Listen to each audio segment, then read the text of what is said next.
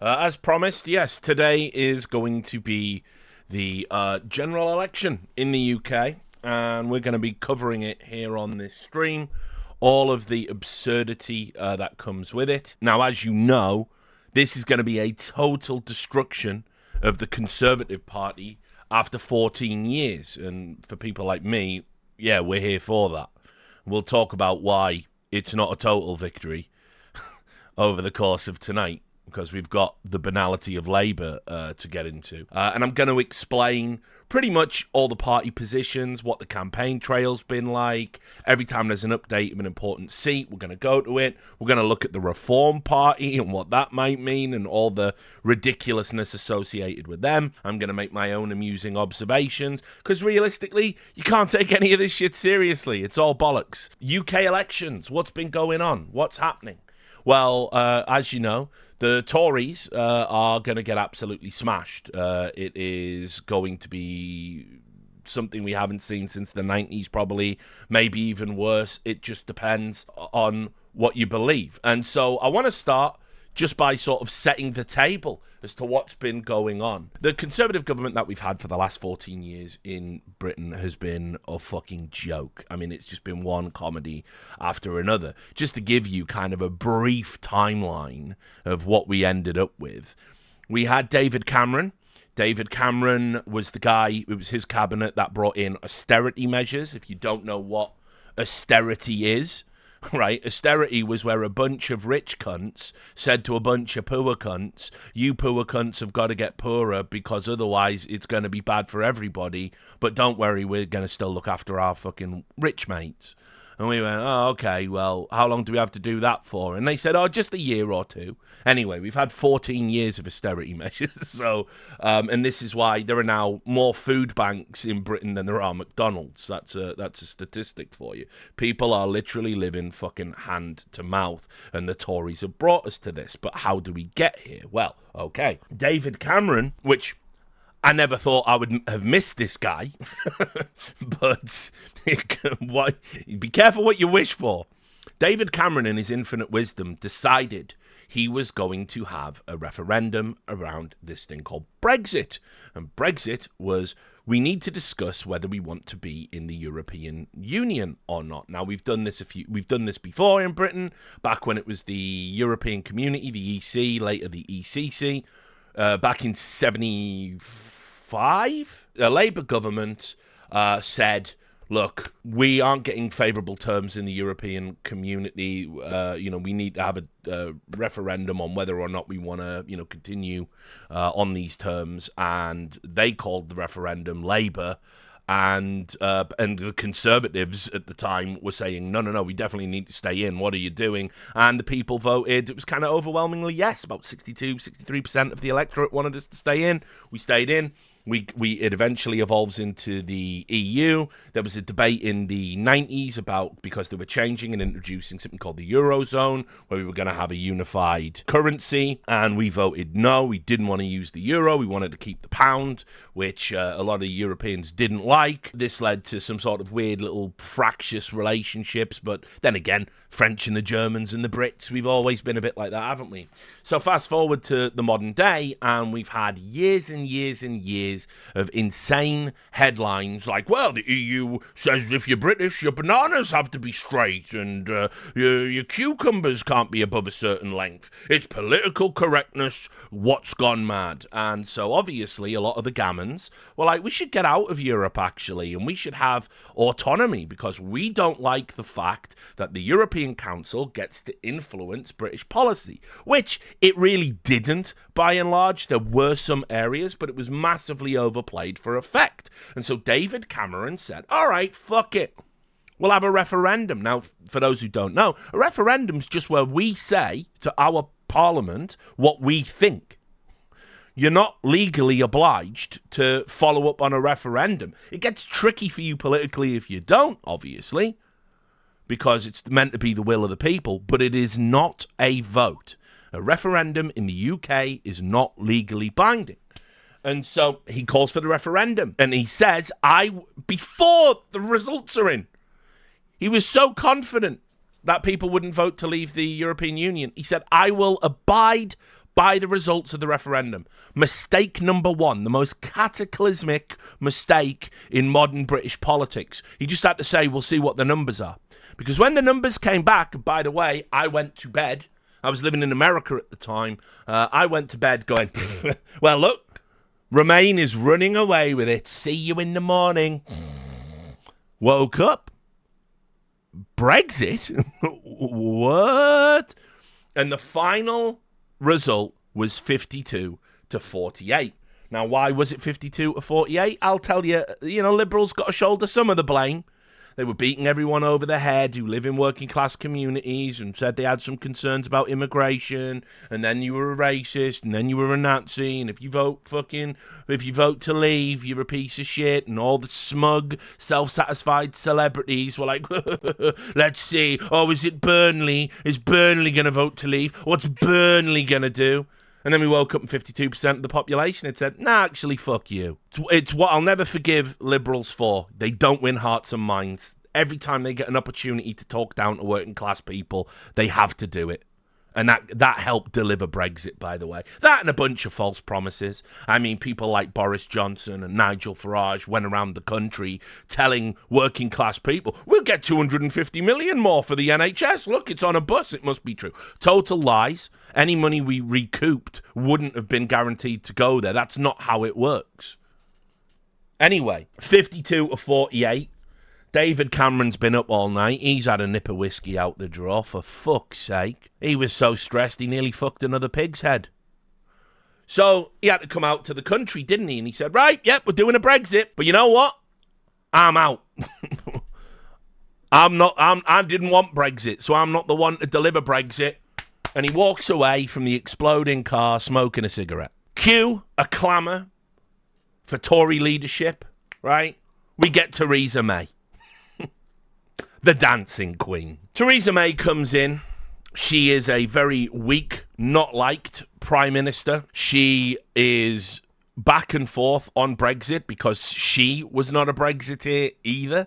But she kept saying she wanted to get Brexit over the line just in a way that made sense. Meanwhile, the populists were going, are we going to do it? Are we not going to do it? Should we have another vote? Can we have a do-over? Can we not? Anyway, all the indecision, boom, Theresa May gets usurped, and then rubber-faced. Be careful, Richard. Rubber-faced pig in a wig, Boris Johnson, says, well, you know me from Have I Got News for You and The Spectator, so I'm going to deliver an oven-ready Brexit. And he's going to deliver us an oven-ready Brexit. That's what he kept saying. He had the deal all done. And that's what he was going to do. So we did the oven-ready Brexit. The oven-ready Brexit, by the way, was Britain gets absolutely fucked in every hole. And if you want to renegotiate treaties and terms with us, they're going to be so despicably unfavourable. Certain industries are going to be brought to their knees, like fisheries, who thought they would be benefits because one of the upsides was meant to be there'd be no more European-imposed fishing limits. Yeah, but now you lose a fuck ton of money on the paperwork and the import and export tax. So yeah, you've been fucked, haven't you? Then he presided over COVID, and while you couldn't hold your grandma's hand as she died of a terminal illness because you might give her something that might kill her, that was the rationale, Boris Johnson partied with his cronies, sending out people during curfew to buy bottles of wine, a.k.a. Partygate. And that was unforgivable, funnily enough, for a lot of people. The Brexit lies, we let that slide, but fiddling while Rome burns is never going to go down particularly well. So Bojo became beleaguered. He was beleaguered. That's the word you use for Bojo. All the fucking people were saying to him, like, listen, you can't do this. There were a bunch of investigations. Many of his cabinet members and senior advisors, guess what they did? They all deleted their WhatsApp messages before the investigation. All around COVID. Oh, that's strange. I think Boris Johnson, it might have been actually said, oh, but I didn't know that WhatsApp automatically didn't back it up. So obviously I delete my messages regularly for security reasons. Oh yeah, just the ones pertaining to COVID, I can't help but notice. Anyway, between that, Partygate, all the economic problems, ultimately the populace got sick and we wanted another leader. Boris Johnson gets ousted from the Tory party. And we then have to get a leader in. and the Tories are clambering over each other. Nobody wants the job. We end up with Liz Truss. Yes, show me that Trussy. And quite famously, a lot of people don't remember Liz Truss. Why don't you remember Liz Truss? Because when she got the job, I think it was the Daily Mirror, a newspaper, a tabloid, they said, who's going to last longer in the job, Liz Truss or this lettuce? And every day they were updating the lettuce, and as the lettuce wilted and rotted, yeah, she couldn't hack it. She totally fucked up. She put her foot in it a bunch of times. She talked about, like, economic reform that everybody said, that's not going to work. That'll destroy the country. What are you talking about? Then she said, oh, only kidding, takesy backsies. So, anyway, she gets a vote of no confidence. She leaves. She stayed in power just long enough, by the way, to be guaranteed the kind of pension/permanent salary that prime ministers get for the rest of their lives. She did the minimum amount of time to qualify. Oh, great. Fucking Tories. And then we got Rishi Sunak. Rishi Sunak is a multi-millionaire. He is vastly independently wealthy. And he's not even a human being in a way, because every time he goes out to meet the public, there was footage of him trying to, like, use a hammer and he couldn't do it right. Anything I'll say about Joe Biden, I'll say about one of our own. Like, these people are like aliens. This clip of the PM, Rishi Sunak, has gone viral. Why? Well, it's the weird way he's using a hammer. Like, look at it. Labour were quick to join the mass mocking of how the leader of the country... Like, you know, you're not beating the allegations that you can't connect with the working class man. You have never used a fucking hammer. Like, it's actually unreal. And what they did, funnily enough, was Rishi Sunak came out after this and said, no, the advisor told me to use the hammer sideways. So, I mean, that's who we're dealing with. That's Rishi Sunak, man of the people, Rishi Sunak. And put it this way, whoever got to be prime minister of this, the people had enough. Generally, the pendulum is going to swing every 10 to 12 years in Britain, 8 sometimes, you know. But people have had enough. We've had enough of austerity. We've had enough of the economy getting worse. We've had enough of hospitals being sold off to be private institutions. We've had enough of the never-ending train strikes because the government can't come to an agreement about union wages. Everyone's sick of it. The last 4-5 years of Tory rule has been an unmitigated disaster for Britain, which has actually compounded the problems with Brexit to the point where we're the only G7 country that hasn't bounced back economically to pre-pandemic levels. We're still fucking struggling. And so people want change, and that's fine. Now, before I get into the minutiae of each party, right, let me just say, I know some of you won't be British and you might not know how our system works. And so I'm going to just show you basically some at-a-glance charts that I got from Al Jazeera because, you know, Qatari money's got to be good for something sometimes. And I think, you know, it'll help if you don't understand how fucking weird Britain is. This will really help kind of show you. Because remember, we've got a monarchy as well. We have a monarchy. We have the House of Commons, which is all our elected politicians. But we also have an unelected house, the House of Lords, where just rich people go. And sometimes the House of Commons wants to do something and the House of Lords can say, nah, we ain't doing that. And they're not elected. I don't think people not from Britain, like, understand, like, how crazy Britain is. And then in the middle of that, by the way, we could just have an insane civil war at any time. Why? Well, we've done it in the past. Monarchists versus loyalists to the government. The armed forces pledge their allegiance to the king. That's who they serve. His Majesty's armed forces.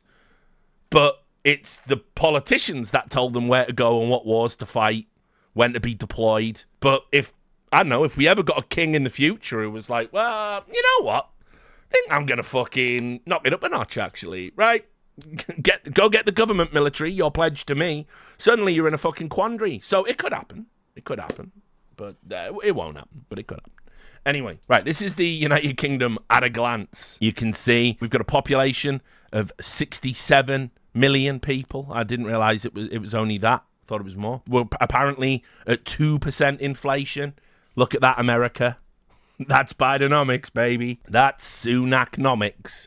Yeah, it doesn't feel like 2% right now. I think Al Jazeera are probably telling some porcupines, but these apparently are from the UK Office for National Statistics as of June 27th. So we've got 4.4% unemployment, and again, it kind of feels like it's more just on the ground. And our median age is 41 years. A great age, great time. So that's kind of where we're at, allegedly. Then this will show you kind of how our voting works. You've got to be 18 to vote in this country. Labour are discussing reducing the voting age to 16. God fucking help us if that's the case. I used to support that when I was 16. Now I don't support it at all. If anything, I'd put it up. Fucking help us, Jesus, if we let the Zoomers start voting. Like, it's bad enough at 18. Anyway, you can see that we've got the last election, I believe, had a 67.3% voter turnout. Not great, but not bad. 2/3. That's like a third of Britain don't even bother voting, right? You know, I'm one of them. It's just like, whatever. And as I told you the other day, we do have 392 registered parties in Britain, right? Which sounds like a lot, and you have to understand there's these like weird little one-issue parties. Like, so, you know, you'll have like the legalized marijuana party, and you go, okay, what policies do you have? We want to legalize weed. What would you do about the Middle East? We'd give them some weed. How are you going to solve the homeless crisis? We think if we furnish homeless people with liberal amounts of weed, they'll shut the fuck up, get stoned, and won't mind being homeless. Okay, all right. And that's how they campaign, right? And they go and when they run in a territory, in a borough, they will get 50 votes. And that's that. But we have a pretty egalitarian political system. You can pay to register a party. You have to pass like a background check to prove you're a fit person, to sort of run a party or whatever. And then that's it. You can have a party, and obviously then it's just about how much you can fund. And actually, we have rules and laws around funding limits. We have rules about, you know, if you're above a certain threshold, the TV stations have to give everyone equal time, that kind of thing. But yes, apparently we have 392 registered parties in Britain, which is crazy. I didn't realize it was that many. Then, just to show you the clusterfuck I was just talking about, this is how our government is structured. And you can see we have a monarch, which is theoretically politically neutral and non-partisan. They anoint the prime minister when the general election result comes in, because remember, in here, we don't vote for a candidate. The choice isn't Sunak or Starmer or whichever other parties enter in. It's you vote for the party in the territory, and then when you go past a certain amount and become a majority party, the leader of that party is the de facto prime minister, and that's how that works. And the monarch will invite them to Buckingham Palace and say, "Yep, that's you. You're the prime minister. Go and do your thing." Then you have the House of Commons, which is 650 seats, which will have like you'll be in power for 5 years, and prime minister's in charge, and everybody argues about things. We fight and vote over bills, and basically if you have a majority, you get to enact your mandate upon the people, the mandate having been pre-communicated to the populace in a manifesto on the campaign trail. And this is where you get all the great clips from, right? If you've been watching on the internet, and it's all fucking, you know, dickheads in cheap suits, and someone will get up and go, I put it to the Prime Minister that he doesn't care, and he's doing dodgy deals. And then the Tories will go like, resign, resign, resign, blah, blah, blah, blah, blah, resign, resign. And then the Speaker of the House will get up and go, order, order. I invite the good, my fellow, the good sir, the honourable gentleman, to withdraw the term dodgy. And the guy goes, yes, Speaker. Yes, sir, Speaker. We will maintain decorum in this house. And we just do that for 5 years. Then you have these guys, the House of Lords. And there are two types of lords. They're all unelected, but people are given lordships for services to Britain. You just get them, right? You're a lord now. And some are hereditary peers. So we have 92 hereditary peers. If you don't know what that means, it means your dad was a lord, they die, you're a lord. Nobody even told you could be one. It's just understood you are now a lord. Now, a lot of people have been pushing for, well, first of all, the total abolishment of the House of Lords because it's undemocratic, and also definitely pushing for the abolishment of hereditary peers because it's how institutional power, it's one of the mechanisms through which institutional power is maintained. And so obviously you will see a lot of lefties, especially campaigning for the removal of the House of Lords. I'll explain why it matters, by the way. The House of Lords can, if the House of Commons doesn't have a strong majority on a particular bill, the House of Lords can fucking intervene, shut it down. They get their say. We pass it from the House of Commons to the House of Lords for ratification. So a lot of people don't realise, actually, Britain's a bit fucking weird, my dude. And one other aspect of the House of Lords that's interesting, a lot of the people who get lordships happen to be large political donors. Like the guy who runs the Sainsbury's supermarkets. He gave a ton of money to Labour. He's Lord Sainsbury's now. You know what I mean? Lord Sainsbury. So, it's for me, I've always seen the House of Lords as an institutionally corrupt metastasis on what could be a nice little sort of functional democracy, but we just have these weird components. Like, we should have abolished the monarchy fucking ages ago. I mean, like, you know, and then we can work on the House of Lords, I suppose. But Richard, don't you care about tradition? No, not really. That's pretty much Britain in a nutshell. I'll show you as well. This is what our current parliament looks like, okay? And this is what's at stake today. These are the number of seats. The Conservatives have 344, Labour have 205. But even though we are ostensibly a two-party system, the way it works is you go and represent your local community, your region, the territory you won. And so we have essentially not a coalition government, because that's a very specific thing. We've had them in recent memory, by the way, when neither major party can get a majority. They have to partner up with a smaller party, even if they're not politically aligned, to create a majority, and then we have a coalition government. That was another disaster that happened in the last 14 years in the post-Brexit wasteland. But anyway, as you can see, we've got the Scottish Nationalist Party have 43 representatives, the Liberal Democrats have 15, and then we come all the way down to people who will be featuring very heavily tonight, the Deform Party, Reform UK, with one seat, the anti-immigrant, rubber-faced, are they racist? Probably, yeah.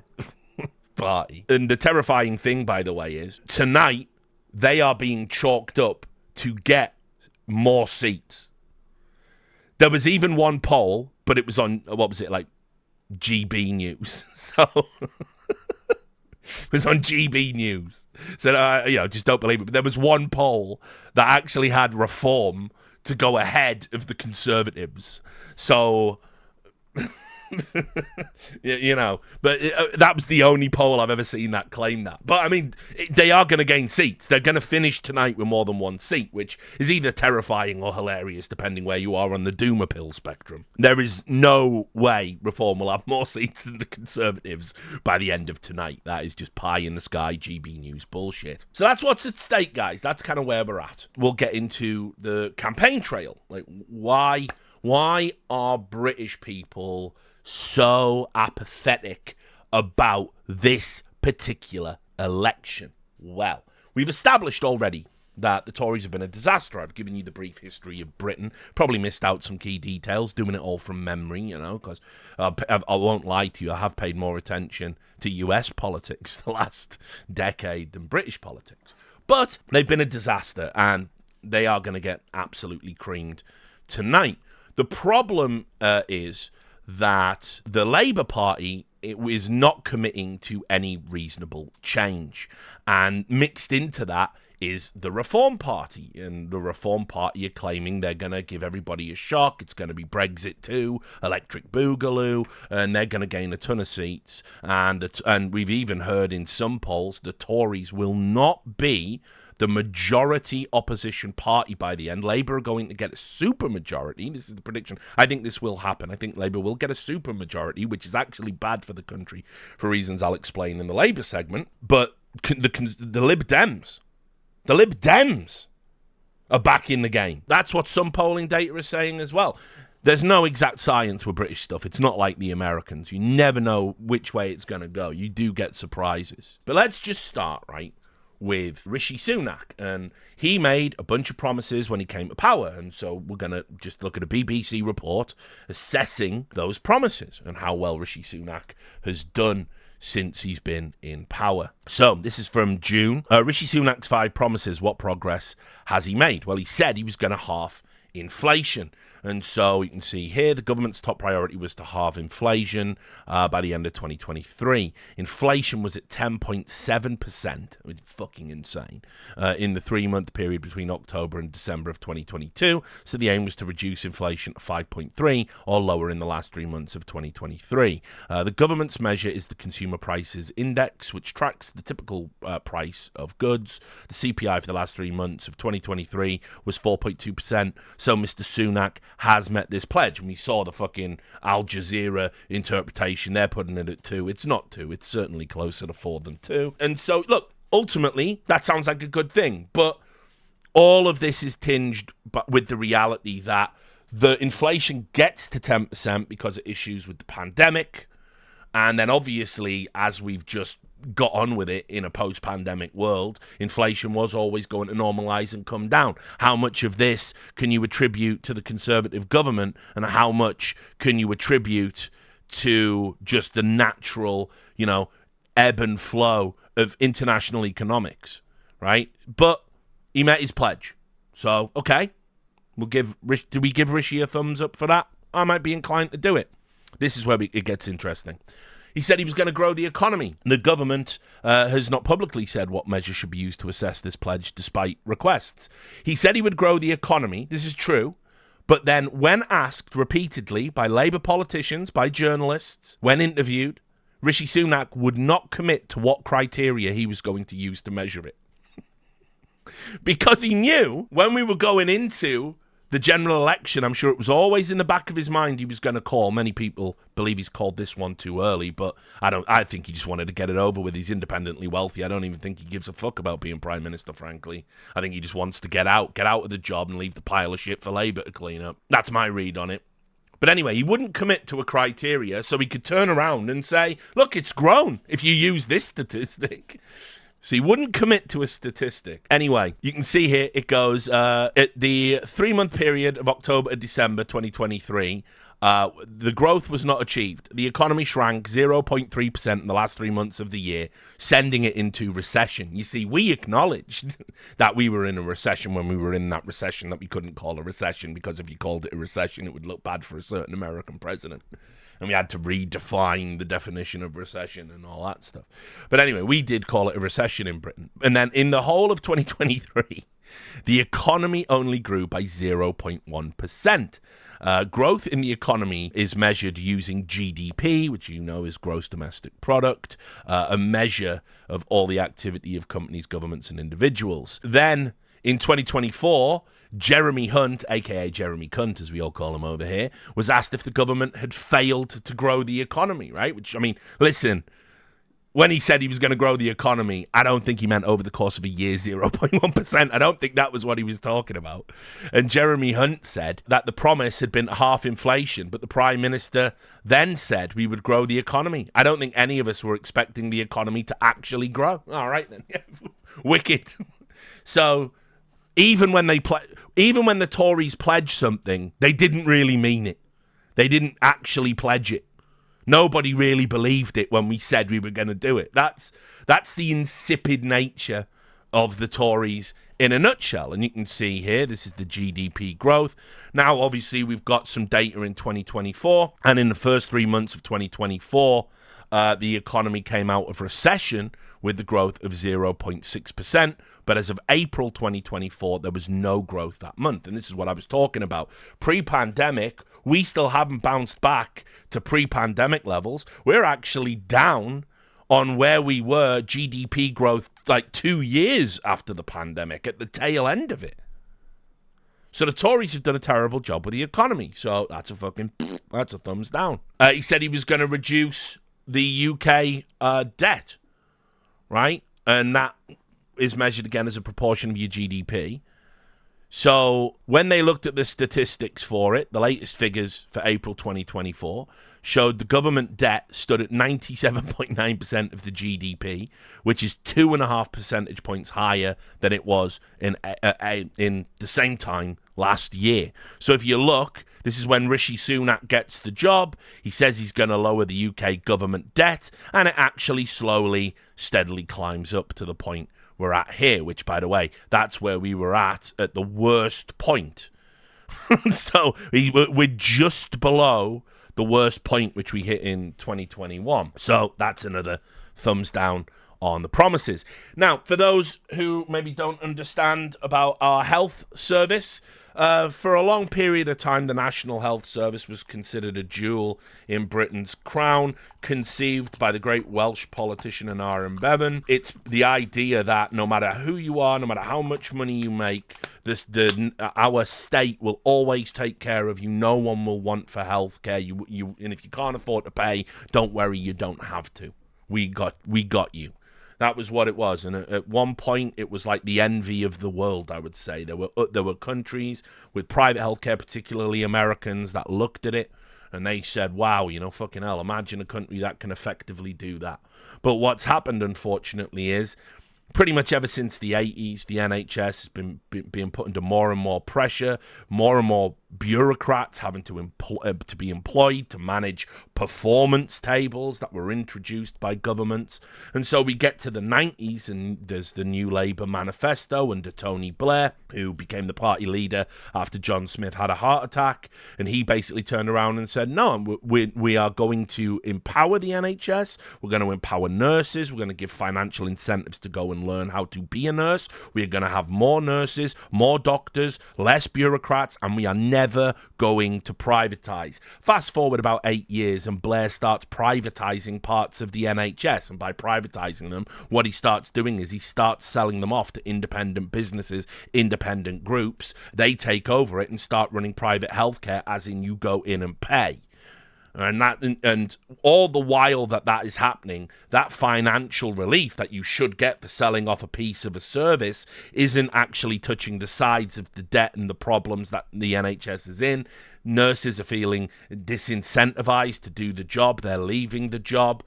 Doctors are looking at how much they can make private or working abroad compared to what they get paid on the NHS. So now we've got a doctor shortage. We start trying to import doctors from foreign countries, and cunts like Nigel Farage say that that's bad. So we ended up with this huge burden on the NHS. New Labour totally failed it. Then we get the Tories, and the Tories are the Tories. The Tories, Boris Johnson was an advocate for the American healthcare system. He thinks that's a good thing. He likes the idea of private healthcare and insurance companies. So the NHS has been on its knees, and it hasn't been a great institution for a long period of time. Basically, in Britain, your healthcare choices now, you can pay and see a doctor today, but it's going to cost you an arm and a leg, no pun intended. Or you can wait 18 months to 2 years and die of whatever it is that's ailing you. But if you don't die, you don't have to pay. So NHS waiting lists are a huge talking point in Britain, and NHS waiting lists have been growing exponentially. It's fucking crazy. You can see from this here. This is the average waits for hospital treatment. So here are how many people it's affecting. This is how many people are waiting more than a year, how many people are waiting 18 weeks, and how many people are waiting up to 18 weeks. And as you can see, this has been steadily creeping up to the point where actually waiting more than a year to see a fucking doctor to get better is becoming increasingly normalized. And by the way, it's at its all-time high now as of April 2024. And Rishi Sunak and the Tories, obviously, they said we were going to reduce these waiting lists. They've increased by a vast amount under the Conservative government. And by the way, that was because they didn't have a plan. They had no plan as to how we were going to get there. They just emptily made this pledge, and then it's like, well, what do we do? Do we hire more nurses? Well, no, it's not that simple. Do we hire more doctors? It's not that simple. Where are we getting the money from? Where are we pulling the money from to put into the NHS? And so anyway, when he was asked in an interview in February 2024, he got asked the question, have you failed to achieve this pledge? And he said, yeah. Yeah, we have. All these things mean the NHS is doing more than it ever has, but the industrial action has had an impact. And so what Rishi Sunak did was he tried to deflect, because we had a huge nurses' strike last year, and it spilled over into this year as well, if memory serves me correct. So they blamed nurses striking for more pay, which, by the way, that was we had a lot of industrial action the past 12 months in Britain. We had the train strikes, we had the nurse strikes, and so people were turning around and saying, yeah, we love nurses actually. The government should be giving them more money. The government says there is no more money. We can't do it. And so we were at this impasse. And so Sunak, instead of saying, well, surely giving people more money has to be part of a pledge to be bringing down waiting times anyway, so why not do a twofer? He just turned around and said, yep, we failed. And by the way, it was probably the nurses what are to blame. That is a great point. Asbestos gas mask, good to see you back on the stream. This is another thing which definitely factored in. Rishi Sunak pledged to build hospitals. He said we were going to build loads of new hospitals, and that would bring down the waiting times. They all got slated, they all got greenlit, and then they either didn't get built, or they got built, and then they never became hospitals. They got repurposed and sold off to be other buildings of other types for other businesses, private businesses. So there was a huge... So, I mean, really, really fucked up on that one. So that's 2 thumbs down. Then, stop the boats! Call Lawrence Southern, it's time to stop the boats! The other priority, as you may or may not know, we're an island, right? So, as an island, how people get to Britain when they come in illegally is by a boat. Right? One of the things we've had problems with is how do we mitigate that? We've had vile fucking hate mongers, like what's her name? Kate Hopkins obviously famously wrote an editorial piece in The Sun where she called illegal immigrants cockroaches and said she would deploy warships to blow them out the water. So where the right wing is on this in Britain isn't fucking great. But anyway, the boats that have been coming into the country are a big priority because immigration's the real problem, same as it always is. I'll also just add, because we're going to talk about Rwanda policy in a bit as well, I'll also add one of the things Rishi Sunak did was when we were getting contact with illegal immigrants, he put them on a barge, right? He built a barge which had temporary housing on it. We put them in that. And then they all got sick from tainted water.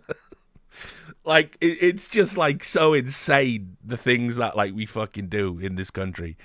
Anyways, he said he was going to stop the boats. We've got to stop the boats, stop the hammering. And so he said he was going to do it through new legislation. We passed an illegal migration bill on the 17th of July 2023, which gives the Home Secretary a legal duty, not the capacity, but a duty to detain and remove anyone entering the UK illegally. It's the strongest illegal immigration bill that has been passed in this country in my lifetime. It says the Home Secretary must do these things. It's not even discretionary. So this included we would send some asylum seekers to Rwanda as a deterrent. What do you mean, Richard? Okay, Rwanda policy. Here's what we do. You illegally come to Britain. We catch you.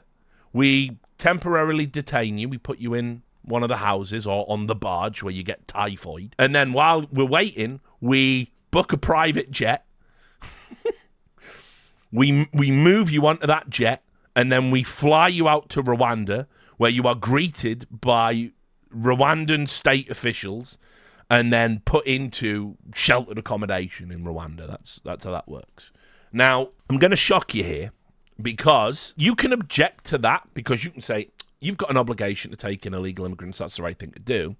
But what people were objecting to was they were going, you can't send people to Rwanda, it's not safe, right? Now, what's interesting is, when Rwanda sponsored Arsenal, the country just sponsored the Arsenal Football Club, everyone was going, fucking lol, look at that, they're probably spending their entire GDP for this sponsorship deal. What a joke. Arsenal are sponsored by a shit country, etc. And there was a lot of everyone was going, no, Rwanda's one of the safest countries in the world, actually. Look at the crime rates. It's super low. It's actually, they're trying to rebuild their image. How dare you say Rwanda's a shit country, you bigot? And that's what that was, right? But then, as soon as the Tory said, we're going to send people to Rwanda, everyone was going, you can't, it's not safe. It's terrible. You can't go there. So I kind of think it's a bit based and a bit funny, but it's also totally absurd. The idea that you're like, you're on like a boat, shivering. Finally, I have made it to Britain, where I will start my life. And you just look up, and it's just one of Rishi Sunak's goons saying, right, well, we've got a plane for Rwanda. Back you go. Let's come on, son. It's kind of absurd. It is kind of absurd. But anyway, did he stop the boats? Yeah, not really. As you can see, the 2024 data says that we're kind of still on course for the 2022 numbers, which were the highest that there's ever been in terms of migrant crossings. You can see in 2023, we had 29,437 people that were detected crossing the English Channel, those numbers coming from the Home Office. And so far in 2024, we've had 11,433. So, not really. So, Rishi's promises that he's made, he's only delivered on one of them. And it was the easiest one to deliver on. And that was the inflation. So, you can't even make a case for his government. But okay, Richard, that's what he did in the past, right? Why don't we look at what they promised if you re-elect the Tories? That's more important, right? So, okay, got their manifesto. Okay, well, while that loads, we can just have a... It begins! Okay, good. Let's have a scroll. Let's get into some of the news as are coming in. Let's have a look at the newses. Okay, what's this? Oh, this is the exit poll. This will be good.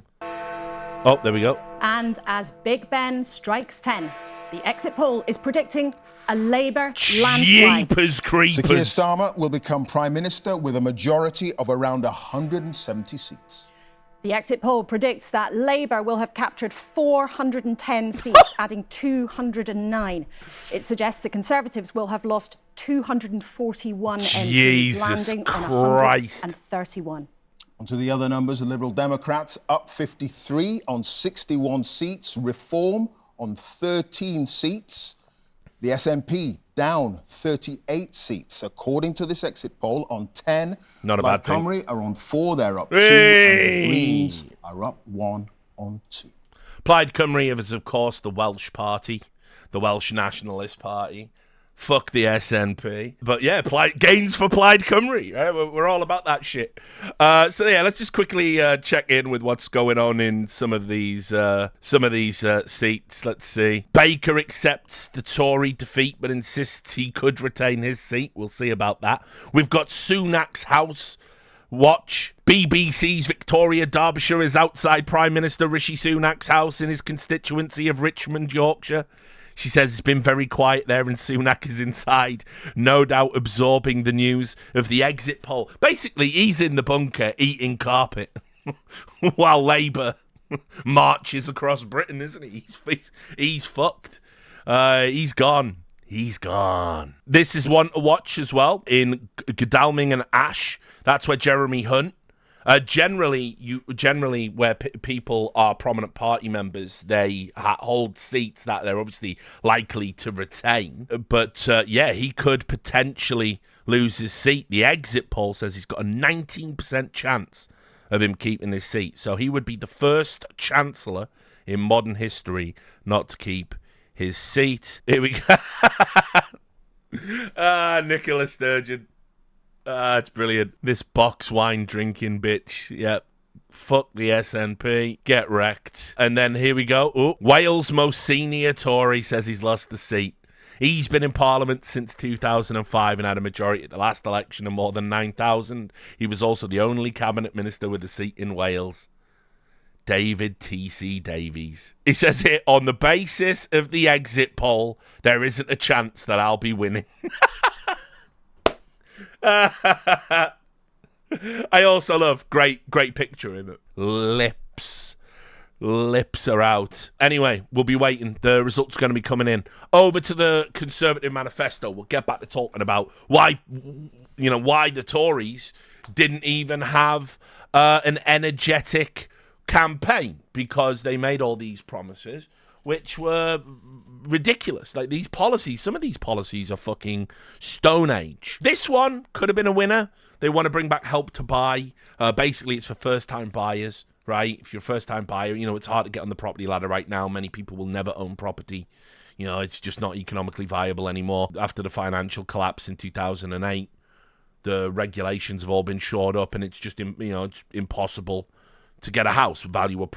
Houses are scarce, property values are going up. It's crazy. This also could have been a winner. Tax help for the self-employed. The tax, if you are self-employed, I can attest to this, is outrageous. People generally get round it by they create a company and then appoint themselves as an employee and pay themselves a salary out of the company, and then you pay a lower value of tax. But this is obvious. Oh, yeah, and this will include cash in hand jobs as well for some people. So this is a very non-Tory policy, and I think good. You can see here the manifesto.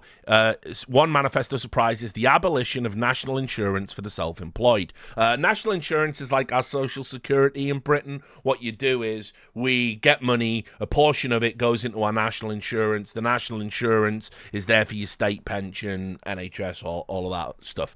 Currently, they pay 6% on profits between £12,500 and £50,000 and 2% above 50,000. There are more than 4 million self-employed people, so it is understandable why the Conservatives want to offer something. The cut is promised by the end of the next Parliament and will cost £2.6 billion a year. This comes on top of the £5 billion a year cost of reducing national insurance for employees by a further 2p by 2027. Yes, that was the underwhelming announcement, wasn't it? I even mentioned that on stream. He came out and said, we're going to cut your national insurance contributions by 2p. 2 pence. Every month you're going to save 2p. It all adds up like Aldi. So we had that. This is a hood classic. Tories love this. Tougher sentences and new prisons. They always do this. They always say we're going to get tough on crime. This is a standard Conservative fucking position to hold. We've got to clamp down on the criminals. Why are there more crimes? Could it be because you've ghettoized everyone and there's no jobs and there's more homelessness and there's more drugs? Criminals bad. Oh, okay, Tories, got you. It's the boats. Yeah, blame the boats.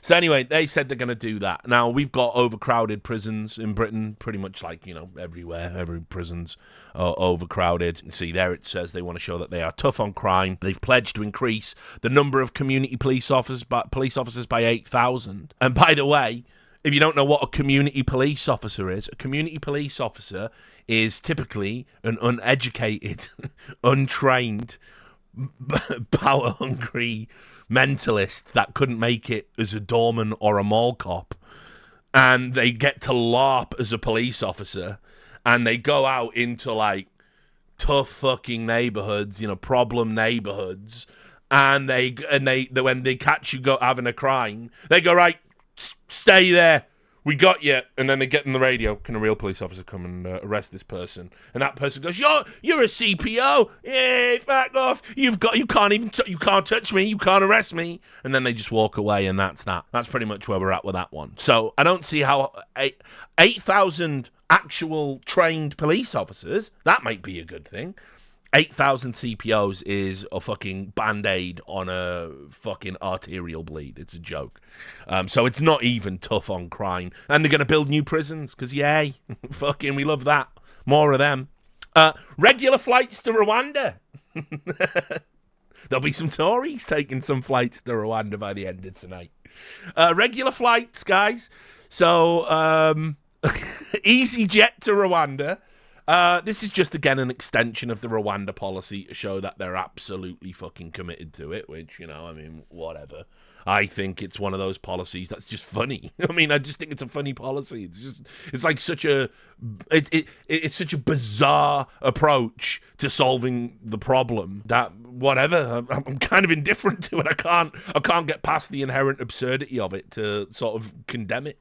But anyway, they're going to just say, look, we are going to keep flying out the migrants to Rwanda, and we're going to pay Rwanda $541 million over 5 years, which works out as $1.8 million for each individual we send to Rwanda. So you can see why Rwanda went for it at the end of the day. Kind of makes you wonder if we could take that money and put it into cost-effective housing. Silly Richard. We're going to increase defence spending. Yes! This is a winning message in times of austerity. Right, guys, I know that you have to go to a food bank 2 times a week just to live. But don't worry, if you vote for us, we're going to give more money to the fucking military. So, yeah, they are going to increase the budget. They've said that they are now going to commit to spend 2.5% of the GDP on defence spending. I don't really need to go into that. You know what a defence budget is. You know why. You know my stance that increasing defence spending is ridiculous. Although maybe right now you could make an argument for it given all the turbulence in the world of geopolitics. They want to end low-quality degrees. What are low-quality degrees? Well, basically, it's the type of shit I did. Where, you know, you're a media student or whatever. They just want to get rid of that. And they want to bring us back to an age of apprenticeships. Now, if you don't know what an apprenticeship is, because they are a little bit of an outdated concept these days, an apprenticeship is where basically instead of going and, like, I don't know, learning about the feminist semiology of Thelma and Louise, right, which is a very important topic to learn and has put me in good stead. That's why I'm wasting my life in esports. But instead of learning about that, you don't go to a university, you don't have a good time, you don't get drunk, live in a dorm, smoke pot every day. You instead go to steelworks or a carpenter or a bricklayer, and you get paid what used to be below minimum wage. I'm not too sure about the legality of that now, to learn how to do that thing. And then, eventually, you get to do that thing for the money what they make. And these things were really maligned back in my day, at least. Because, yeah, you had the YTS scheme, right? Youth Training Scheme, that's what that was, YTS. And you were paid less than you would have got on the fucking dole, because the argument was, yeah, but you're learning a trade as well. Sound. Cheers. Then it got updated to New Deal, which the New Deal included, like, you know, all these back-to-work schemes and all of this stuff. But how it works, well, all right, last time I talked to someone who went into a job centre, right, which I won't lie to you, it has been a while. Now what they do is they just have a stack of jobs, and you fill in a form saying what you're good at and what you want to do, and they just take something off the top, and you go to that job. It doesn't really matter what it is. It's just what's on the top of a pile. Now, if you fuck up that job, or you don't want to do that job, or you walk away from that job, spoiler, don't do that, or they cut your benefits off. You go back to the job centre, they give you another job, and it just comes off the top, and it's another bullshit job, and it might have nothing to do with anything you put on the form, any of your skills, any of your training. They just treat you like you're a fucking blank slate, like you're still at the character creation screen.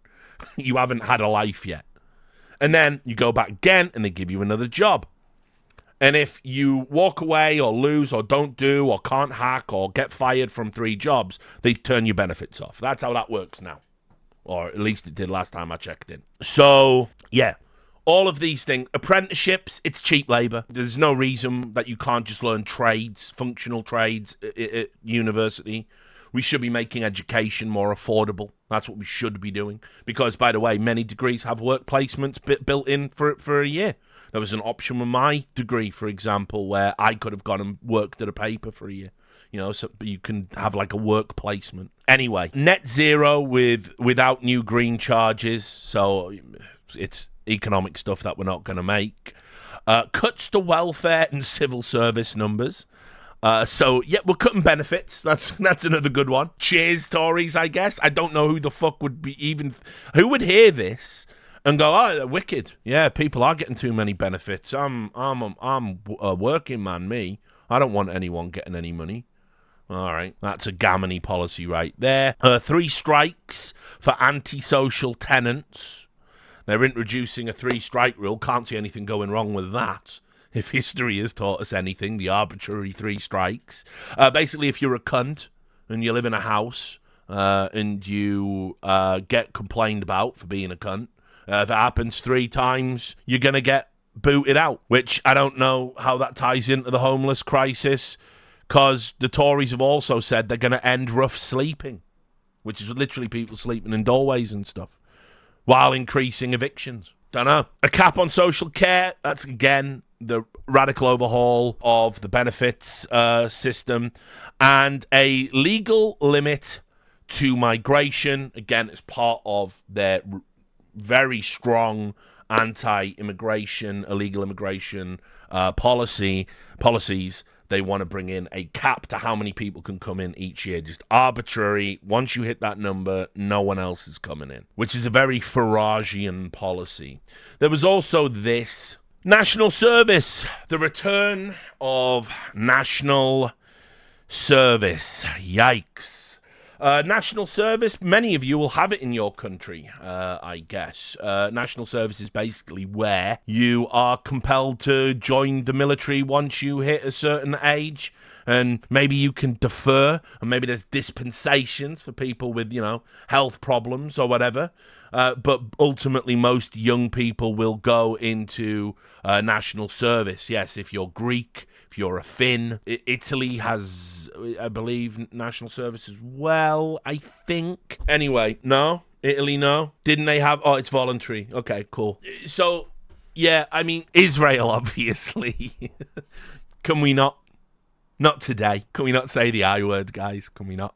Right. Shalom! It's now Zionist coverage of the UK election. Yes, Greek. Agamisu Malaka to all of my Greek friends. So, they want to bring back national service, and I do not think this is a good idea. I think it's unconscionable. I think it's one of those things where to compel somebody to join the military regardless of their beliefs, background, whatever it might be. No, I don't subscribe to that whatsoever.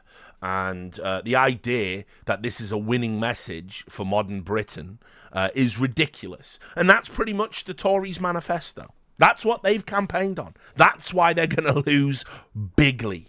And we've got a meme coming in. We've had one of the first memes. I love this one. Because the Tories are going to lose, sad news, there'll be no national service then. I'll tell the children. I didn't see one single person, like, what, I haven't heard like or seen a single young person who has been excited about any of this, about the idea of these policies. So, right, we're going to have a little palate cleanser. We'll check in with correspondent Jonathan Pye, get his take on the Conservatives, when we'll come back, and then we'll get into Keir Starmer's Labour and why no one's excited about them either. As we look back at the last 14 years of Conservative rule, as we look back at this gaggle of obdurate, arrogant, stubborn, unrepentant, heartless, self-serving bunch of arseholes who have spent the last 14 years trying to keep their useless, megalomaniacal political party together while sleepwalking the country into a kitchen blender.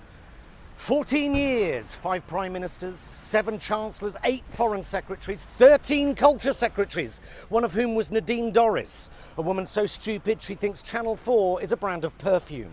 8 Home Secretaries, including grinning exorcist doll Priti Patel, Sajid Javid, James Hilarious rape jokes cleverly, and far-right pin-up Suella Braverman. Twice! A woman who says multiculturalism has failed, even though her, Patel, Javid cleverly, Sunak, Kwarteng, Zahawi, Badenoch are proof that even if you do have brown skin, you too can become a vicious, festering, regressive, lying, greedy, nasty, eye-wateringly wealthy, but morally bankrupt cunt. No fewer than 16 housing ministers, which explains why the UK is the most difficult place to find a home in the developed world. In 2000, a home cost 4 times the average salary. Now it costs 8 times the average salary, and workers are 11 grand worse off a year after 15 years of almost completely unprecedented wage stagnation. We've gone from 29 billionaires to 177 billionaires, whilst the working classes endured crippling austerity. The highest taxes in 70 years, lowest corporate taxes in 50 years. The rich are richer and the poor are much poorer, and your average high street is boarded up. We've endured David Cameron's hubris, Theresa May's chaos, Boris Johnson's lies, and Liz Truss throwing £30 billion of your money down the shitter. 100 billion in lost trade due to Brexit, 40 billion in lost tax revenues due to Brexit, whilst our farmers and our fishermen were sold down the river. The worst trade deficit since records began, and our national debt is now at 3 trillion. Average student debt has gone from 5k to 50k. Homelessness has doubled, child poverty has tripled, an energy crisis that has little to do with the war in Ukraine and more to do with unfettered capitalism and unbridled greed. Highest energy bills in Europe, with 6.7 million people currently living in fuel poverty. The party of law and order have overseen record backlogs in the Crown Court, delays of 5 years for rape cases, with rapists being spared jail because the prisons are full. Chronic shortages of judges on top of a narrative that says they're all enemies of the people. They sold off 600 police stations. They cut police numbers by 21,000, then increased police numbers by 20,000, which is not an increase in police numbers, no matter how many times they tell you it is.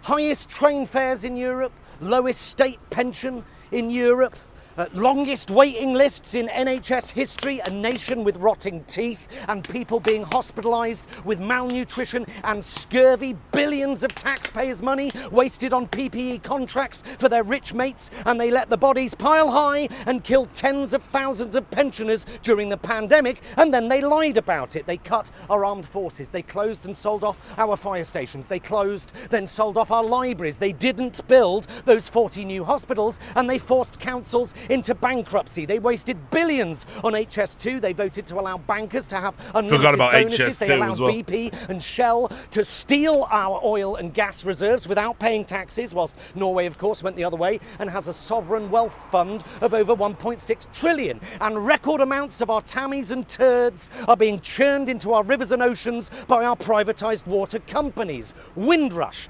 Grenfell, Partygate, Barnard Castle, 30p Lee, bullying, affairs, groping and rape and tractor porn and Chris Pincher and corruption and dirty deals and racist donors and lies and lies and lies. And yes, the pandemic didn't help and the war in Ukraine hasn't helped, but don't believe them when they tell you that that's the reason that you are poorer this week than you were last week, whilst Rishi Sunak is richer this week than he was last week. Rishi Sunak cut taxes on champagne on the same day he cut funding to rebuild schools, and he wants to bring back national service. What else are they going to bring back?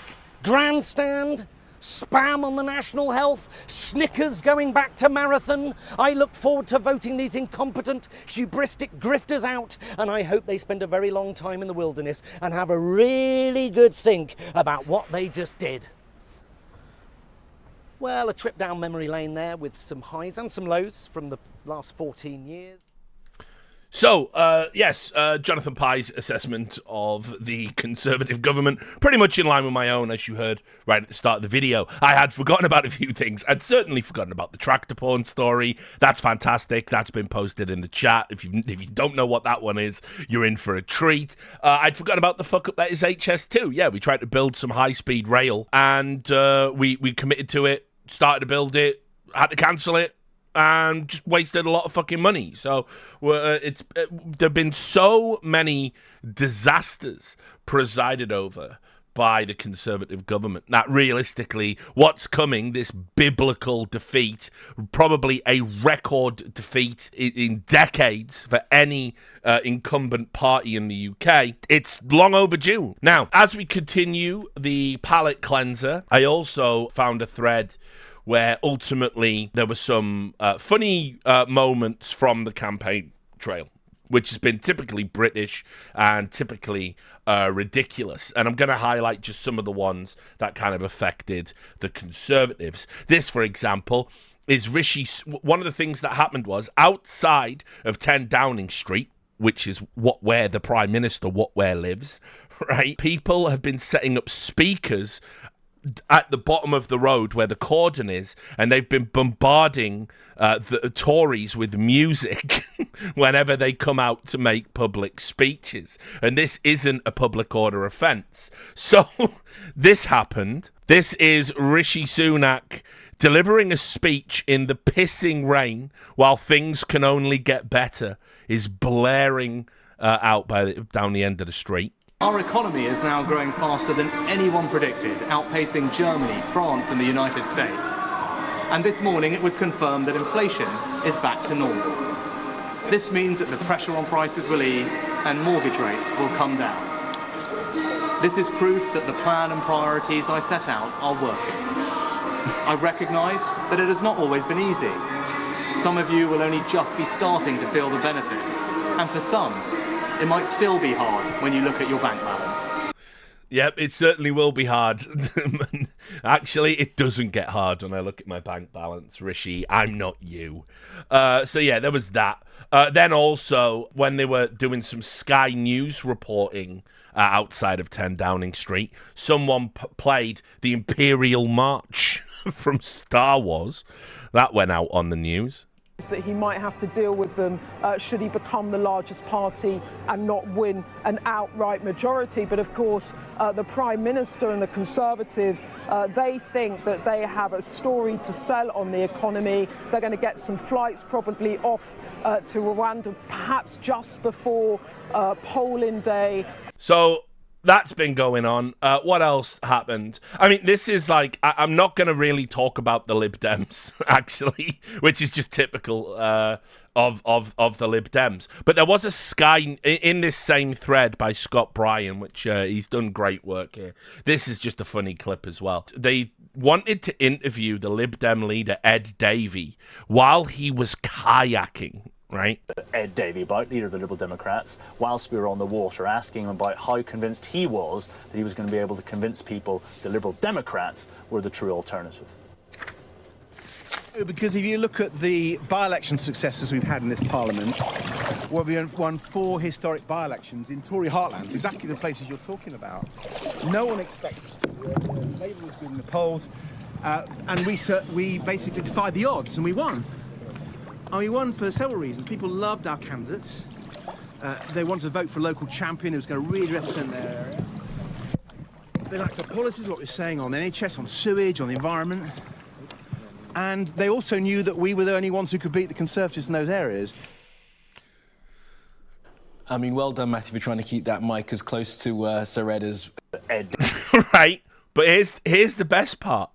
So, after that interview, they then showed footage of Ed Davey, the leader of the Lib Dems, a supposedly serious political party, and it was just him falling off the kayak and trying to get back on it. And they were delivering like serious political commentary over the top of just this ridiculous like slapstick Benny Hill footage. Strategists last night, they confess they know that they've got a job to get themselves up the news agenda ahead of the Labour Party, the Conservative Party, the big parties who really are more likely to form the next government.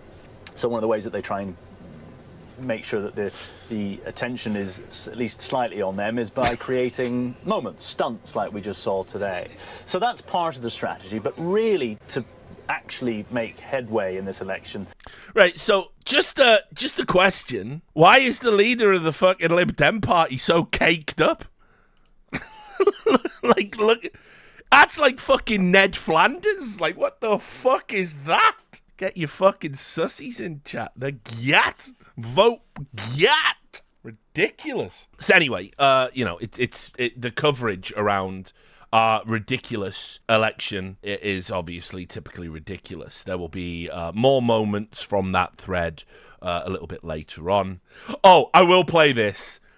Another embarrassing thing Rishi Sunak did. We saw him using the hammer, yeah. Rishi Sunak tried, a multi-millionaire, vastly wealthy, spends most of his time in America. He tried to connect with the common person, right? The working class. And he, in an interview, tried to think of a way to say that he grew up poor. And this is what he came up with. Had to be sacrificed. Lots of things, right? Can you give me an example? All sorts of things. So, like lots of people, there'll be all sorts of things that I would have wanted as a kid that I couldn't have, right? Famously, Sky TV. Okay. So that was something that we never had growing up, actually. But it was lots of things. But again, that's my experience is obviously going to be what my experience was.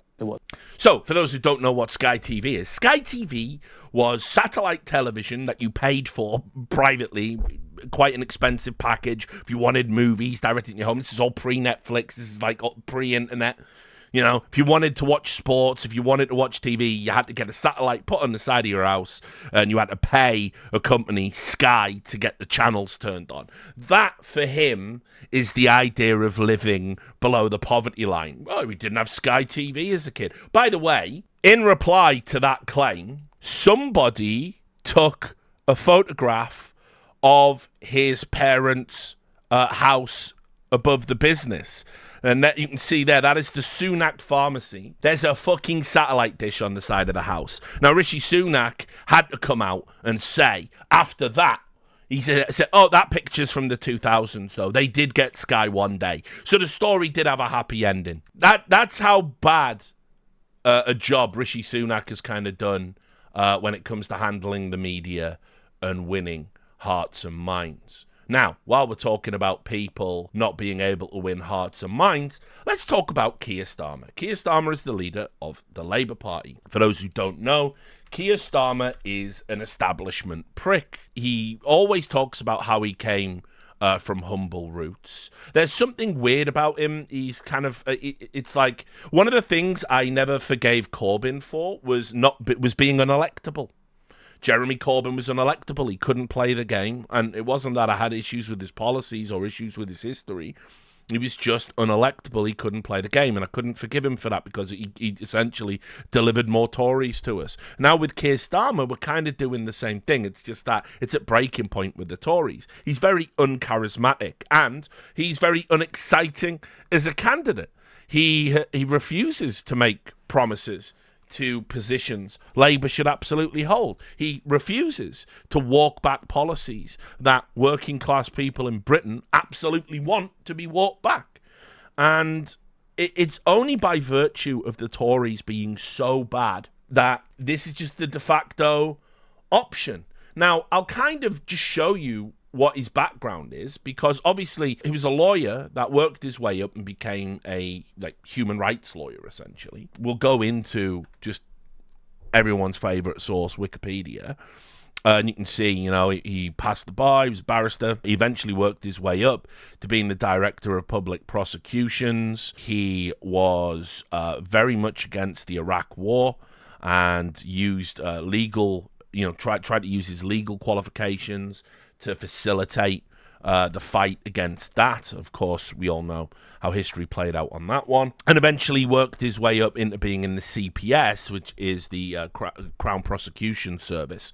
How it works in Britain is if you are charged with a crime, if you get arrested, you're suspected of a crime, it goes to the CPS. And the CPS looks at the evidence that has been collated as to whether or not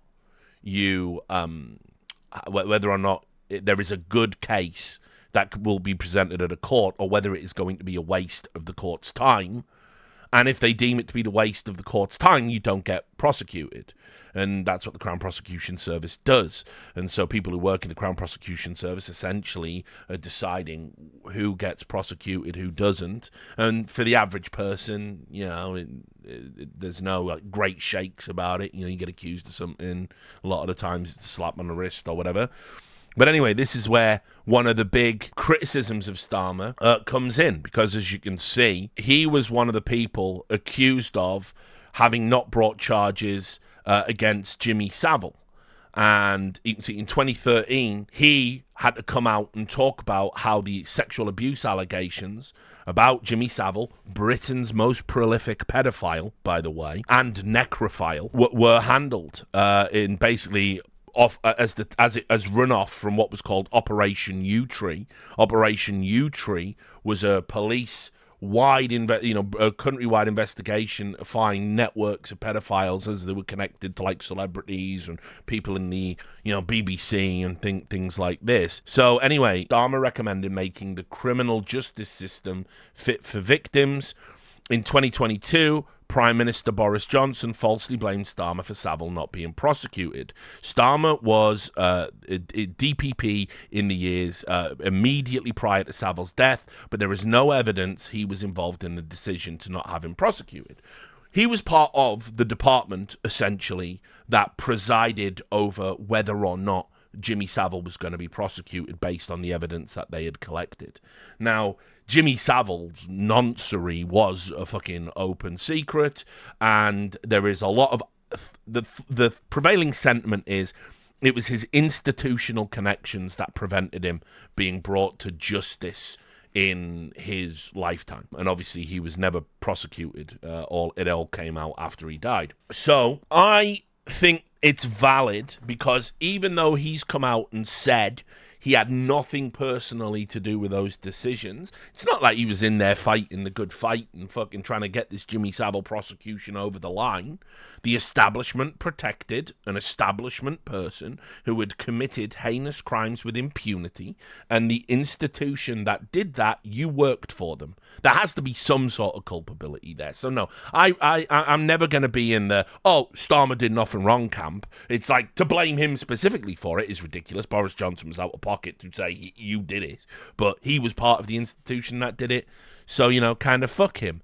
But in general, if you look at his life, he's been one of those politicians that has mostly avoided any kind of like big scandals. He's just a generic centrist LARPing as a leader of what is meant to be the left-wing Socialist Party of Britain.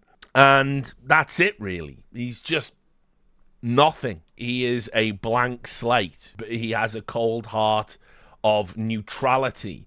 But here's the problem with him. So let's just I'll just show you some of the things he's done on the campaign trail. And we're coming up to midnight now. We're going to have some seats announced very soon.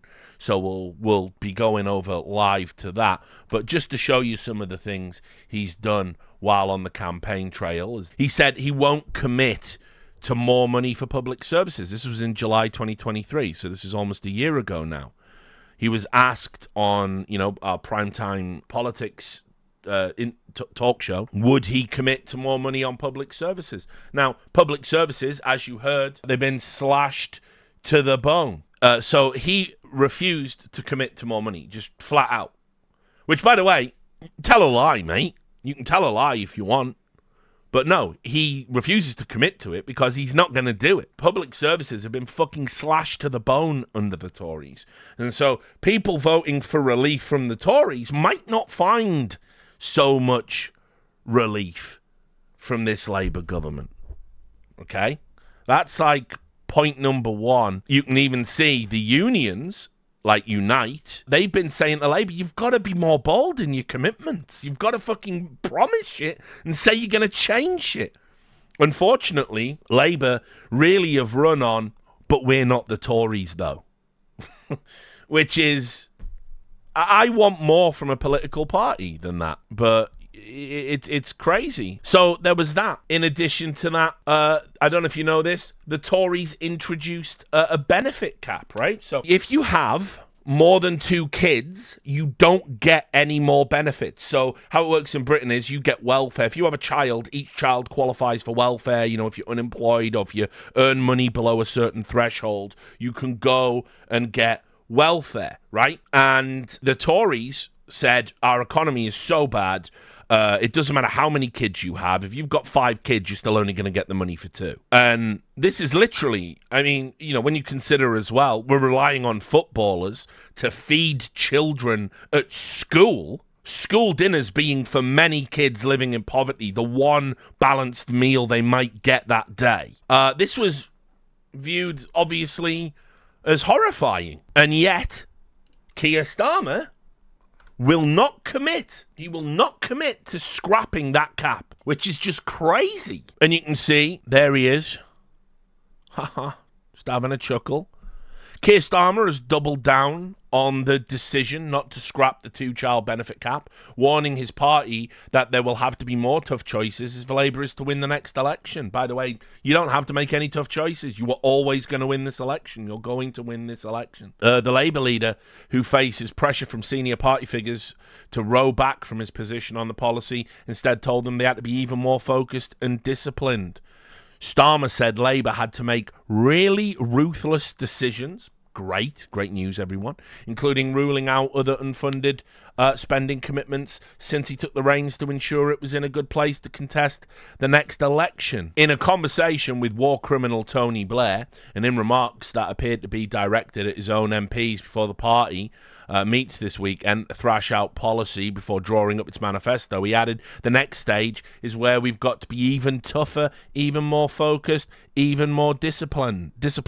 Tough choices is not a soundbite. We're going to have to take them. Without them, we don't get to the next stage. This doesn't sound like a Labour leader to me. And so, okay, well, maybe he's right. Maybe you do have to make tough choices after all this time of austerity. But here's the other thing about it. How tough do these choices really need to be? It's known that Labour are projecting a surplus on spending. This here in the National Scot, they're projecting a 2.5 billion surplus, but aren't going to scrap the benefit cap. So these things don't necessarily align. Like, if you're going to generate a surplus of money, then maybe we could repeal some of these Tory policies and we can improve the lives of people, who are living in absolute abject poverty right now. But no, he's still not committing to it, hasn't committed to it, hasn't walked it back, is going to be our next Prime Minister in a few hours. They also walked back their Green Pledge. One of the things they made a massive song and dance about in Labour was they were going to commit 28 billion towards green energy and reducing emissions because we have to save the planet. And you can see they walked that back. Labour formally drops 28 billion pledge and then blamed the Tories and said they crashed the economy and that was why they cannot pledge to it anymore. Now, they didn't crash the economy, they just didn't grow the economy. The economy was where it was when you made that pledge. And so all of the big policy positions you would expect Labour to have, they're really not fucking committed to it. And Keir Starmer is the architect of that non-committal stance. Now, I will say there's been some cheap and pathetic sniping at Keir Starmer that I do not subscribe to. I will give you one example of this from The Telegraph, right? This is the example. This is how cheap UK politics can be sometimes. Starmer sparks row after failing to wear a poppy for an Islamophobia awareness video. Allies insist symbol removed by mistake rather than because of fears it could have negative connotations for some Muslim voters. Now, if you don't know, the poppy, right, is a symbol of remembrance for all the veterans that have lost their lives in service of the British military. It typically comes from the World War I poppy fields where just, fucking tens of thousands of men died in some of the most atrocious conditions of all time. It's to take a little, remembrance to think about all those bodies in Flanders Field. And there's been culture shifts on poppies. When I went to school, people sold you poppies in class. You were expected to wear a poppy as a kid, right? It was very serious when I was growing up. Then there was an anti-war movement that happened. And then the alternative was, because people used to object to wearing the poppy because they go, I don't support war. And I don't want to aggrandize it or celebrate it. Those men that died were led to their deaths by fucking cunts. And so we invented the white poppy. And the white poppy is to show that while we recognize the sacrifice they made, we believe they shouldn't have had to shed their blood and make that sacrifice. And so you have the white poppy. Then poppies essentially became non-mandatory. Kids will never know about having to go to school and having to wear a poppy as part of your uniform. That's a boomer experience. Now I'm pretty sure that doesn't happen. It's optional. And as Britain has become more and more multicultural, there are a number of people, because of our illegal invasion of Iraq and our illegal invasion of Afghanistan with predominantly Muslim civilians and obviously all the atrocities the British armed forces have committed in those countries, which have been widely publicised now, not to mention our staunch and steadfast alliance to George Bush's America at that time and all the terrible things they did. They were burning effigies of Blair. Very rare you used to see a British leader having an effigy burnt in a Middle Eastern country. Americans, yeah, obviously. But when that happened, there was now an argument, well, poppies are offensive to those communities. I mean, put it this way, in Birmingham, we've got a significant Iraqi population here, right?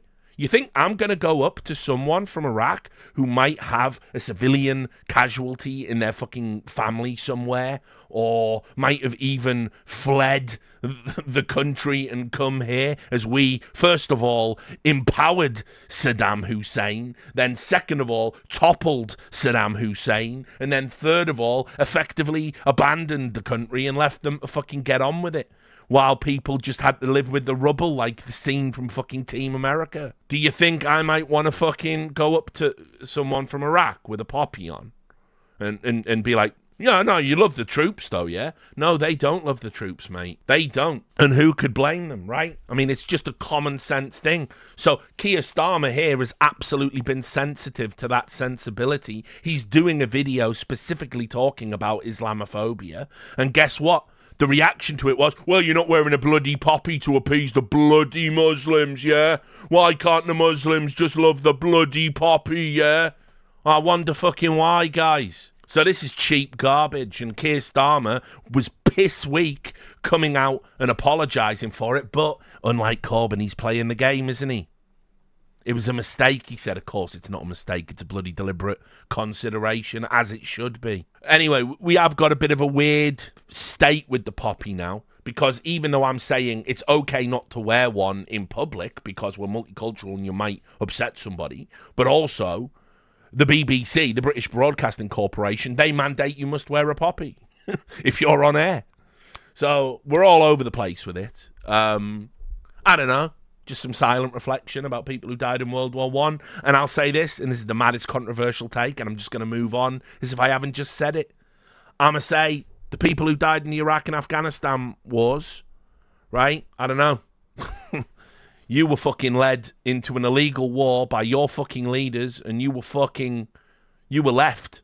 You were abandoned. You were fucking lied to. You were fucking betrayed. There should be an entirely different symbol you wear in remembrance of that international disgrace. World War I and World War II, slightly different. Anyway, we just move on. So, yeah, that's Keir Starmer. Now, again, we'll check in with Jonathan Pye, and we'll get his take on Labour. He might be the thing that swings this election one way or the other. Let's take a look. Right, so here's the thing, mate, right? If you want the Tories to win, but you're not going to vote because you think they won't win, then they won't win. And if you want Labour to win, but you're not going to vote because you think they will win, then they won't win, right? And if you don't want either of them to vote, then just stay at home. But don't fucking moan when they come for your kids. How am I voting? It's complicated. It's complicated. It's complicated because, right, I have never in my life voted for anyone that wins. Never. Not once. No, I never voted for Tony Blair. Because I hated him. Because from day one I could see that he was a disingenuous, grinning Cheshire twat who hoodwinked a nation into thinking a centrist warmonger could speak the language of ordinary, hard-working people. She was the people's princess, so now let's, in her memory, lock and load and go and kill some Iraqi women and children. So, I just dabbled with the Lib Dems until Blair was gone. So the first time I ever voted for Labour was for Gordon Brown in that election where he called that dear old lady who was worried about immigration a fucking Nazi. Yeah, and I have voted for Labour ever since, and it hasn't gone well. I'm a bad omen. I'm a bad omen. So this time, who I want to win and who I'm voting for are two separate things. Yeah. Who do I want to win? Look, it's worth pointing out exactly what Labour did right for this country. By the time Gordon Brown left office, yes, they'd started putting the NHS out to tender, but there was also record investment in it, and the NHS was possibly in the best shape it has ever been. Yes, they ended free university, but investment in state education was probably the best it had ever been.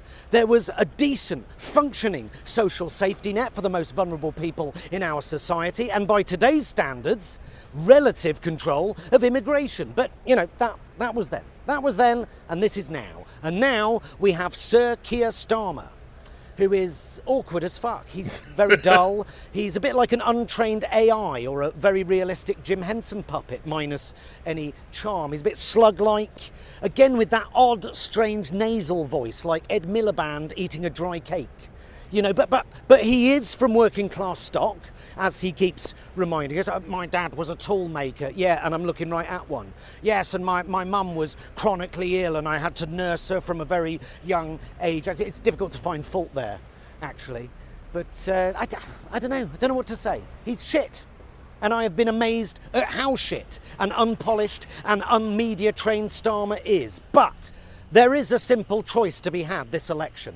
Vote the Tories out or don't. There is a choice. Sunak or Starmer. Sunak, a multi-millionaire hedge fund manager come disaster capitalist, or Starmer, a human rights lawyer.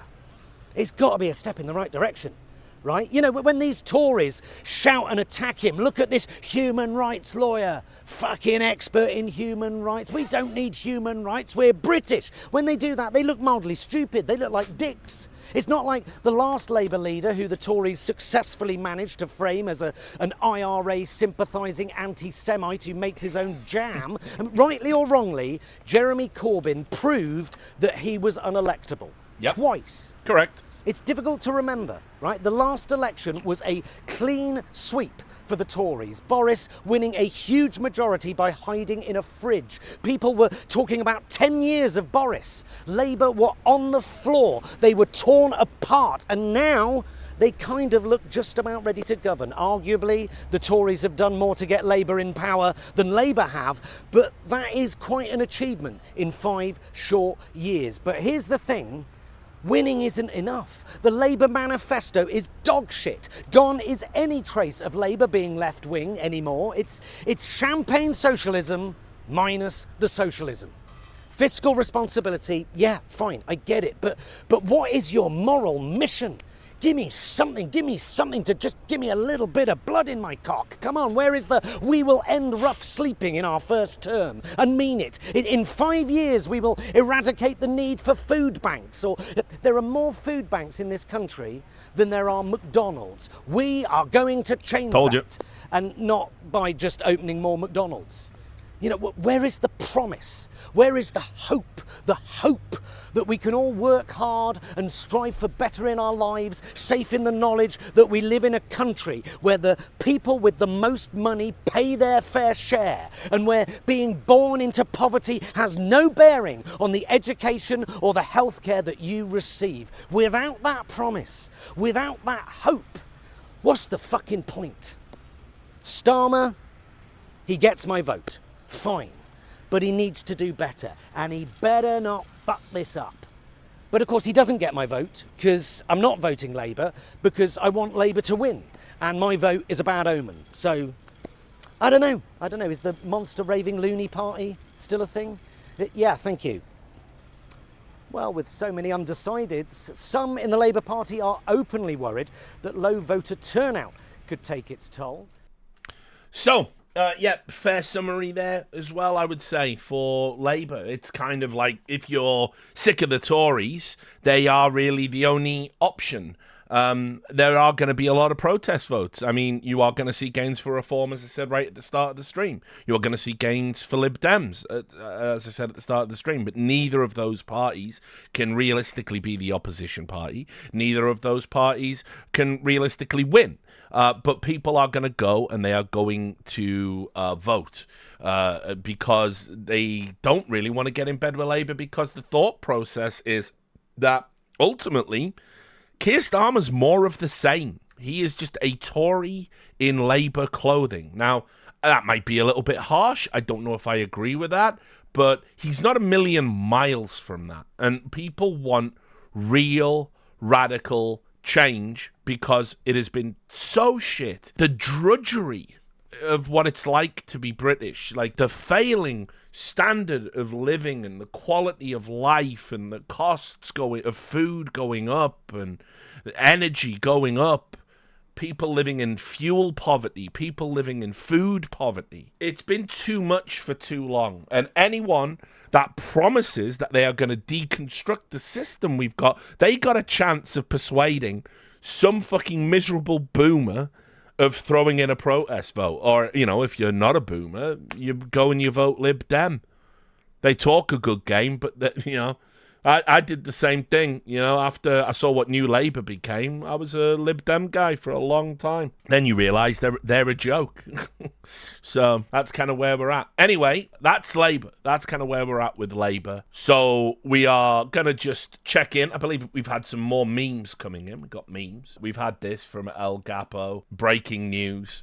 Rwanda plane skids off runway at Entebbe Airport.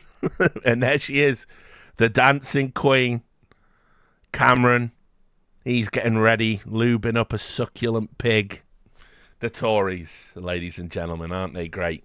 So more memes from El Gapo, our resident memeologist, no doubt, over the course of the night. I imagine he's going to be here for most of it too. Just a quick, because I want to try and keep it fair and neutral. Just a funny clip here of Keir Starmer, just to show you how kind of uncharismatic he is. This is him saying, my DNA runs through my DNA. Mum was a nurse, my sister was a nurse, so the DNA, it runs through my DNA. Don't know what that means. Fair enough. So, I mean, you know, he's one of those, he loves to make that appeal to the working man. He really does. We've also got some kind of news, some updates coming in. We're going to go to the seats that have been announced already at 5 minutes past midnight. But I'm just going to show you another funny clip here. This was when the exit poll was released on Sky News. They just made some noises. By the way, how American style is this fucking coverage over on Sky? It's just like, this is fucking cringe as fuck.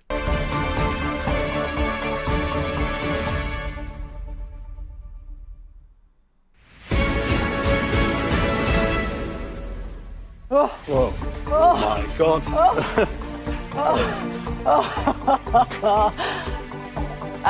Yeah, Not suitable for work there.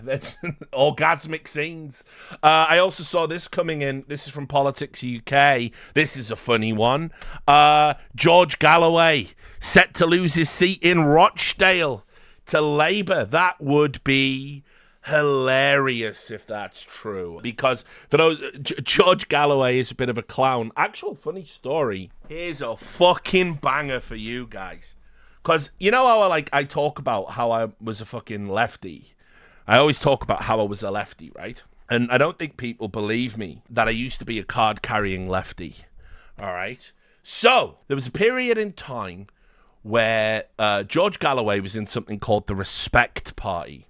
Right? And the Respect Party, just I won't misrepresent them. The Respect Party was basically a socialist party that was anti-war, anti-American imperialism, anti-Zionism, right? The Respect Party. And I was like, Yeah, I like the sound of this party back in the day, right? So you can oh, this is fucking hilarious. I can't believe I'm actually sharing this publicly. This is so fucking good. So anyway, this is the Respect Party, right? And the Respect Party was founded by George Galloway. It eventually went on to become the Workers' Party of Britain. Here's a summary of the ideology, right? The political scientists Matthew Goodwin and Robert Ford characterised Respect as a broad coalition of left-wing interests which had arisen in the opposition to the New Labour government. Now, I was becoming disenfranchised with New Labour. I went to the Lib Dems. I got my kind of head turned a little bit by the Respect Party and all these other and the Socialist Workers' Party. Like when I was 18, I was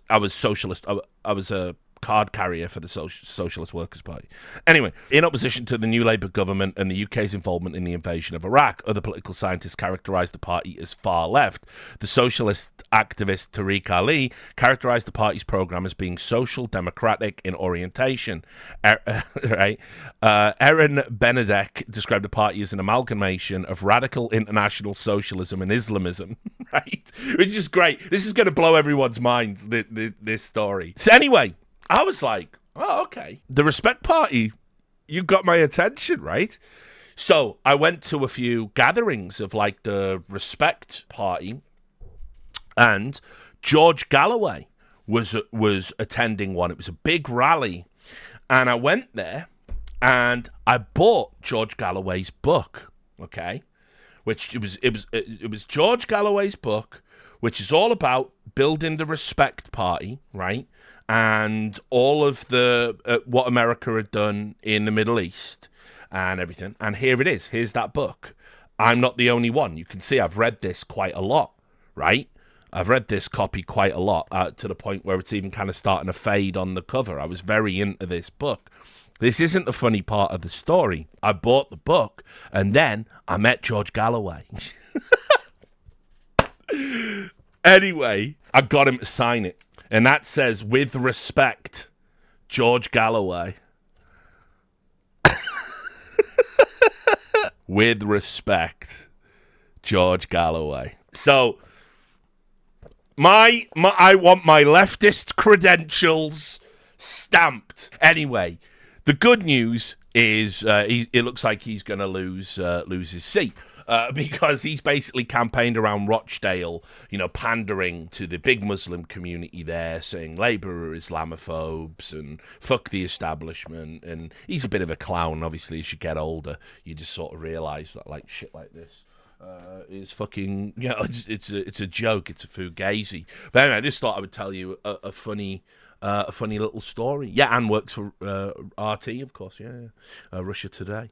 So I had that. We've had that little update, that little bit of news there, and also a massive self-report about how shit my politics used to be when I was a Zoomer. This came in as well. Brutal moment as BBC reveals to Tory Minister Steve Baker live on air he has less than 1% chance of winning his seat. This'll be good. I love watching Tories squirm. Steve Baker, who is in the studio here with us. Steve, I'm sorry to be putting you up here on the screen like this, but, we are giving you a less than 1% chance of hanging on to your seat there in... Steve... Get fucked. Just got to take it. You just got to take it, you Tory bitch. What you going to do?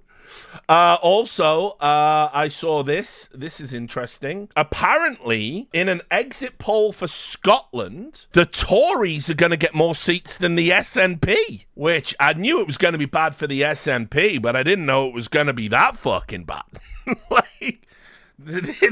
So, holy fucking shit. That's a genuine surprise. Everyone hates the SNP. Obviously, Labour majority there too. Right, before we do our deform party segment, not sure how I'm going to get through this.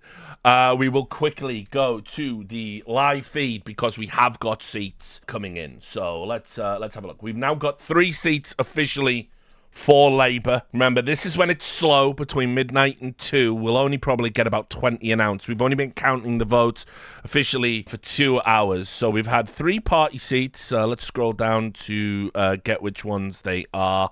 Yep, you can see Labour held Sunderland Central. Somebody typed that in the chat earlier. In fact, there's got to be a map. Let's get a map. I love my maps when I'm doing this stuff. So the Guardian has got an interactive map, so you can see Sunderland, Blythe and Ashington, and Houghton and Sunderland South, and we can click on these. This is great. And we can see in Blyth and Ashington, Reform was second.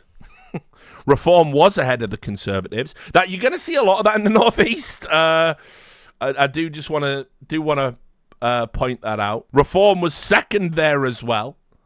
Labour winning by 6,000 votes. And Reform was second there as well. So we've had 3 Labour wins so far, but with the unfortunate connotation that the Deformed Party are getting second places in this. So, well, you say, Richard, opinions on the Reform Party. Let's do the section on the Reform Party that I've prepared. There's no way to really summarise the Reform Party in a way that's kind of fair. So let's just do it. Let them do it. Let's start with their official website, right? Okay, vote Reform. Britain is broken. Britain needs reform. And I think it was very brave of Nigel Farage to use a video where he's displaying his cum face. But fair enough. So, Britain is broken. Britain needs reform. Yeah, kind of got a hell of a lot more broken after Brexit, didn't it? But we don't talk about that. Anyway, let's see what he says. Our country has so much potential, but both Labour and the Conservatives have broken promise after promise for the last 30 years. You're worse off both financially and culturally. Wages are stagnant. We have a housing crisis. Our young people struggle to get on the property ladder. We have rising crime. Energy bills are some of the highest in Europe. The NHS isn't working. Both legal and illegal immigration are at record levels, and woke ideology, of course, has captured our public institutions and schools. The Conservatives have failed, and Labour will fail too. A vote for either is a vote for more incompetence, dishonesty, and failure. We are ruled by an out-of-touch political class. I always loved this with Farage, by the way, because Nigel Farage has been in politics for decades. He is the political class. He likes to frame himself as like a down-to-earth working-class guy. He was like a stockbroker or day trader or something. He came from money. But like when he had his talk show on GB News, it was called Talking Pints instead of Talking Points. And the gimmick was he just had a pint there because he's just one of the lads, like. I'm just one of the fucking lads, like. And you're just one of the lads. And we're just talking and we're having a pint like the fucking lads, like. But he's not one of the lads. He's very much not one of the lads. Anyway, we are ruled by an out-of-touch political class who have turned their backs on our country. Reform is the alternative. Only reform will stand up for British culture, identity, and values. We will freeze immigration and stop the boat. Stop the boat! Restore law and order. Repair our broken public services. Cut taxes to make work pay. End government waste. Slash energy bills. Unlock real economic growth.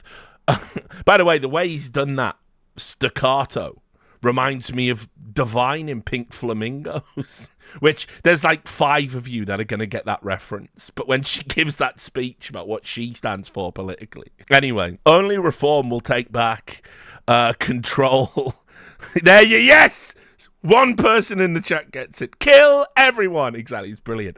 Only reform will take back control over our borders, our money and our laws. Only reform will secure Britain's future as a free, proud and rich nation. Join the revolt. Yours sincerely. And then his signature looks like a child with a crayon.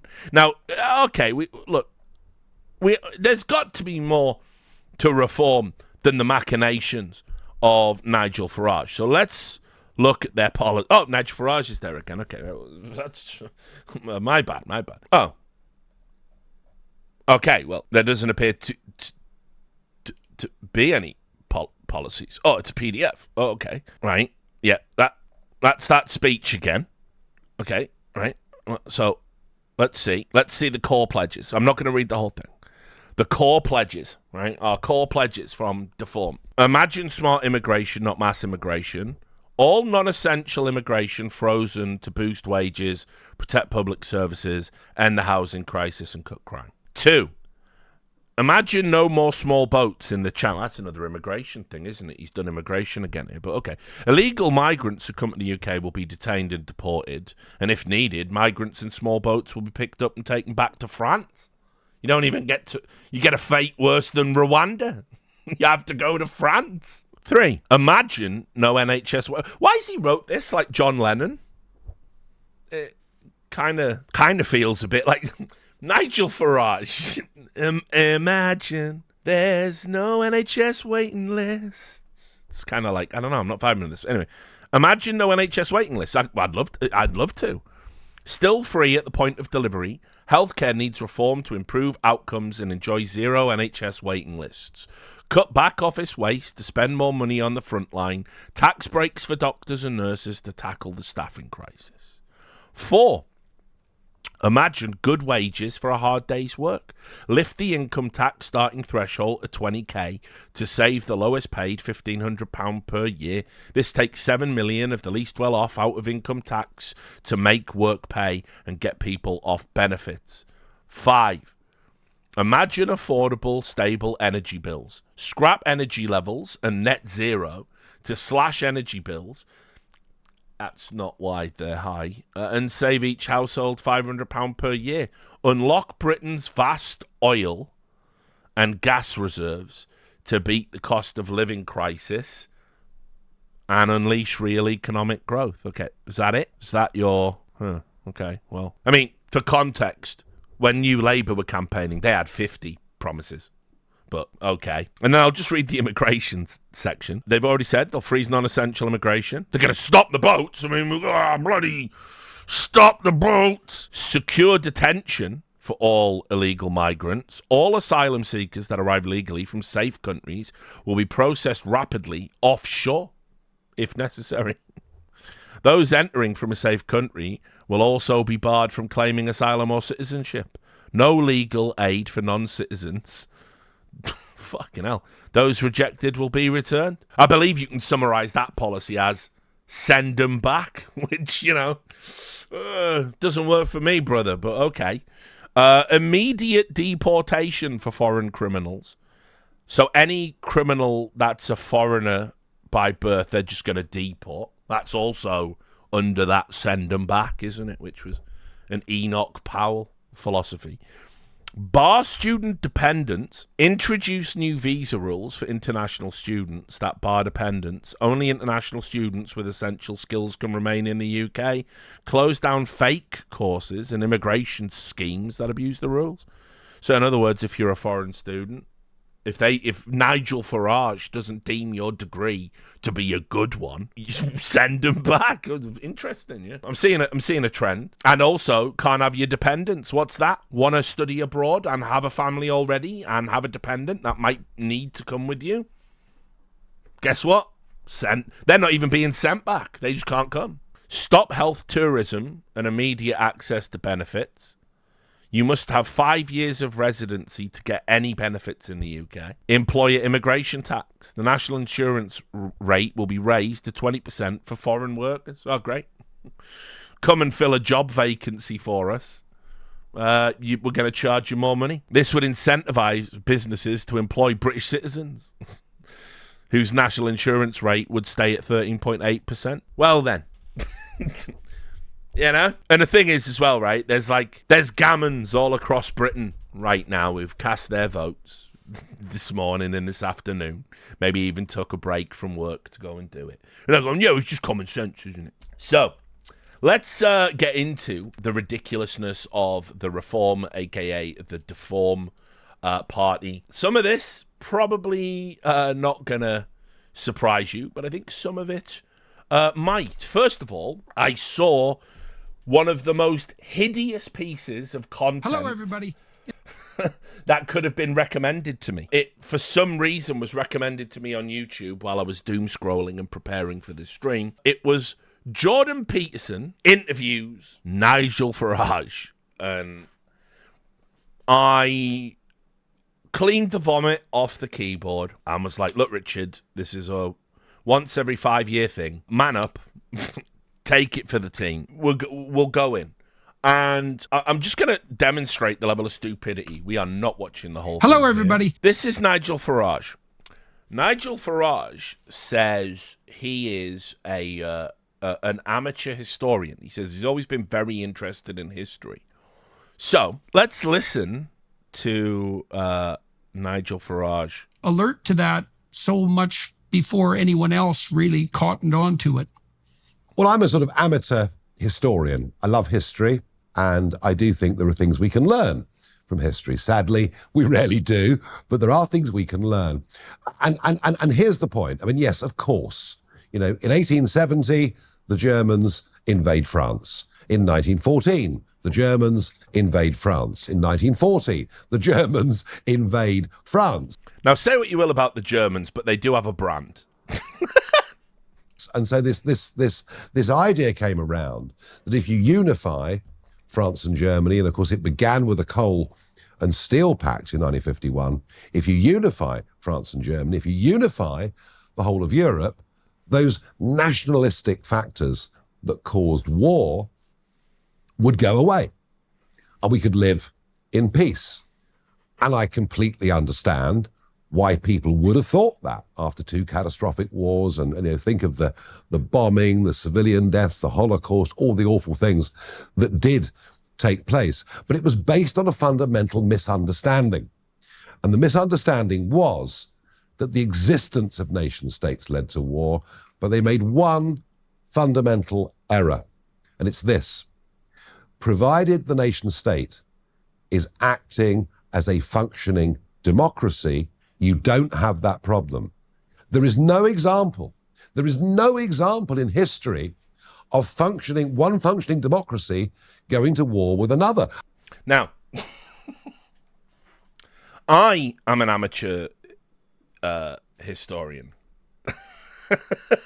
And I was like, that's not true. That's not true at all. In fact, if you've ever read any classics, quite famously, the Peloponnesian War is two functional democracies going to war with each other. So I was like, there's got to be a really long list that proves him wrong. And so I was typing in variations of democracy invades democracy. I was trying to think historically of wars that might have happened. And again, I'm more ancient history than modern history. Anyway, about fourth on the list was just a Wikipedia page called List of Wars Between Democracies.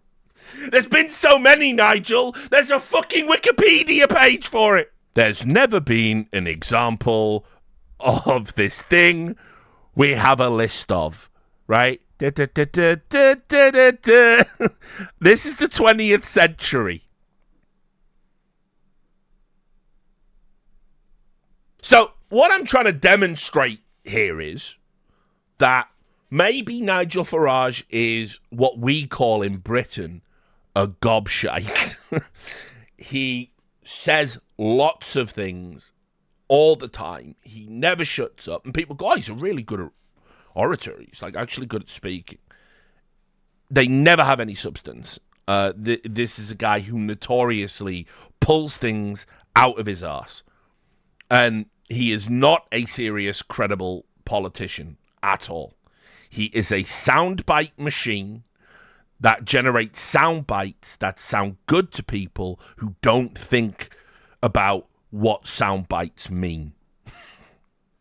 So there was that. I watched all of that last night. I also, and this is a little bit out of context, right? This is deliberately clipped, and it did get community notes, but it's also hilarious. And so for the purposes of ridicule, I'm going to show you an out of context clip that makes Nigel Farage sound racist. Because it's funny. I was asked the other day, what was I going to do for the black community? Do you know what I said? Nothing. Absolutely nothing. I couldn't give a damn. Now, you can see it did get community noted, right? And he said, Nigel goes on to say, I couldn't give a damn if you're black or white, gay or straight, I really don't care. You'll be judged by your character, by your ability, by your contribution to society. But I like to think that, okay, William Burroughs had an idea. He called it the cut-up technique. He said sometimes if you cut things up and then paste them back together again, the future bleeds into the present. And I like to think this is an example of that kind of magic approach to language, because ultimately that is an encapsulation of Nigel Farage's genuine position, isn't it? You'll be judged on the content of your character unless you're on a boat, which apparently that's bad. Anyway, so yes, Reform have been in a number of ridiculous headline scandals that only a party like Reform could get into. This is one from 2 weeks ago. I want you to really let this sink in, okay? Really just take a minute and breathe as you look at this headline. Nigel Farage blames admin error for candidates praising Hitler. Think about it a bit more. It was an admin error. Okay, we'll read the story. Richard, there's got to be context. You're better than this. Playing out of context clips and only reading the headline. Oh, okay, we'll do the story. Nigel Farage blamed failures by a reputable vetting company for a slew of controversies which have hit election candidates standing for his Reform UK party in recent weeks. One praised Adolf Hitler as brilliant, said he was able to inspire people to action, and called Vladimir Putin's invasion of Ukraine legitimate. Another said Britain should have accepted Hitler's offer of neutrality, Hitler famously living up to his agreements.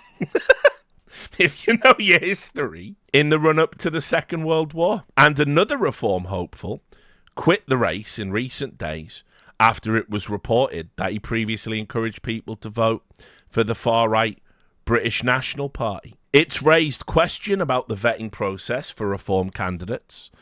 The Challenger Party, which hopes to take on the Tories and is climbing in the polls ahead of a snap July 4th general election, is running hopefuls in almost every seat this time around, posing a major challenge for party chiefs hoping to ensure they are above board. Speaking to Good Morning Britain on Tuesday, Farage fessed up to the error and pointed the finger at an outsourcing deal gone wrong. We paid a very large sum of money to a reputable vetting company who didn't do the work, he told ITV's Good Morning Britain. We have been stitched up politically, and that's given us problems. Now, more on that phrase, stitched up, in a moment. It's very rare Britain gets close to the absurdity of UK politics. The one thing Reform has brought to the table is inarguably, unequivocally, they have almost got us there. So, well done on that one. Let me just demonstrate why. There was a Channel 4 documentary, and what they did was they went undercover, right? They did. It wasn't really undercover. They were just filming people who liked the Reform Party, and they ended up filming a fat guy, and they sent out Owens, you know, the Labour guy. And anyway, they filmed this fucking dude saying the most heinous shit. I can't play you all the clips. He actually said some things that are actually racist. He used a racial epithet to describe Rishi Sunak. I'll let you guess which one. Rishi Sunak actually came out and said, that actually hurt my feelings and hurt the feelings of my daughter. And he did it on camera. Now, I can play you one clip. And it's a clip where he says, because remember, we've got to stop the boats. He says anyone getting off the boats, soldiers should be gunning them down. Here we are. This was posted on a troll account called Jerome Hates Woke. So apologies for the source, but the clip is legit from the Channel 4 documentary that's been in the news. I wanted to go Reform, to be honest, but since that bloke said, and he's only saying what we all think, shoot them when they're coming off the boats. Ooh, are we all? I'm not thinking that. Are you thinking that? Oh, you're a woke. What is? I want. Right. So, kind of where Reform is that. But what's interesting with this is a lot of people started to be like, yeah, this does feel a little bit off. Like, this guy might be trying a bit too hard or whatever, you know. And this story gets fucking weird. So fair enough. So it turned out the guy that was in the documentary was an actor. They worked as an actor, and they had a acting like page, you know, for like where you can go to and you can hire them on a website called Mandy, which is you say, you know, what type of roles you can play, you put your headshots up, all of that stuff. And here was the policy of the guy. This is Andrew John Parker, the guy that was in the documentary. And you can see he's got his little portfolio here. He describes what he does. He was in the terrible Ricky Gervais movie, David Brent. He's also in a film called The Duke, which I've not seen. And he says, although I am well-spoken, I find it easy to play comedy or the intelligent businessman, officer worker, as well as the villain and mafia type, which I get offered often. I have been acting on and off since the age of 12, and you can see these are the skills he claims to have. Dialects, Cockney, right? Essex, can do the Essex dialect, that kind of thing. And so Channel 4 were accused of, you know, this is a fake, this is a stitch-up. I don't know what body he claims to be building with this one. Anyway, after people discovered this, what didn't help was that the page was then subsequently deleted, right? It was we were only able to look at it via archive. Now, this led to Nigel Farage once again claiming that it was a stitch-up, that they'd been stitched up just like the time their candidates praised Hitler. And you can see here, anti-immigration British politician Nigel Farage has condemned a worker for his Reform UK party who suggested migrants crossing the English Channel in boats should be used for target practice. But then Farage later suggested that the episode had been a stitch-up by Reform's opponents. Party activist Andrew Parker was heard suggesting army recruits with guns should be posted to just shoot migrants landing on beaches in recordings made by an undercover reporter from Channel 4. He also used a racial slur about Prime Minister Rishi Sunak, who was of Indian descent. Another campaign worker called the LGBT pride flag degenerate. Reform UK said it had cut ties with the two men. Farage said he was dismayed by the comments and called some of the language reprehensible. The appalling sentiments expressed by some in these exchanges bear no relation to my own views. Those are the vast majority of our supporters or Reform UK. Sunak said the slurs by Parker hurts and it makes him angry, especially since his two daughters had to hear it. He said Farage had some questions to answer. As Prime Minister, but more importantly as a father of two young girls, it's my duty to call out this corrosive and divisive behaviour, Sunak said Friday on the campaign trail in North East England. On Friday, Farage sought to cast doubt on the Channel 4 report after it emerged that Parker is an actor. Folks, this is the biggest stitch-up I've ever seen in my life, he said in a video for supporters. Parker confirmed that he's an actor, but said he volunteered for Reform UK because he believes in its message. Channel 4 News said it stood by its rigorous and duly impartial journalism. We met Mr. Parker for the first time at Reform UK party headquarters, where he was a Reform Party canvasser, the channel said in a statement. Channel 4 News said that Parker was covertly filmed by an undercover investigator inside the Reform UK campaign and that no one was paid for any of the footage. So I will let you decide on this one. You can decide whether or not, and I think, by the way, I might have used the wrong clip. I don't know if that was Andrew Parker in that clip, but it's from that documentary. But the Andrew Parker clip, he says something racist, so I can't use it. But they're both fat gammons and they look alike to me, so I don't know. Take that with a pinch of salt. But anyway, I'll let you decide if this is a stitch-up, like the Hitler praise, or whether the Reform Party just attracts fat racist gammons. You know, you can totally. I've lost confidence in journalistic practices and standards. Neither would surprise me, but one of these things is a lot more simple to believe than the other. One involves a conspiracy, the other involves reality. So I don't know. You choose. Anyway, so that was going on with Farage. That was another ridiculous moment in Reform. Then I want to remind everyone, Nigel Farage is responsible for one of the funniest clips ever relating to politics ever. This is, again, the leader of Reform, a supposed serious politician. This is one of my favourite clips from LBC of all time. I'm immensely grateful to you for everything you've done in British politics over the last few years. I used to be an ardent Remainer. I voted Remain. I believed in the European project. Mm-hmm. I believed that staying in the European Union was the best thing for us. And then something happened, and something monumental happened. It completely changed my opinion on the whole situation. What was that monumental thing, Mark? I was kicked in the head by a horse. Right, very good. Okay, fine. Yeah, very good. Okay, fine. While we're there, Nigel Farage has been on GB News talking over the top of the exit polls. Let's see. Link in the GB News. It's midnight. There are 2 results in from the northeast. Couldn't even get a lav mic on. This is brilliant. Of England that put Reform on 30% of the vote. That is way more than any possible prediction or projection. It's almost unbelievable. And what does it mean? It means we're going to win seats, many, many seats, I think, right now across the country. But to watch the TV coverage, it's almost comical. There's not a single representative on there from Reform UK. Mainstream media are in denial just as much as our political parties. This is going to be 6 million votes plus. This, folks, is huge. All academic, really, if you don't get the seats. 13 seats does not make them a serious political party. So Reform is basically the party of the gammons. We always have a gammon party in Britain. It just is what it is. You know, it's been fucking UKIP. It's been, I don't know, what was the mild version of the fucking BNP when Nick Griffin, you know, that broke away from Nick Griffin. Can't remember what the fuck that was called.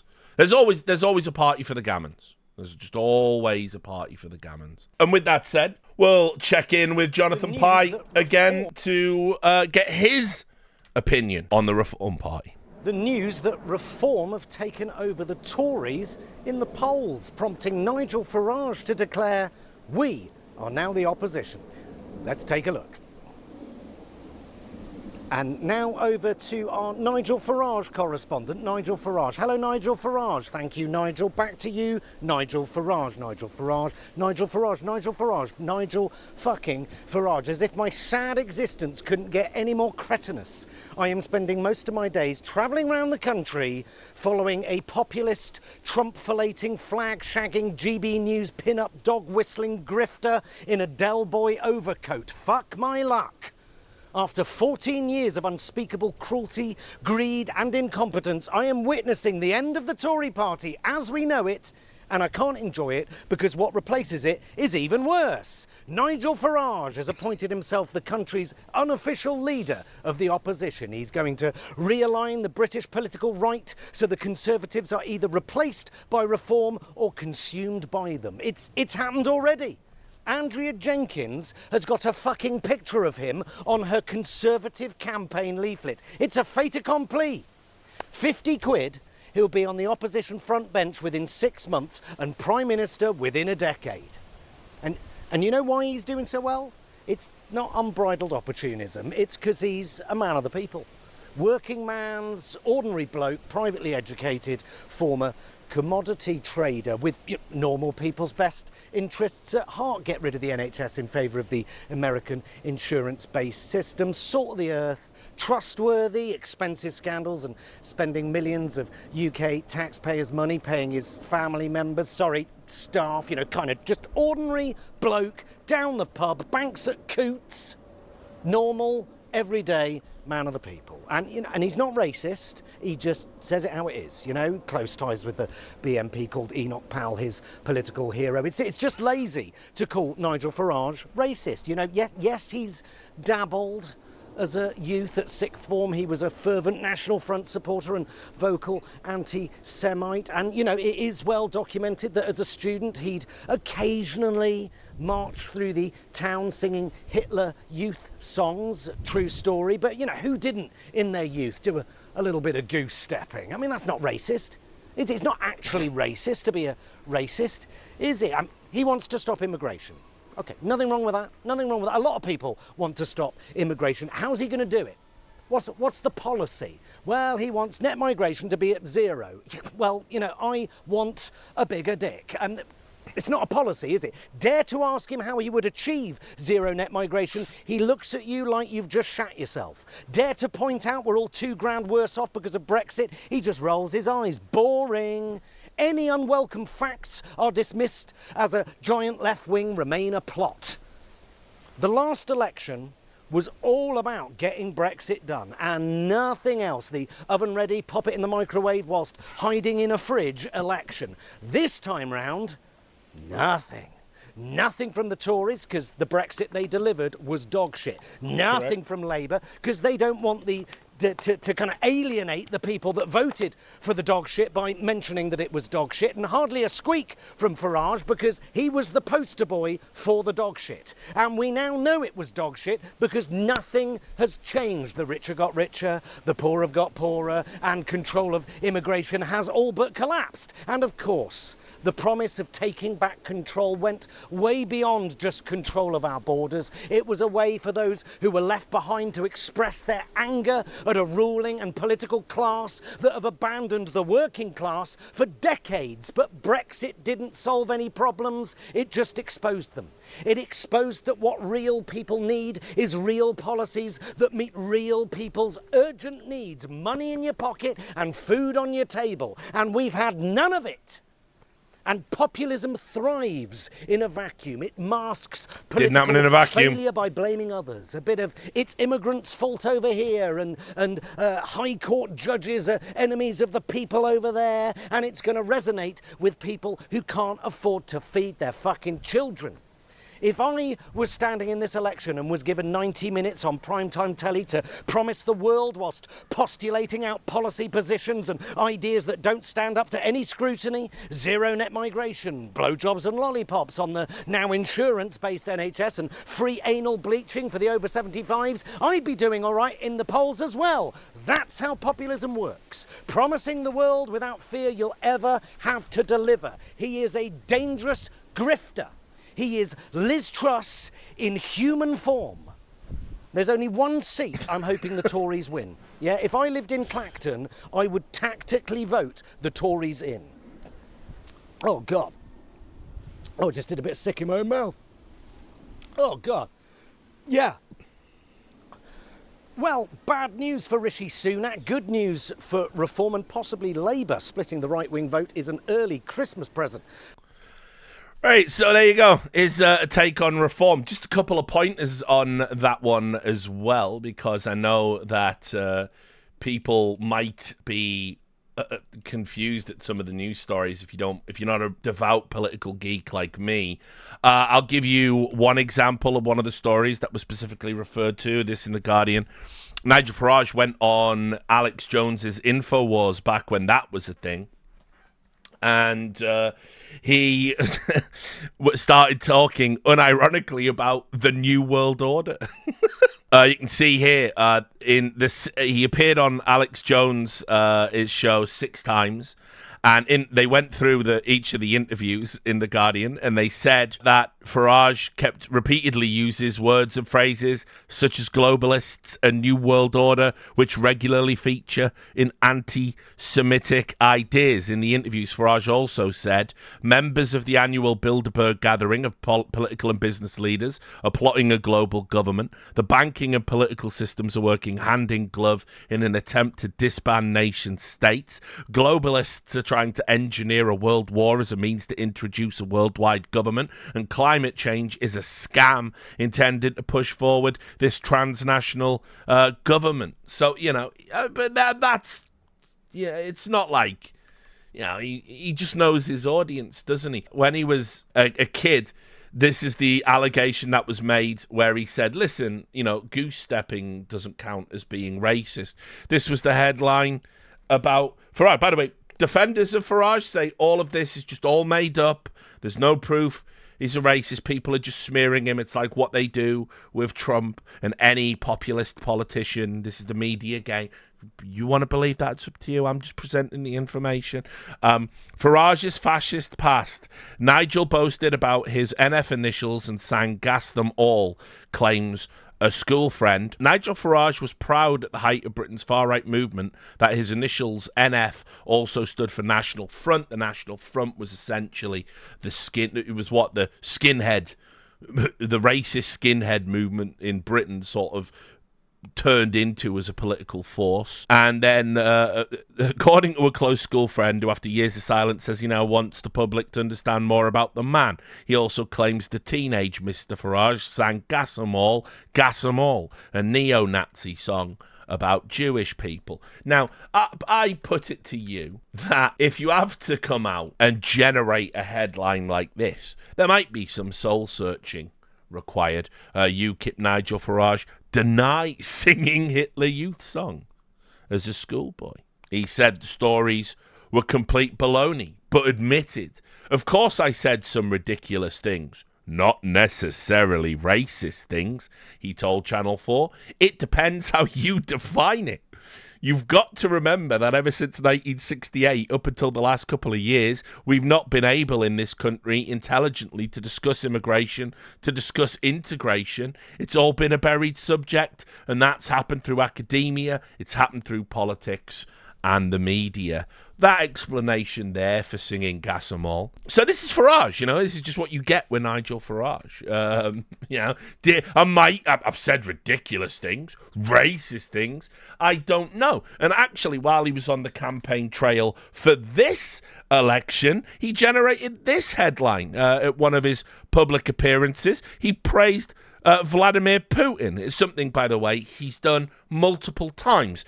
This was the widow of Litvinenko, who was, of course, murdered by Putin's state. The Litvinenko's widow, disgusted by Farage and Reform UK party candidates' praise of Putin. And you can see here, it comes as a British former defence attaché who was previously stationed in Moscow, described Mr. Farage and his party, now third in the polls, as deeply malign actors working against the security interests of our country. When asked about the accusations, a Reform UK spokesperson burst into laughter before suggesting that Julian Mallins, a Reform Party candidate who last week bragged about meeting Mr. Putin and said that he seemed very good, was merely a highly intelligent and eccentric sort of character.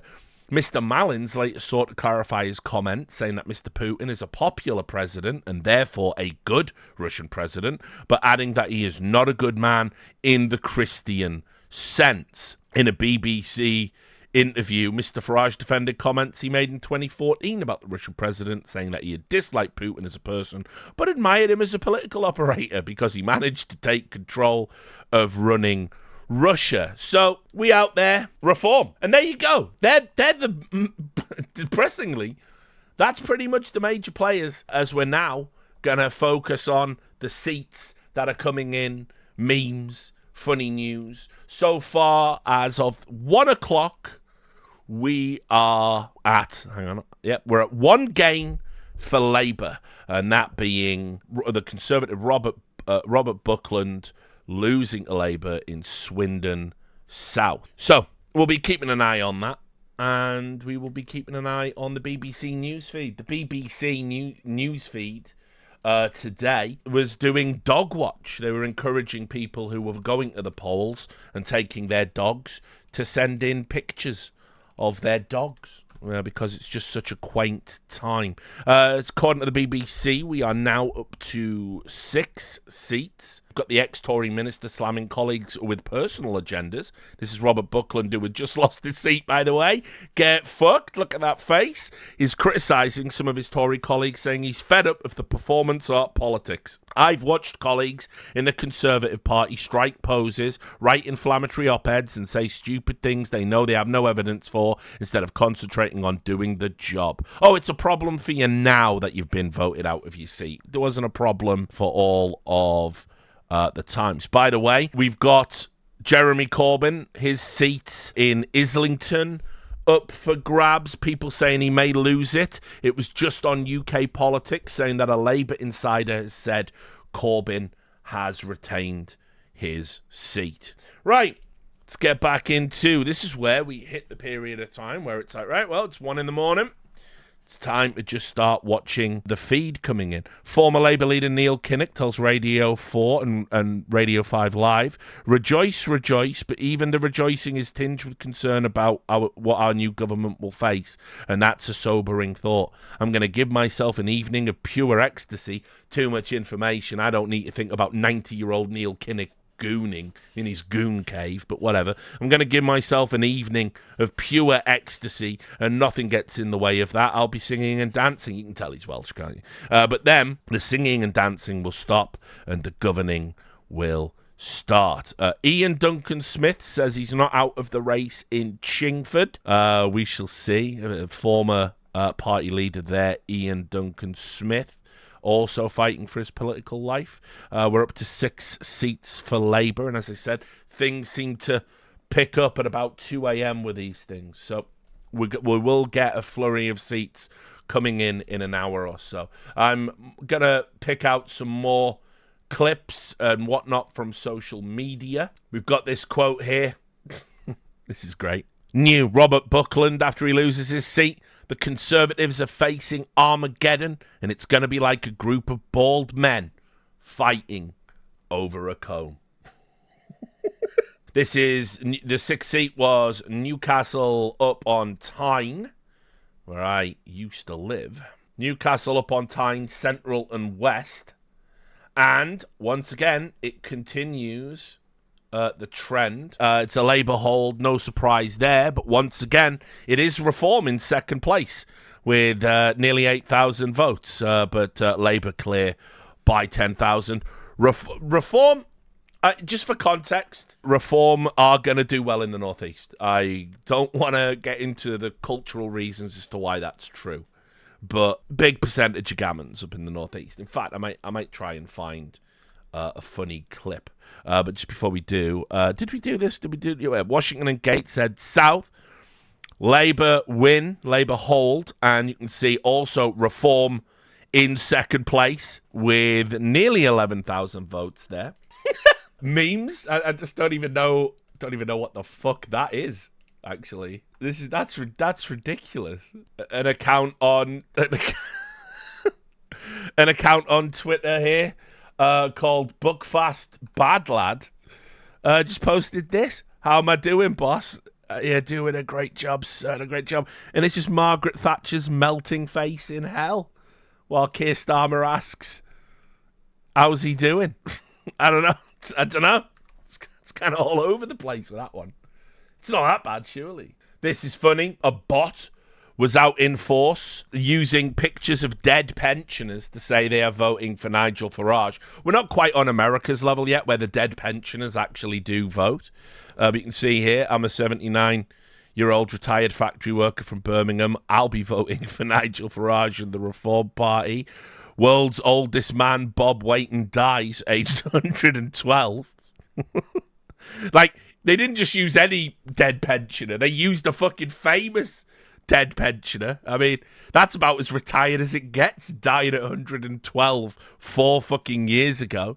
I'm an 81-year-old retired nurse from Derby. I voted Labour all my life, but I'll be voting for Nigel Farage and the Reform UK at the general election. Let's stop Keir Starmer. Poor English contributed to woman's stair lift death inquest from last year.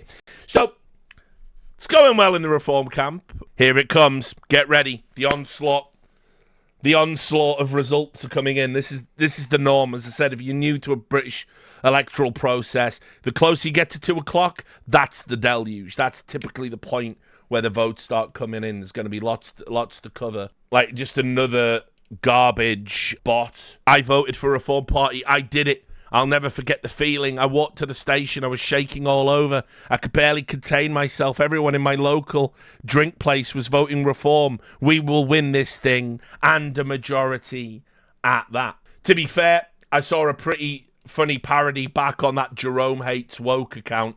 By the way, it's a parody account. It's a troll account. It's satire. It's actually lampooning and ridiculing the gammons of Reform. right? Wheeled into the voting booth by my male African carer, talking on his phone, loudspeaker on. I shouted, "Which box to upgrade you to a fit Asian bird?" He said, no, Jerome, vote Labour. Pull the other one, Bakayo. Reform crossed. You know, it's getting inside the mind of a Reform voter there. It's actually fucking hilarious. That's perfect. Oh, we get to watch the swingometer. Always a joy. Here's what's actually happening. In places where Jeremy they Vine, need a bigger back from swing, successfully Labour defeating are Joey getting it. Barton. So have a look at what our exit poll We'll go is big for the projecting. swingometer. Here's what's The swingometer, if you don't know, is a famous part of British politics. Used to be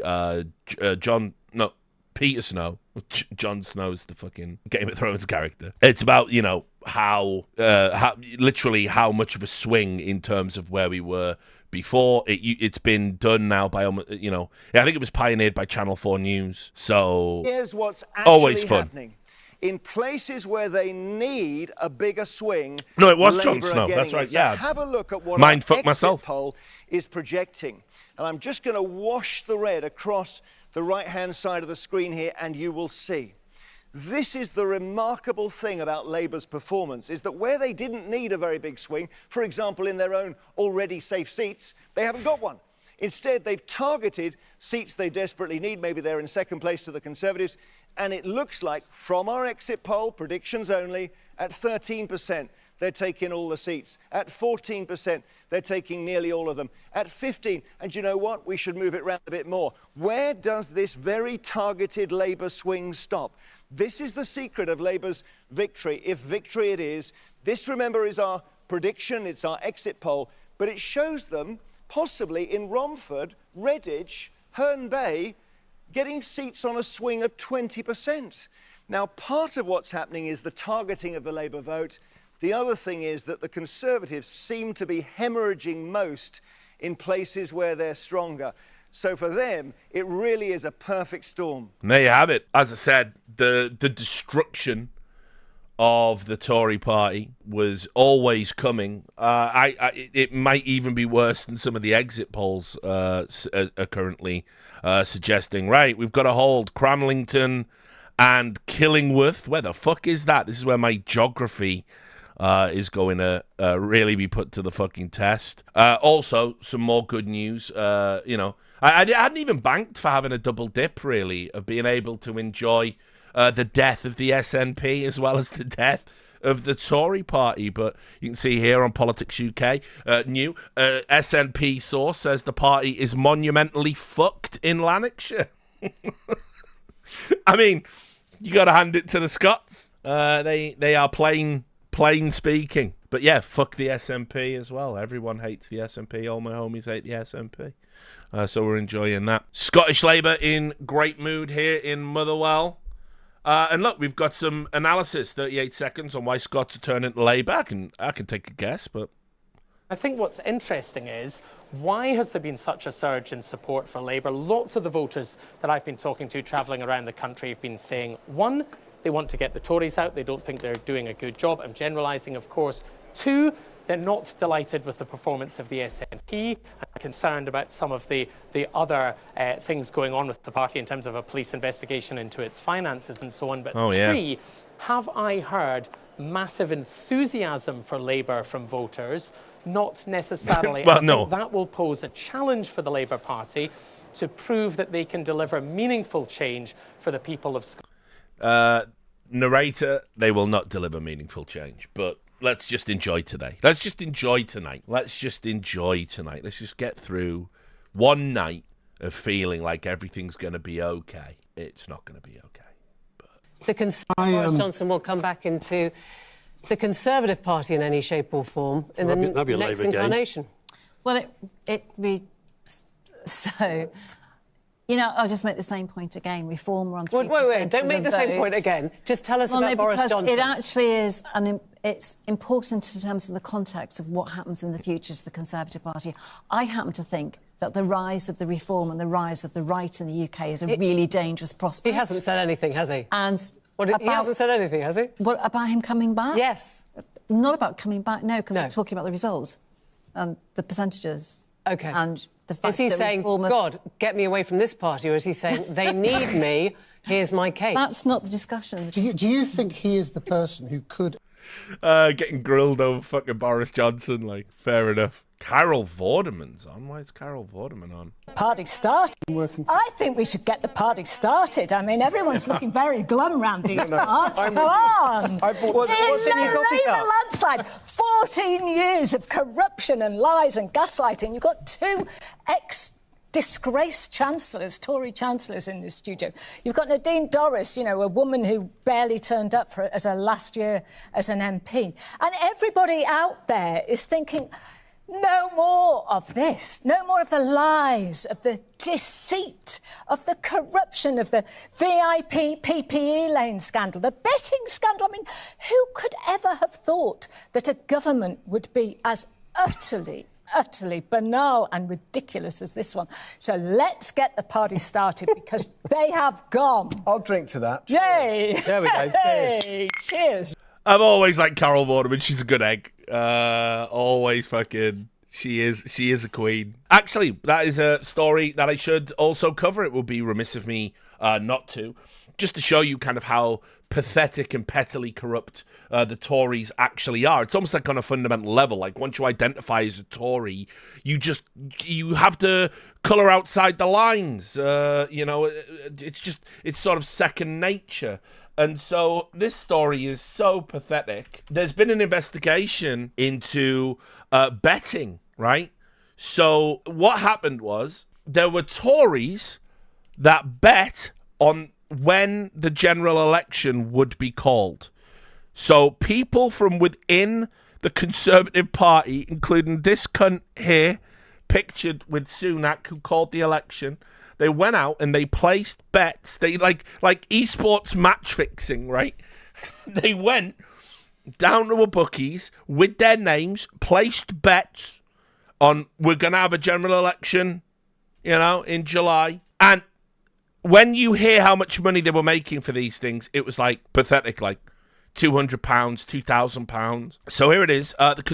This is after the scandal broke. The Conservative Party withdrawn support for two candidates who were under investigation for alleged betting on the date of the general election. Both Craig Williams, the candidate for Montgomeryshire and Glyndŵr, and Laura Saunders, the candidate in Bristol, North Wales, are being looked into by the Gambling Commission. The pair will still appear on the ballot under Conservative Party banners, but the decision means they will become independent if elected, pending the result of an investigation. The Met Police say allegations about 5 further officers are being looked into by the Gambling Commission following the arrest of one of the Prime Minister's close protection officers. So they went and they placed bets on themselves, and now we don't know how many people did it. Like, 1 did it, 2 did it, now we're up to maybe another 5 did it. And it came out, like, by the way, the Metropolitan Police have said, well, yeah, the betting scandal could be part of a criminal investigation now. So the Met Police have indicated that the dropped Conservative candidate, Craig Williams, could come under the scope of a criminal investigation into betting on the election that has overshadowed Rishi Sunak's campaign. And it's like, guys, like, think about it. You're heading into an election where you are going to get creamed. Every seat matters because a Labour supermajority is going to toss your fucking salad. Everything they want is going to go through. Anything of yours they want to repeal, they can, right? You are going to be ridiculed. You are not going to be politically relevant for another 10 years minimum. And so every seat matters. Every win matters for your fucking party. And what you do is you go out and you engage in a type of petty corruption to get you the type of fucking thing that you could probably expense and probably do anyway. £200, £2,000, you know, tiny, you know, we're not talking tens of thousands. And this is what I hate about these fucking Tories. This breed of Tory is so pathetic to the Tory standard. They can't even do fucking corruption correctly. That's how incompetent they are. They've all been caught. They're all going to be investigated. And you do this at a time when basically Labour are going to fucking smash your heads in anyway. And what are people going to think? What are people going to say? It's like the bloody Tories are at it again. Fuck it, actually. I'm going to get off the sofa and I'm going to go and vote against them. We can't even call a general election without these cunts trying to earn something off it. And this is what I mean. These guys, they don't even give a shit. So yeah, it's definitely worth bringing up that story. Now, we've got ITV News giving a summary of Nicola Sturgeon's role in the capitulation of the SNP. I'm looking forward to this. 5 minutes. The SNP who decided to put independence front and centre of their election campaign. Page 1, line 1 of their manifesto. The architect of putting independence front and centre of this general election campaign is in our studio tonight, Nicola Sturgeon. She was the one who said that this would be a de facto referendum on independence to give the people of Scotland the opportunity to have their say on Scotland's future in the UK, because that was an opportunity that was being denied when Prime Minister after Prime Minister said no to a second independence referendum. This general election was supposed to be that de facto referendum. Now, since Nicola Sturgeon left as party leader and First Minister of Scotland, Humza Yousaf and now John Swinney as the SNP leaders that have taken over have kind of downgraded that a little bit. But the clear message in the SNP manifesto in this election, as I say on page 1, line 1, front and centre, a vote for the SNP is a vote for independence. John Swinney told me a vote for the SNP is a vote for independence, and he told me as well a vote for any other party risks damaging the independence cause going forward. Stephen Flynn, the SNP's leader at Westminster, told me in an interview independence is on the ballot paper. Now, I'm being told by some of the people here tonight, some of the SNP staffers who are saying, well, this was about change at Westminster, we've been caught up in this election about kicking out the Tories. But the SNP set the terms. These were their terms. This was also about independence in Scotland, and if this exit poll is to be believed, the people of Scotland have had their say, and perhaps the message is that independence for them is not a priority right now. That's going to be something that's going to be carrying into the next election, because what's crucial, Tom, is that although Prime Ministers have ignored the SNP and said, no, now is not the time, now is not the time, Nicola Sturgeon was on the receiving end of a few of those messages back from starting with Theresa May after the Brexit vote, and there was a huge clamour to have another vote in Scotland. But what I think is important to remember is that if the SNP had won a majority on these terms that were crystal clear that a vote for the SNP is a vote for independence, it would have been extremely hard for Keir Starmer to shrug that off. It would have been a thorn in his side for the next 5 years. He would have to address it, have to acknowledge it, that the people of Scotland had an opportunity to have their say, and they would have backed that message. The people of Scotland had that opportunity, and it does not look like they have backed that. It's now going to be much, much easier for Prime Minister Keir Starmer to ignore any future calls. The SNP will say they still have a mandate for a second independence referendum going back to 2021, that Holyrood vote. The pro-independence parties have a majority at Holyrood, but it's going to look pretty weak when we're seeing such a heavy defeat when they put independence front and centre of their campaign in this election. And what I would say, Tom, is that there will be people who are watching ITV tonight who might have previously watched other channels, because they're keen to hear from Nicola Sturgeon on this, with independence front and centre, to say she was the architect of putting it so prominently on this election campaign. They've been wanting to know what her analysis is, what next for not just the SNP, but next for the independence cause. What does it mean for the independence cause? And perhaps to see if there might be a mea culpa or two in that assessment. Okay, Peter, thank you very much. That feels like... I think Peter's hit a wee okay. There. Okay, no. Simple question: was it a mistake? I mean, it's you were clearly the architect of it. You had a frustrating time. You made clear that if you won the Scottish parliamentary elections, that you would consider that a mandate for independence. You didn't get any joy, and you were in a frustrating corner. But it was your decision to continue to put it. It's so. Can I just say, by the way, it's actually refreshing to cover UK politics compared to the US, because we actually have journalists that will do shit like this to fucking political leaders and stuff, instead of the fucking glaze fest that is the US media with fucking, you know, like Fox with Trump and fucking MSNBC with Biden and whatever. It's like, you come on to a fucking live show on the day that your party gets fucking creamed, like destroyed. This doesn't happen in the US. You know, they don't sit there and talk with a fucking panel, and you get absolutely fucking roasted for your failures, right? And you've got to sit there and fucking, you will take it. And we do have a level of decorum and sophistication lacking in American politics. I'll fucking say it. I've been covering American politics for so fucking long, like, you know, started in 98 or whatever. And it's like, you do forget the difference. You really do. Front and centre. Was it a mistake, and do you accept that this is the cause off the agenda now for perhaps at least 5 years? No, I don't, and I think that's a foolish conclusion for opposition parties to reach, but I'll come back to that in a second. I think Peter's analysis is not unexpected there. I've got a feeling he's had that pent up within him for quite some time. He's an old sparring partner of yours. He's an old sparring partner, yeah. Look, I think one of the questions out of the SNP result tonight is whether they've kind of left themselves between two stools on the independence question, because I think, in my view, it wasn't really put front and centre. Having it on the line 1, page 1 of the manifesto gave that impression and allows journalists like Peter to make the point. It was it was a big issue. And putting it line 1, page 1 on a manifesto wasn't putting it front and centre. Oh, it's fucking the waffle. It's fucking brilliant. People have cast the verdict on that. That's but it was classic. never followed through on in a sort of day-to-day basis in the campaign. We didn't hear day after day after day SNP spokespeople make the case for why, independence was an answer to the big issues at the heart of the election campaign, cost of living, Brexit, etc. So we've kind of fallen between two stools. But don't you dig yourself into an ever bigger hole if you keep saying independence is the answer, and no one's going to give you a referendum, and there's nothing you can do about it? Well, I mean, that's a massive challenge for democracy in Scotland, and that, if it continues to be the case that, and I'll come back to the question: does this set the independence cause back? If the SNP, has a reversal of the scale that the exit poll is suggesting, of course that will be a conclusion. But a lot of the people, if not the majority of people, who in this election have shifted from the SNP to Labour, they still believe in independence. They haven't shifted their opinion on independence. They just think your fucking party's shite. Off of the immediate sort of agenda for Keir Starmer, but it would be, I think, foolish to suggest that the independence question has gone away. Brilliant. Enjoyable. I do think she's a pretty loathsome character. I've never really vibed with Sturgeon because I have eyes and ears. So, all right, what else have we got? That's a BG. Might be happening again.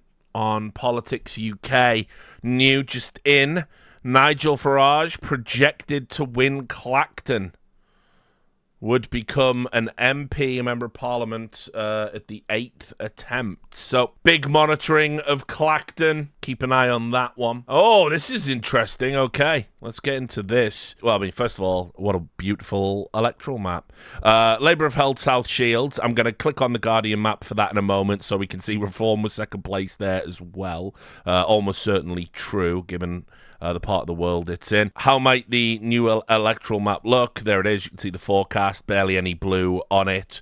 The Greens are expecting to win in Bristol. The Greens were projected to get 2 seats, remember? And you can see there were tears among the Labour team in Bristol Central, where Shadow Culture Secretary Tangham Debonair is facing a battle to keep her seat against Green Party co-leader Carla Denham. That might be tears, actually. I don't know. Tears. Former Green leader Natalie Bennett says she expects the Greens to secure a very strong win there. So that'd be interesting. Labour losing to Green in what is going to be a Labour landslide. Lib Dems have beaten the Education Secretary, they have said here, in Chichester, in West Sussex. More on that, that's not been officially confirmed. And we got the Lib Dems gaining Harrogate and Knaresborough from the Conservatives. So there we are. There's one of those Lib Dem gains. We'll just F5 it so we can get up to date. And you can see so far, Conservatives down 2, yet to take a seat on the night. Still at 0 from 10. Oh, there's the Cramlington. Yes, Reform second again, although the gap between the two parties far greater, and the gap between Reform and Conservative far less than what we've seen. There's the Houghton and Sunderland South, Sunderland Central, Reform second again. There's South Shields, Labour win, Reform second again. The Reforms second across all of these Labour strongholds, which is kind of worrying, I guess. But the main thing is Labour are winning. There are no seats for Reform as of yet. We are coming up to 2 a.m. This is when it's all going to start happening, and I'm watching this one where they're saying they've beat the Education Secretary. Gillian Keegan. Penny Mordaunt's seat in Portsmouth is down. It's too close to call, they're saying. Another one of the fucking nightmare headline-generating Tories, Penny Mordaunt there. Too close to call. Labour look confident. Reform UK very chipper. Everyone hates Penny Mordaunt. That goes without saying. I'm going to get back onto Twitter, see what's coming across the feed. The feedometer. Oh, GB News. The Gammon Channel. They said, breaking. Police Scotland have arrived at the Emirates Arena after allegations of ballot fraud. Is being thrown into disarray in Glasgow, apparently over 3 alleged cases of ballot fraud. Let's get the very latest from our reporter, Tony Maguire, who's in Glasgow. What can you tell us, Tony? Hello, good morning. Well, certainly around an hour and a bit ago, police arrived here at the Emirates Arena in the centre of Glasgow, and they removed 3 votes from the count. They were then bagged by officers and taken away. Now, the police reaction was in response to concerns about personation, which is a person going into a voting centre and making votes for somebody for who they are not, someone who is different from the name that is on the ballot paper, and certainly they arrived here. Now, while this is highly unusual to actually happen on a count, we are told that it is not too much of a concern in terms of the numbers, so we know that there's 3. This isn't a case of a whole box being spoiled of ballots, but certainly people here were kind of confused at the site. Now, about 3 to 5 minutes ago, we heard over the tannoy here at the Emirates Arena that candidates for Glasgow South West and South, I believe it is, they were called into the briefing room where I believe that they were going to get told behind closed doors the extent of what actually just went down here at Emirates. Now, we know that counting has proceeded. On some tables it has stopped. Unclear as to whether that's just done with the counting for the night. We are only around 2 hours away from our first believed count to be called here from the Emirates in Glasgow, but certainly a little bit of activity a while back there where, as you can expect, that there's always going to be a certain police presence around and about outside, but nobody quite foresaw a group of officers rushing into the middle to discuss with the observers of the count. It obviously asked quite a lot of interesting questions about how did they know, but certainly that's a topic that I will leave to the experts. Yeah, definitely leave it to the experts. How flustered does he look? There was also this as well. The wrong voting instructions were shown at a polling station in Glasgow. A blunder at a Glasgow polling station left voters being given the wrong instructions as they arrived to cast their votes.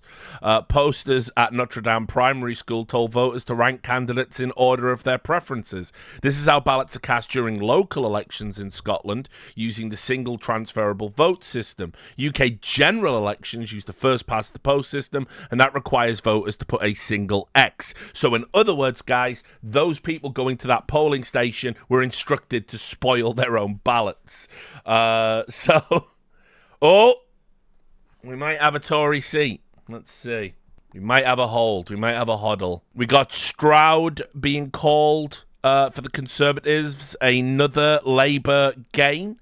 Also hearing from Politics UK, the first Tory seat of the night might be Raleigh and Wickford. Fuck me. They hold, but Reform got more votes than Labour there. Jesus Christ, what's going on in this fucking country? What's happening? Not to worry, we're going to be okay. It's going to be all right. But that's not official yet, that one. Not official, so we will wait and see. Yeah, we got Jarrow and Gateshead East. Jarrow and Gateshead East, obviously, famously, Jarrow, hotbed of union uprising and civil disobedience. The Jarrow marches. Andrew Neil chiming in. There's the confirmation of the Conservative hold of Raleigh and Wickford there, just on your screen. This is Andrew Neil. Somebody posted, nothing very remarkable about this except Britain now has a far-right party closing in on 20% of the vote. That's crazy. And Andrew Neil said it's very significant. If these shares of the vote are accurate, Starmer's share of the vote is 4 percentage points below Corbyn's in 2017. So even though Labour are winning all of these seats, the percentage of votes is actually less. And I would trust Andrew Neil. He's a bit of a stat head for that kind of stuff for obvious reasons. We've also got Corbyn Watch. I saw on another part of the feed, ultimately, that Corbyn is projected to win his seat in Islington, but it could be by as few as 1,500 votes. We got a full recount being announced. That's interesting. Yep, full recount according to Politics UK. There will be a full recount in Tory chairman Richard Holden's seat, where he's at risk of losing it. So that one is very likely to be a delayed result over the course of the morning. Alistair Campbell getting fucking roasted. That's definitely going on. That's definitely part of the viewing over the course of the morning. Here we are. You look at the promise on growth, they're going to have to deliver on those. You look at the promise on the environment, they're going to have to deliver on those. I think that there's something I think about the Lords, and look, the Lords is an abomination as far as I'm concerned. I really would love to have a complete reform of the place with something to replace it. But to get anything done, not least because of the obscene packing of it in recent years, the ludicrous situation of Liz Truss putting in about for every day she served, she gets a resignation. That's not true. Honour. She had about 5. That's not true. She had less than a handful. Fewer. She may have had. No, was it 4? I think she had 4. Okay. Oh, Alistair Campbell's owning Nadine Dorries. That's upsetting. List. Rishi Sunak's going to get one. Boris Johnson had one. And Tony Blair had a massive one. Tony Blair did not. You went on it, but he had a massive one. Tony Blair didn't do a resignation on his list. So don't talk about facts, Nadine. Nadine, if you want to sit there all night and talk rubbish and parrot away, it's probably your last show on television. I'll hold my hands Can up I finish the point about the Lords? The Lords with Labour peers. So Labour, to get anything done, are going to have to get stuff through the Lords. That's our system. What I hope is that people do as Harriet says she's going to do, to get in there, and Lords reform is part of what a Labour government does. Rory. All right, well, yep, Tony's gripping it. Boom. Right, back to the feed. Right, we've got a Labour gain from Conservative in Darlington. Ah, yes, I've been to the what used to be called the Feetums before the George Reynolds Stadium disaster. Been at Darlington many, many times. Played against Darlington rugby team many, many times. And yes, for the Conservatives took Darlington. Oh, here we go. This is the Harrogate and Knaresborough. Reform were third there, but still above Labour. With that Lib Dem gain, I guess there's some kind of cross-pollination between those voters.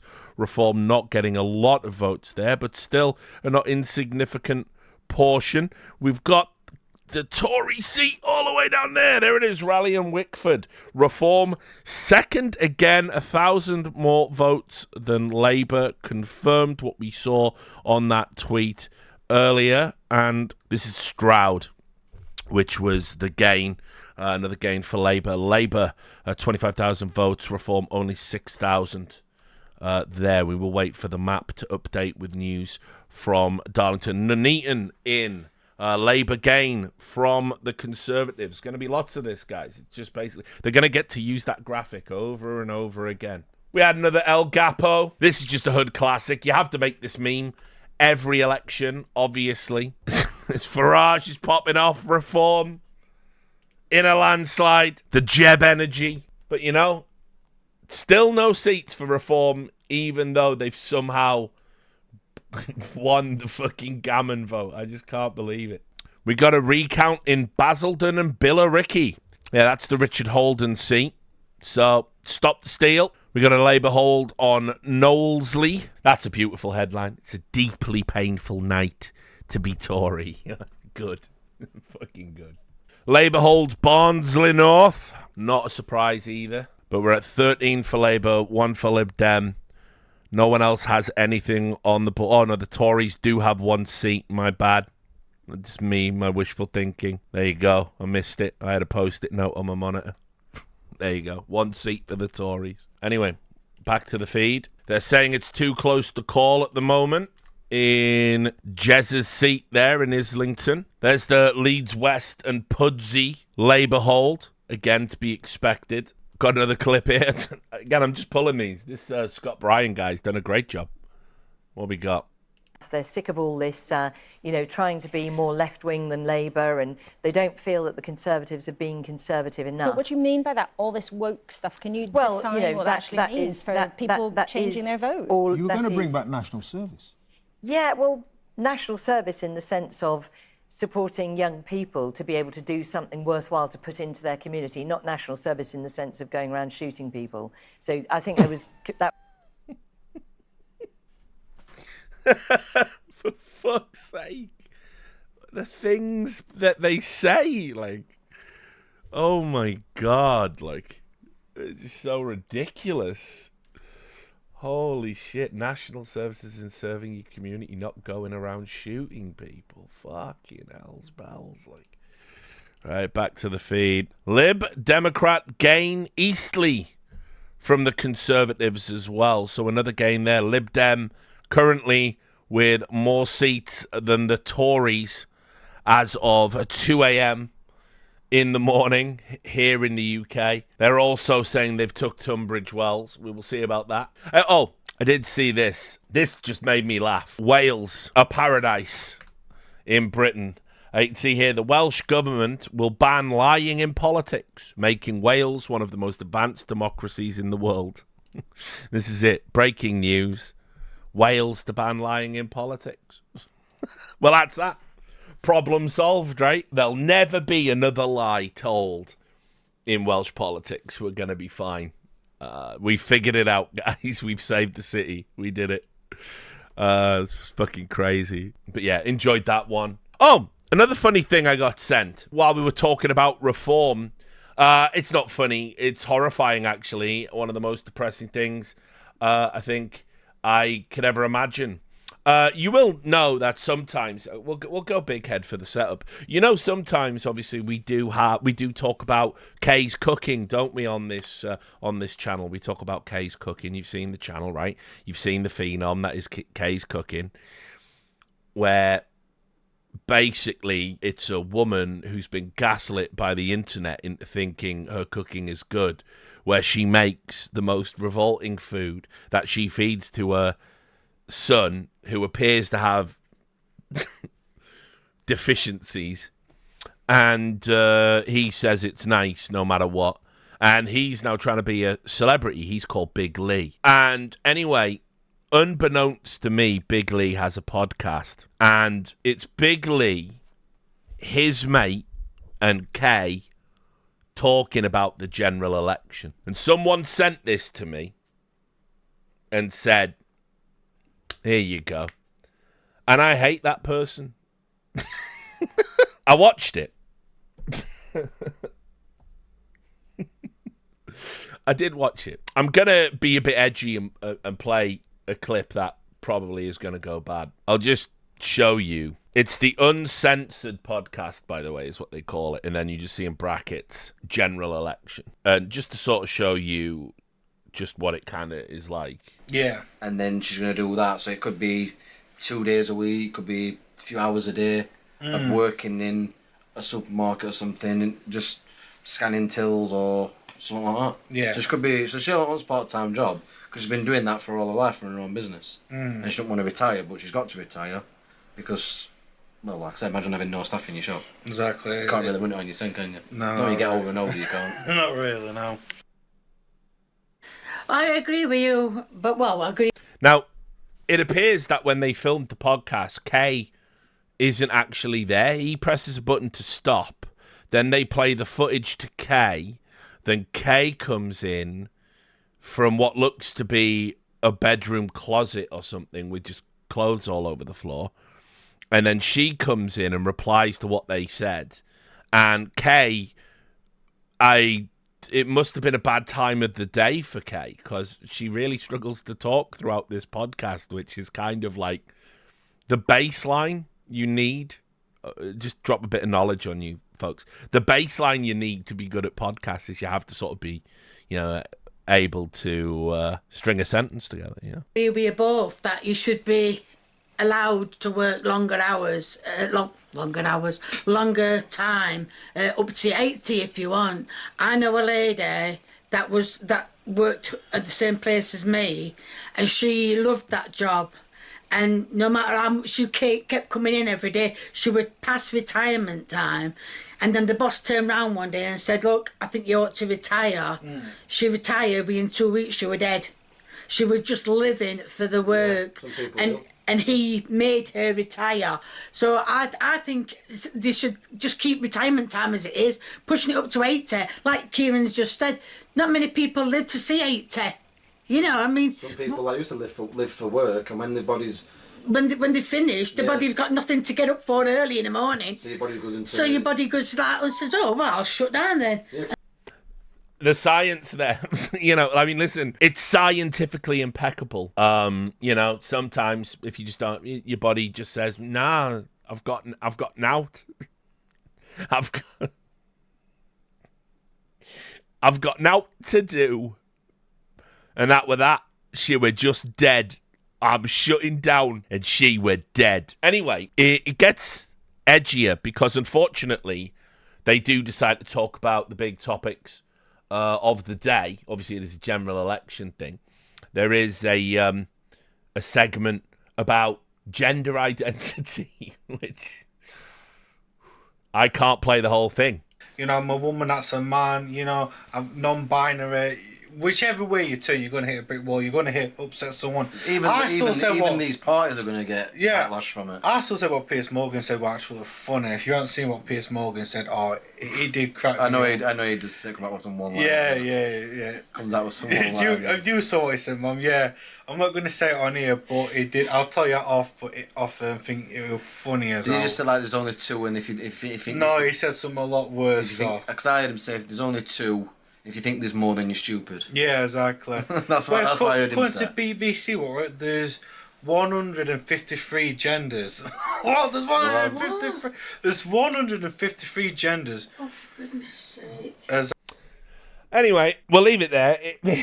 It goes to places that you probably can't really predict, considering its build as a general election stream. But there it is, the uncensored podcast. Do catch up with that one. These people voted reform, didn't they? Anyway, we have Bridgend. How I miss thee. Labour has gained Bridgend from the Conservatives. We also have seen Labour gain Swindon North from the Conservatives. Labour hold Barnsley South. Did they bring up immigration in the Big Lee podcast?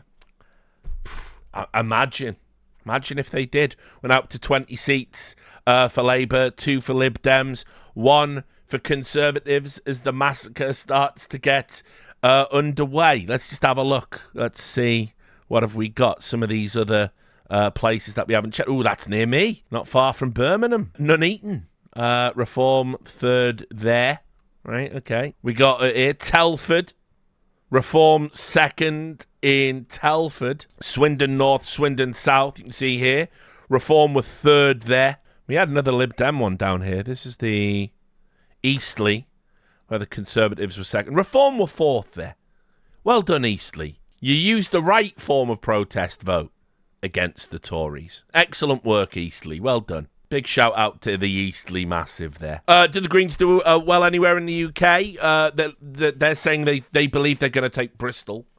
We'll see about that. They are projected to get 2 seats. I mean, obviously the Green Party is perceived to be a fringe party in Britain. I didn't talk about them in the intro. I talked about what are considerably the big three for this election, which obviously is the Labour, Conservatives and Reform. There's not really a lot to talk about with Lib Dems. They're much of a muchness. The positive news is they are projected to get more seats than Reform, even if they don't get more of a percentage of the vote. I mean, it looks like it's going to be that way. But Green is always a fringe vote. I got friends that vote Green. It's essentially one of those votes, particularly around here, particularly if you grew up in the Northeast as well. It's one of those votes, it's never going to go anywhere. And, you know, they are going to only get a handful of seats, 2 is what they're projected to get. So we had that hold for Barnsley South. We got Vale of Glamorgan from the Conservatives, another Labour gain there. As expected, it's all Labour gains. I would love to get Big Lee's opinion about it all.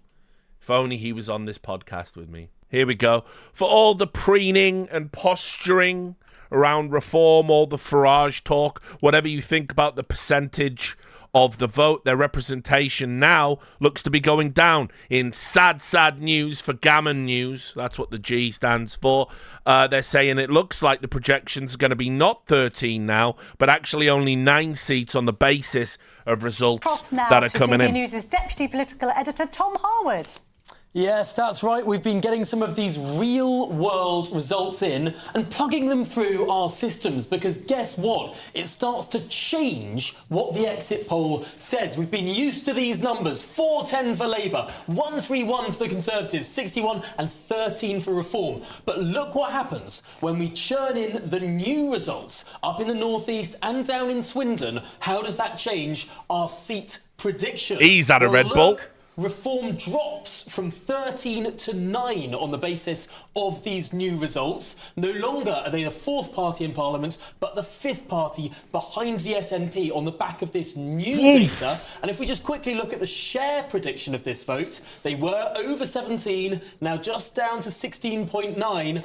And the Labour Party, well, they were on 36.1, they're now on 36.4. So the Labour Party's doing a little bit better than the exit poll off the back of these results so far, and Reform a little bit worse. But again, very early results. Martin Baxter, you've been crunching these numbers. What does this mean? Yes, so Tom, we've only got 5 seats so far, so that's really not very many, not a big statistical sample. But on the basis of what we go so far, Labour are doing a tiny bit better than the exit poll suggests, and Reform doing a tiny bit worse. But there's still lots to play for. We're just in the early days of finding out how actual votes are being cast. People will be surprised by this because the first 2 results up in the northeast, Reform was doing a little bit better perhaps than many were expecting. Yes, but in the Washington seat and in Swindon South, Reform did a bit worse than expected. So it's sort of balancing out slightly worse for Reform on overall. But again, it's only 5 seats, so we'll get more of an idea in the next hour or so. As many more seats come in, we'll get an idea of the true picture. But again, with these shares, we're looking at 0.0 sort of percentages changing. Overall, what can we say about the accuracy of the exit poll compared to the numbers that we're seeing on screen? That's a great point, yes, because by and large, the exit poll is coming out roughly right, as it often does. It's a sort of foolish to bet against the exit poll, certainly at this stage of the evening. So it's looking about right, but we will be checking to see how the actual votes come in and if there's any difference between those and the exit poll. Yes, a little bit of change here, and what we're doing perhaps is also feeding into this SNP number, which has ticked up a little bit. That may be an artifact at the moment. I think let's wait till we get some Scottish results. Let's wait. A more clear read. Let's definitely wait for the Scottish results, everybody knows is a little bit uncertain at this stage. And it's a big shock for people because many people were expecting the SNP to drop by seats, but not down anywhere near this much, or indeed this much. Yes, that's towards the lower end of SNP expectations, I would think, that they have been used to having a dominant position in Scottish politics, and it looks like the era of peak SNP is past. And that is particularly interesting given the Conservatives' vote share. It could be that whilst the Conservatives lose seats in the south of England that had perhaps even 20,000 majorities, they'll be holding on to seats in Scotland that maybe had only a few hundred vote majorities. That's right, and in our polling in Scotland we found that there's quite a lot of pro-union tactical voting, so Conservative and Labour and Lib Dem voters will support each other's parties to keep the SNP out. It's really, really interesting how perhaps the Scottish electorate has been almost trained into being much more sophisticated in how they vote after what happened in Scotland in 2015. All but 3 seats going to the SNP. There have now been a few general elections where sort of the electorate has been trained into where to vote in which particular seat. I suppose we might start to see that happening in English seats in the next general election, where Labour will win in many, many seats because of the split in the centre-right vote between Reform and the Conservatives. Yeah, so there's, I mean, in England, there's been a lot of tactical voting, which is anti-conservative. So just taking us back to Scotland for a second, one common theme is that governments that were in power when COVID happened are being rejected by the voters. Really interesting, people. Perhaps a delayed COVID backlash. Just before we leave you, this is the map of the country so far. 5 seats declared, and they're all for the Labour Party. Right, and we've Reformer on the board. Let's have a little scroll down here. We've got Labour gaining Colchester from the Conservatives. Another Labour gain. Labour gains Cannock Chase, also not far from me. Classic Cannock Chase. That's the dogging hotspot. That Stan Collymore got caught in, I think. Cannock Chase. It's Labour now, right? We got boom, gripping. Right, Labour gain, another gain. Liam Atherton from the Conservatives, and you can see here we've got Galloway in Rochdale, not going to be a good night for him. And then here it is. We're being told breaking. Lee Anderson will win Ashfield to put 1 seat up on the board, which would put Reform level with the Conservatives as of 2:20 in the morning. So we're going to wait. We're going to wait for confirmation of that. In the meantime, we've got another gain. Blackpool South. Conservatives toppled once again, another Labour gain. That's going to put Labour on 28 seats so far, 12 gained for them. Confirmation, the Reform seat, it's declared, it's in. They are now level with the Tories. Conservatives down 15. And yeah, this is where there's going to be too much to process because we're in that prime time now between 2 a.m. and 4 where we're just going to get lots of results. I'm just going to have a look at the little map. We're just going to have a little glide around this fair country of ours. We've got here, this is Broxburn. This is a Conservative hold, apparently. That's not on the BBC yet, so I don't know whether to buy that or not. We got Conservatives winning by 3,000 votes, pretty low margin there. They took it just ahead of Labour. This is obviously Raleigh and Wickford. We already looked at that one. We head up here to Colchester. We haven't checked in with that. Conservatives were second there. Reforms third there. You can see, as expected, in Barnsley, Reform did beat out the Conservatives in both Barnsley North and Barnsley South, and it wasn't even close. There's no love lost for the Tories round Barnsley, across Yorkshire in general, apart from the rich parts where all the fucking farmers live, but that's another thing. But you can see there that the fucking Tories were absolutely hammered by Reform and Labour in both parts of Barnsley. Back to the feed. There is confirmation of Broxburn. That's going to take Conservatives up to 2 seats. Labour are also going to hold Tynemouth. That's obviously the mouth of the River Tyne. It's in the northeast. Not a problem. So far, soon when this updates, we're going to see Tories on 2 seats, level with the Lib Dems. Labour on 29.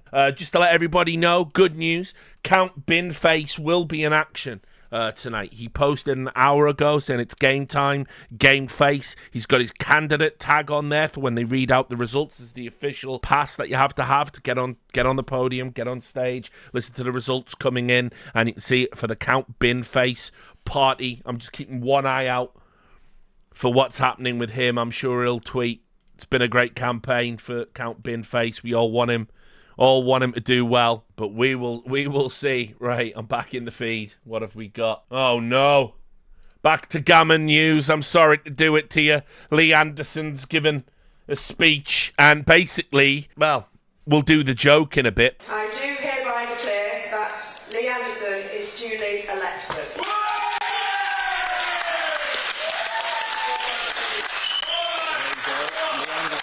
Elected for Reform UK. Let's listen to what Thank you.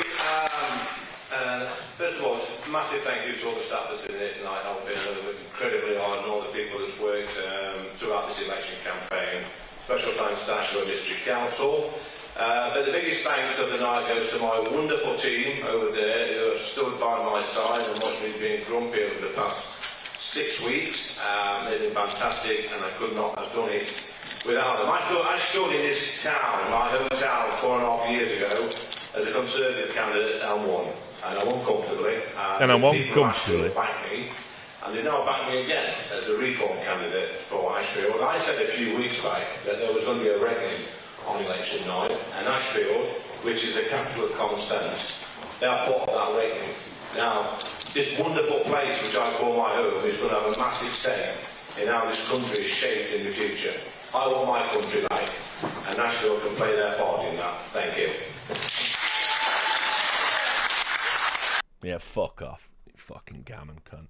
Being told that Reform getting on the board has prompted celebrations at Reform headquarters. We'll just take a quick look at that.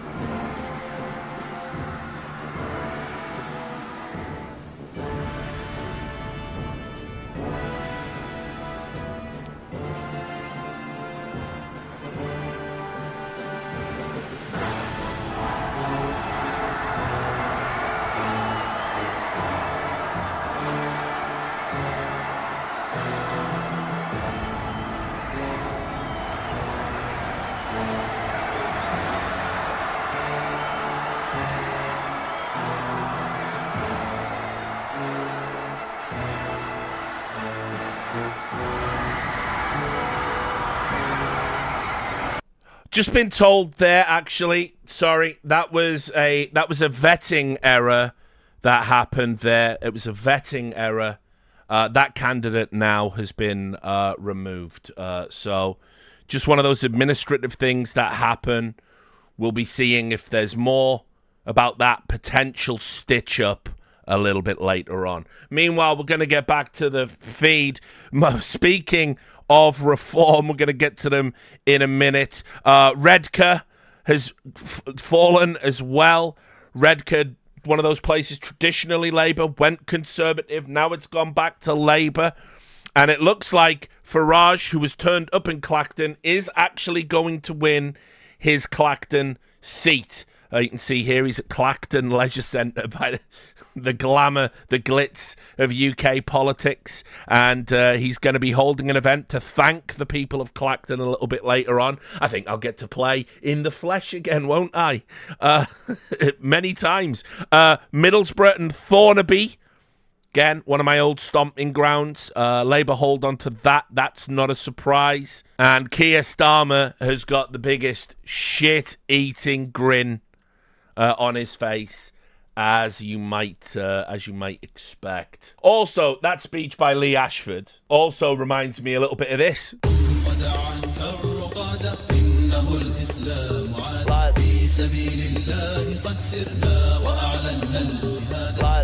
People are angry, but they can't explain why. Hello, sir, and why are you here today? I'm here to protest. Right, I'm going on a march. I want Britain to be back British. I want Britain to be back British. I'm going on a march. I want Britain to be back British. I want Britain to literally be back British. The Reform Party's stance. Got interracial law and the Islamic infidel. They're trying to get their law over our country, and it's happening. It's happening in other countries. It's happening in every country's life. You got Muslim rape camps, Muslim rape camps. You got Muslim rape camps, rape camps. You got Muslim rape camps, Muslim rape camps. You got Muslim rape camps, rape camps.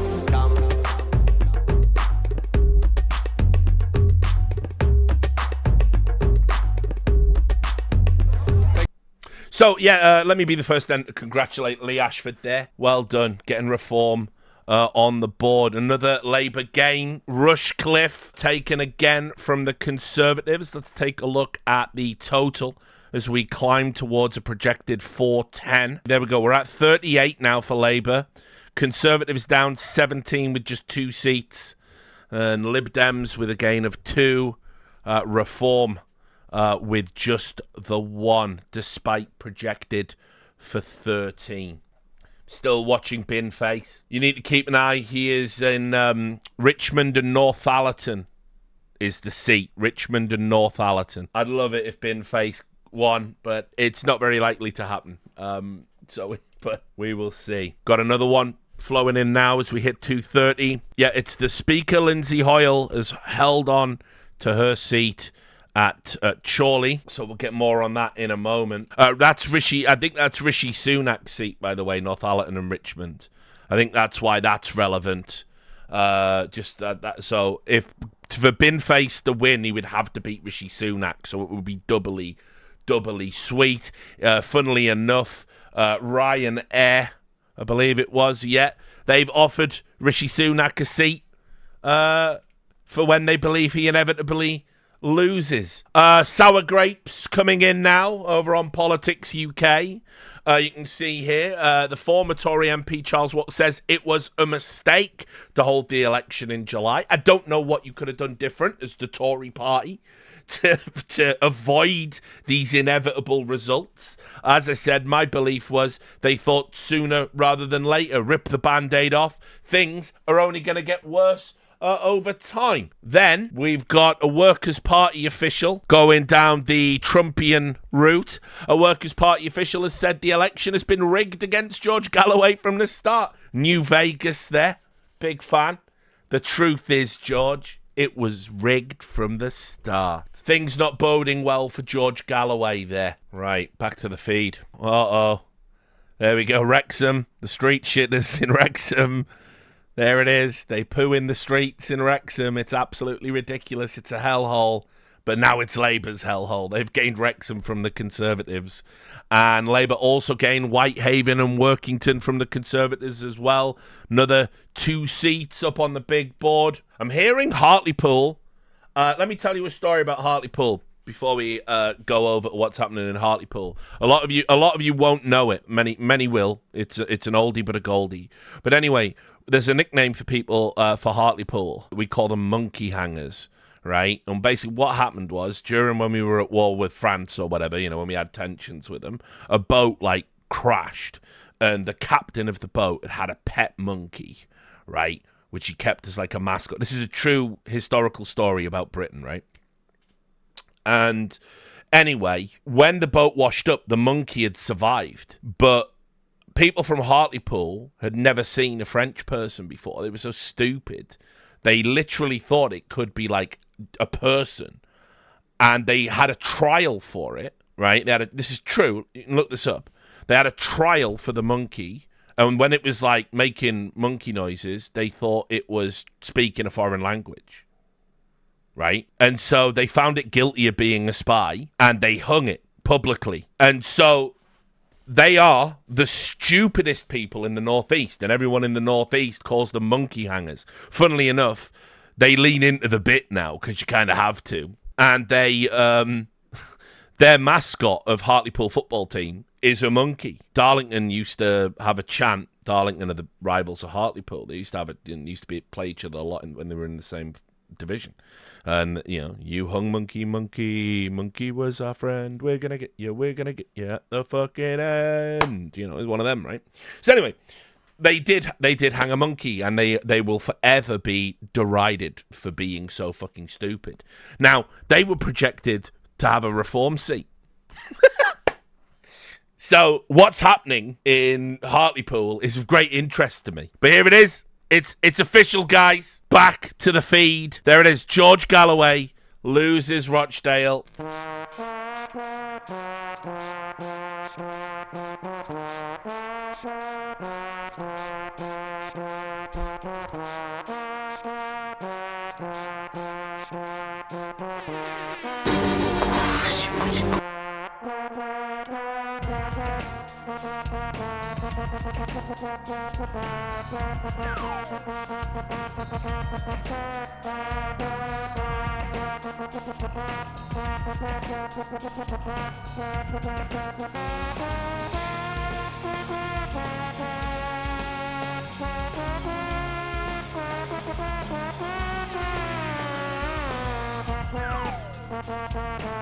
Right, it's enough of that, but we will keep that on hand for later, no doubt. Maybe when Liz Truss goes. Yeah, that was, for those who are wondering what you just saw on your screen, sorry, horrifying, could have given you some fair warning there. But, yes, that was when George Galloway, a serious political figure, went on Big Brother and then in some weird, flirtatious interaction with another one of the housemates, behaved like a cat. And as you can see, was licking up imaginary milk out of her cupped hands and saying meow and purring and rubbing his head up against her. Somehow, he still had a political career after this. Welcome to Britain. Anyway, I mean, look, our Prime Minister fucked a pig's head. We out here. We out here. Anyway, Truss is under pressure. The lettuce that she's running against might take her seat. There's the confirmation of Rochdale going over to the Labour Party. Labour also gained Erewash from the Conservatives, another gain. Labour also gained Tipton and Wednesbury from the Conservatives. I know all you people not from Britain, all you fuckers are going to be hearing all our British names. Our place names just be out here. They just be out here. So, it looks... Ooh, have we got another Lib Dem seat coming in? It's 3. Labour are at 47. Conservatives still at 2. The massacre continues. Galloway will be giving a super sour, miserable speech very soon. I know you, George. You signed my book, George. We got another Labour gain there. Kilmarnock and Loudon from the SNP. Or is that Loudon? Apologies. There's the Lib Dem hold at Kingston and Surbiton. Put them at 3. That was Ed Davies' seat, so obviously that was to be expected. Lee Anderson, this is the level he's operating on. 30p Lee, here he is. He's done a post. Look, I think this picture speaks for itself. And look, he's pointing to it, saying Member of Parliament, but he's done it clever, hasn't he? He's done an upside down one of them, hasn't he? He's done an upside down one of them. He's saying fuck off. He's giving you the middle finger. Rishi Sunak has left his house to go and cast his vote in the constituency of Richmond and Northallerton. That is done. He's voted for himself. Or maybe he's voted for Binface. We are going to see. We're all going to lose, SNP candidate tells me. Here in North Lanarkshire, where the SNP are defending 4 seats against Labour, an SNP candidate has just told me, I'm going to lose, we're all going to lose. Many of the SNP crowd here are effectively conceding all 4 seats, despite the fact we're still a while away from the first result. Whilst Cumbernauld may be the closest, they're still expecting that to be a loss to Labour too. Motherwell, I'm told, won't even be close, particularly with an unexpectedly strong reform vote. This is Defence Secretary Grant Shapp. He might have lost his seat. We'll see. It's not official. Yeah, it's interesting that, isn't it? You can see that it appears the reform vote is mostly being siphoned off from Tory votes. What a surprise. Weird that. They're saying Corbyn has won the seat and fended off the Labour challenge. That's on Politics UK. Still not officially confirmed. Gonna wait on that one. I can't wait for the Galloway speech. I really can't, guys. Oh, yeah. That's the Jeremy Hunt seat under threat. Just a 19% chance of holding on to it. There's another Labour gain, Western Bartonshire from the SNP. There's the SNP annihilation, a secondary story. When is Bojo making his inevitable return to politics? There's this whole subtext about, like, apparently Nadine Dorris got a text from Boris Johnson while she was on the show, and she won't say what it says, but he won't be... I don't think he'll be coming back. I think his name is Mud in politics for obvious reasons, and I mean, for whatever reason, he'll always be allowed to be like on TV or a columnist or, you know, whatever it might be. Another Labour gain, Broxtowe, been taken from the Conservatives. Let's have a sweep around the map. Whitehaven and Workington. Reform, second place again, very close though. Conservatives nearly beat them out. This is obviously up in Scotland. This is the Kilmarnock and Loudon or Yeah, Loudon. It's got to be Loudon. Labour ahead of SNP. Reform, fourth there. Not a lot of votes, not a strong showing. Same for the Tories. Let's go down here. This is Runcorn and Helsby. Labour, landslide. Reform narrowly ahead of the Conservatives. What else have we got up here? This is Widnes and Halewood. Yeah, and listen, Britain has some quaint place names. Again, Reform second there, beating out Conservatives by almost 2-1, but a Labour landslide. That's Knowlesley. Labour there with a landslide. Reform in second place. Even the Greens beat the Conservatives here. Sefton Central, a Labour landslide. Conservatives in second. Reform in third. Bootle, obviously the famous part of Liverpool. We've got Labour landslide. Reform in second place. Green beating out the Conservatives. No one votes Tory round there. That's not a surprise. This is the Ashfield. There it is. There's the Reform votes. There's the numbers in black and white. Although don't let the Reform candidate hear you say that. The Vale of Glamorgan. Let's have a look in some of the Welsh seats. We've got obviously Labour and just not a lot of love for Reform down here. Third, but third by quite a distance. We go up to Bridgend.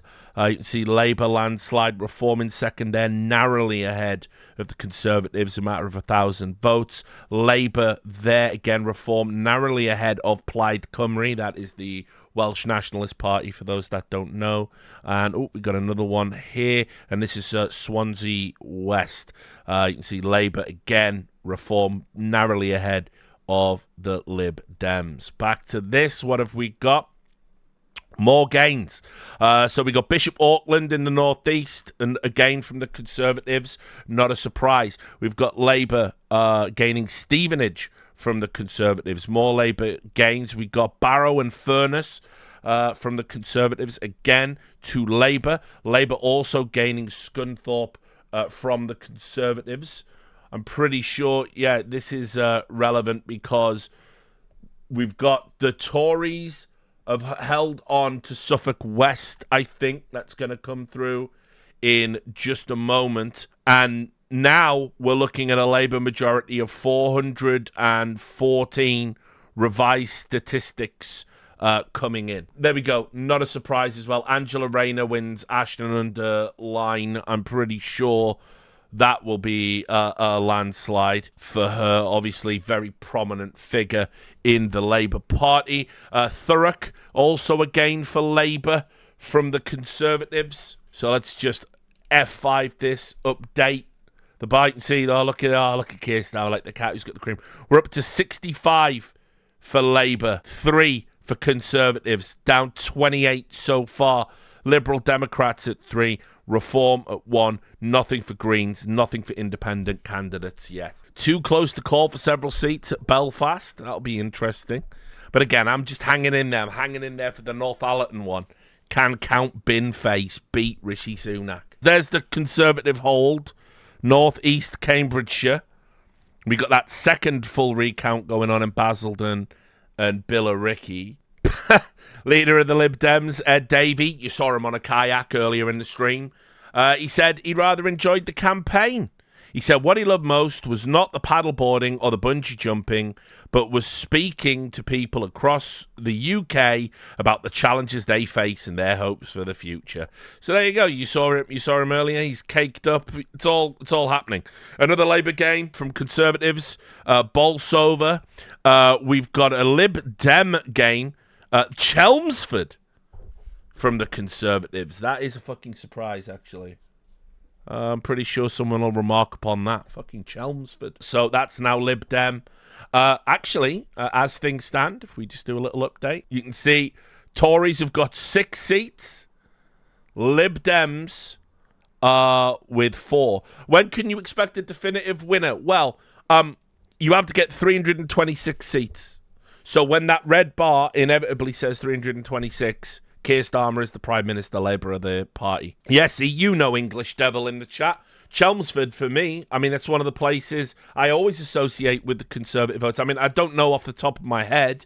I'm not a savant, but it feels like it's been Tory for a fucking while. It feels like the Conservatives have won there for some time. So I'm very surprised they've gone Lib Dem. It's an absolute humiliating defeat tonight for the Tories. Oh, here we go. Labour they've held Smethwick. Another one near me. Smethwick. Looks like it's still going to stay Labour. There it is as well. Keir Starmer wins his seat in Holborn and St Pancras.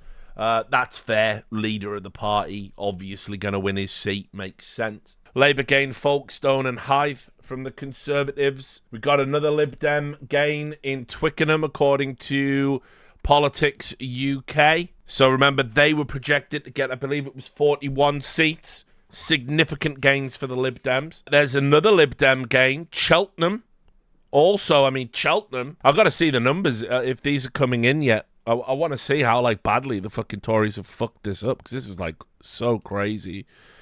There's Kingston and Surbiton, which is they just absolutely got fucking battered down there, the Tories. There you go. There's another Lib Dem gain, Hazel Grove, taken from the Conservatives. Politics UK are also saying they've got Carshalton and Wallington. Okay, got this coming in. Oh, what?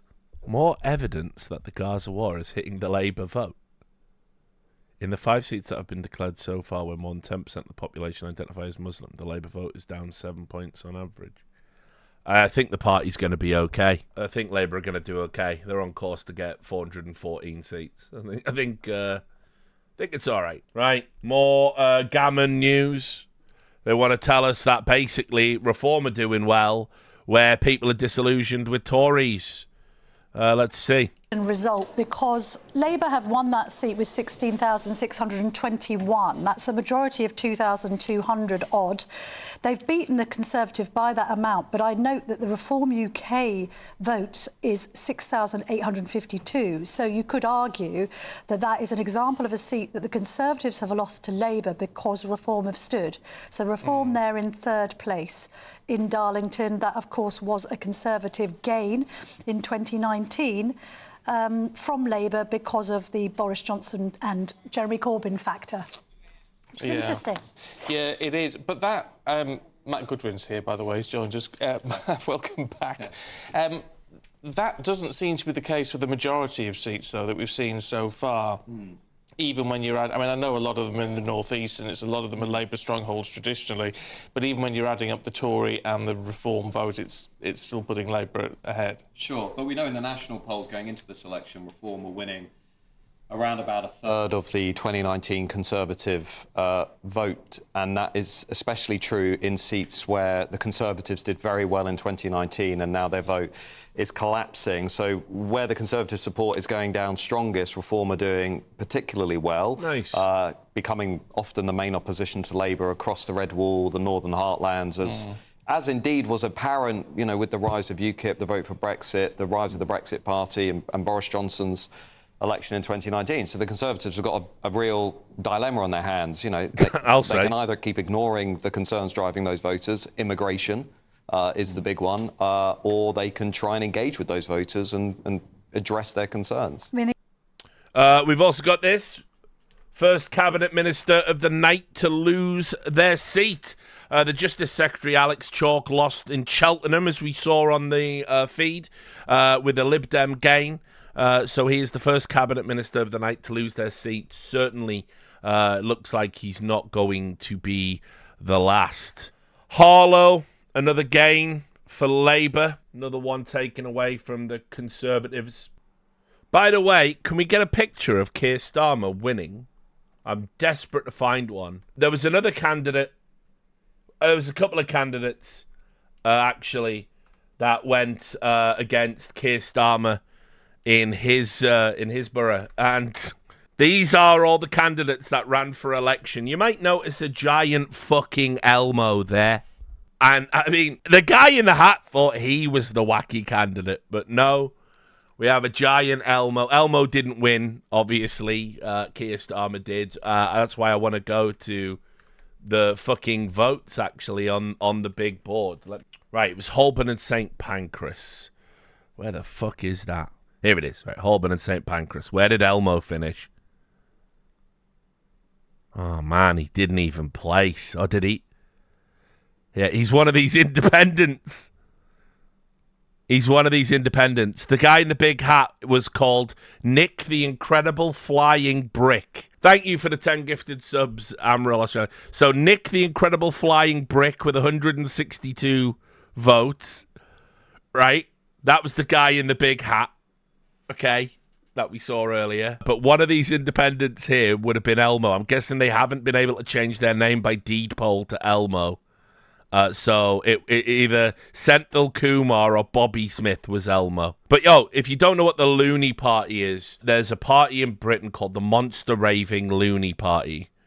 It was basically just like another party designed to ridicule the political system, and it gained a lot of attention like back in the 90s and the early noughties, and you know now it's kind of just another also ran. People go independent, people like Count Binface and everything. And with that, we can go and get Keir Starmer's speech. I'm hoping it's a wide shot so we can enjoy Nick the Incredible Flying Brick and Elmo warmly applauding our new Prime Minister. No, it's a tight shot. Fuck you. Fuck you, media. Anyway, let's listen to our fucking rigid, impersonal, mannequin, slug hybrid Prime Minister. Huge privilege to be re-elected to serve this constituency, the incredible community of Holborn and St Pancras. Oh, there you go. My home, there they are. Where my kids have grown up, where my wife was born. And I have to thank Vic and my family more than anyone for their love and support and for keeping me totally grounded. Thank you, Vic. And thank you so much to the police and the returning officer for making sure every voice is heard and every vote is counted. And thank you to Andy White, a fantastic agent, the campaign team, the local party, and all the volunteers who've worked so hard over the last 6 weeks and beyond. Every door knocked, every leaflet delivered, every conversation had, it makes a massive difference. And lastly, I'd like to pay tribute to my fellow candidates who put themselves forward for public service. Because in this room, right here, beats the heart of our democracy, not in Westminster or Whitehall, but in town halls and community centres up and down the country, in polling stations and voting booths, and most of all, in the hands of the people who hold the power of the vote. It all starts here. It's just so insane. Change like, begins in this community. How is he real? Came together to make life better. Like the fantastic councillors who work so hard for our area. Go on, Elmo. Show him some love. Service starts in this neighbourhood. The groups, the faith communities, the local organisations who serve week in, week out. And hope starts with that one kid from Somerstown who dares to believe that the future belongs to her. And with Labour, it will.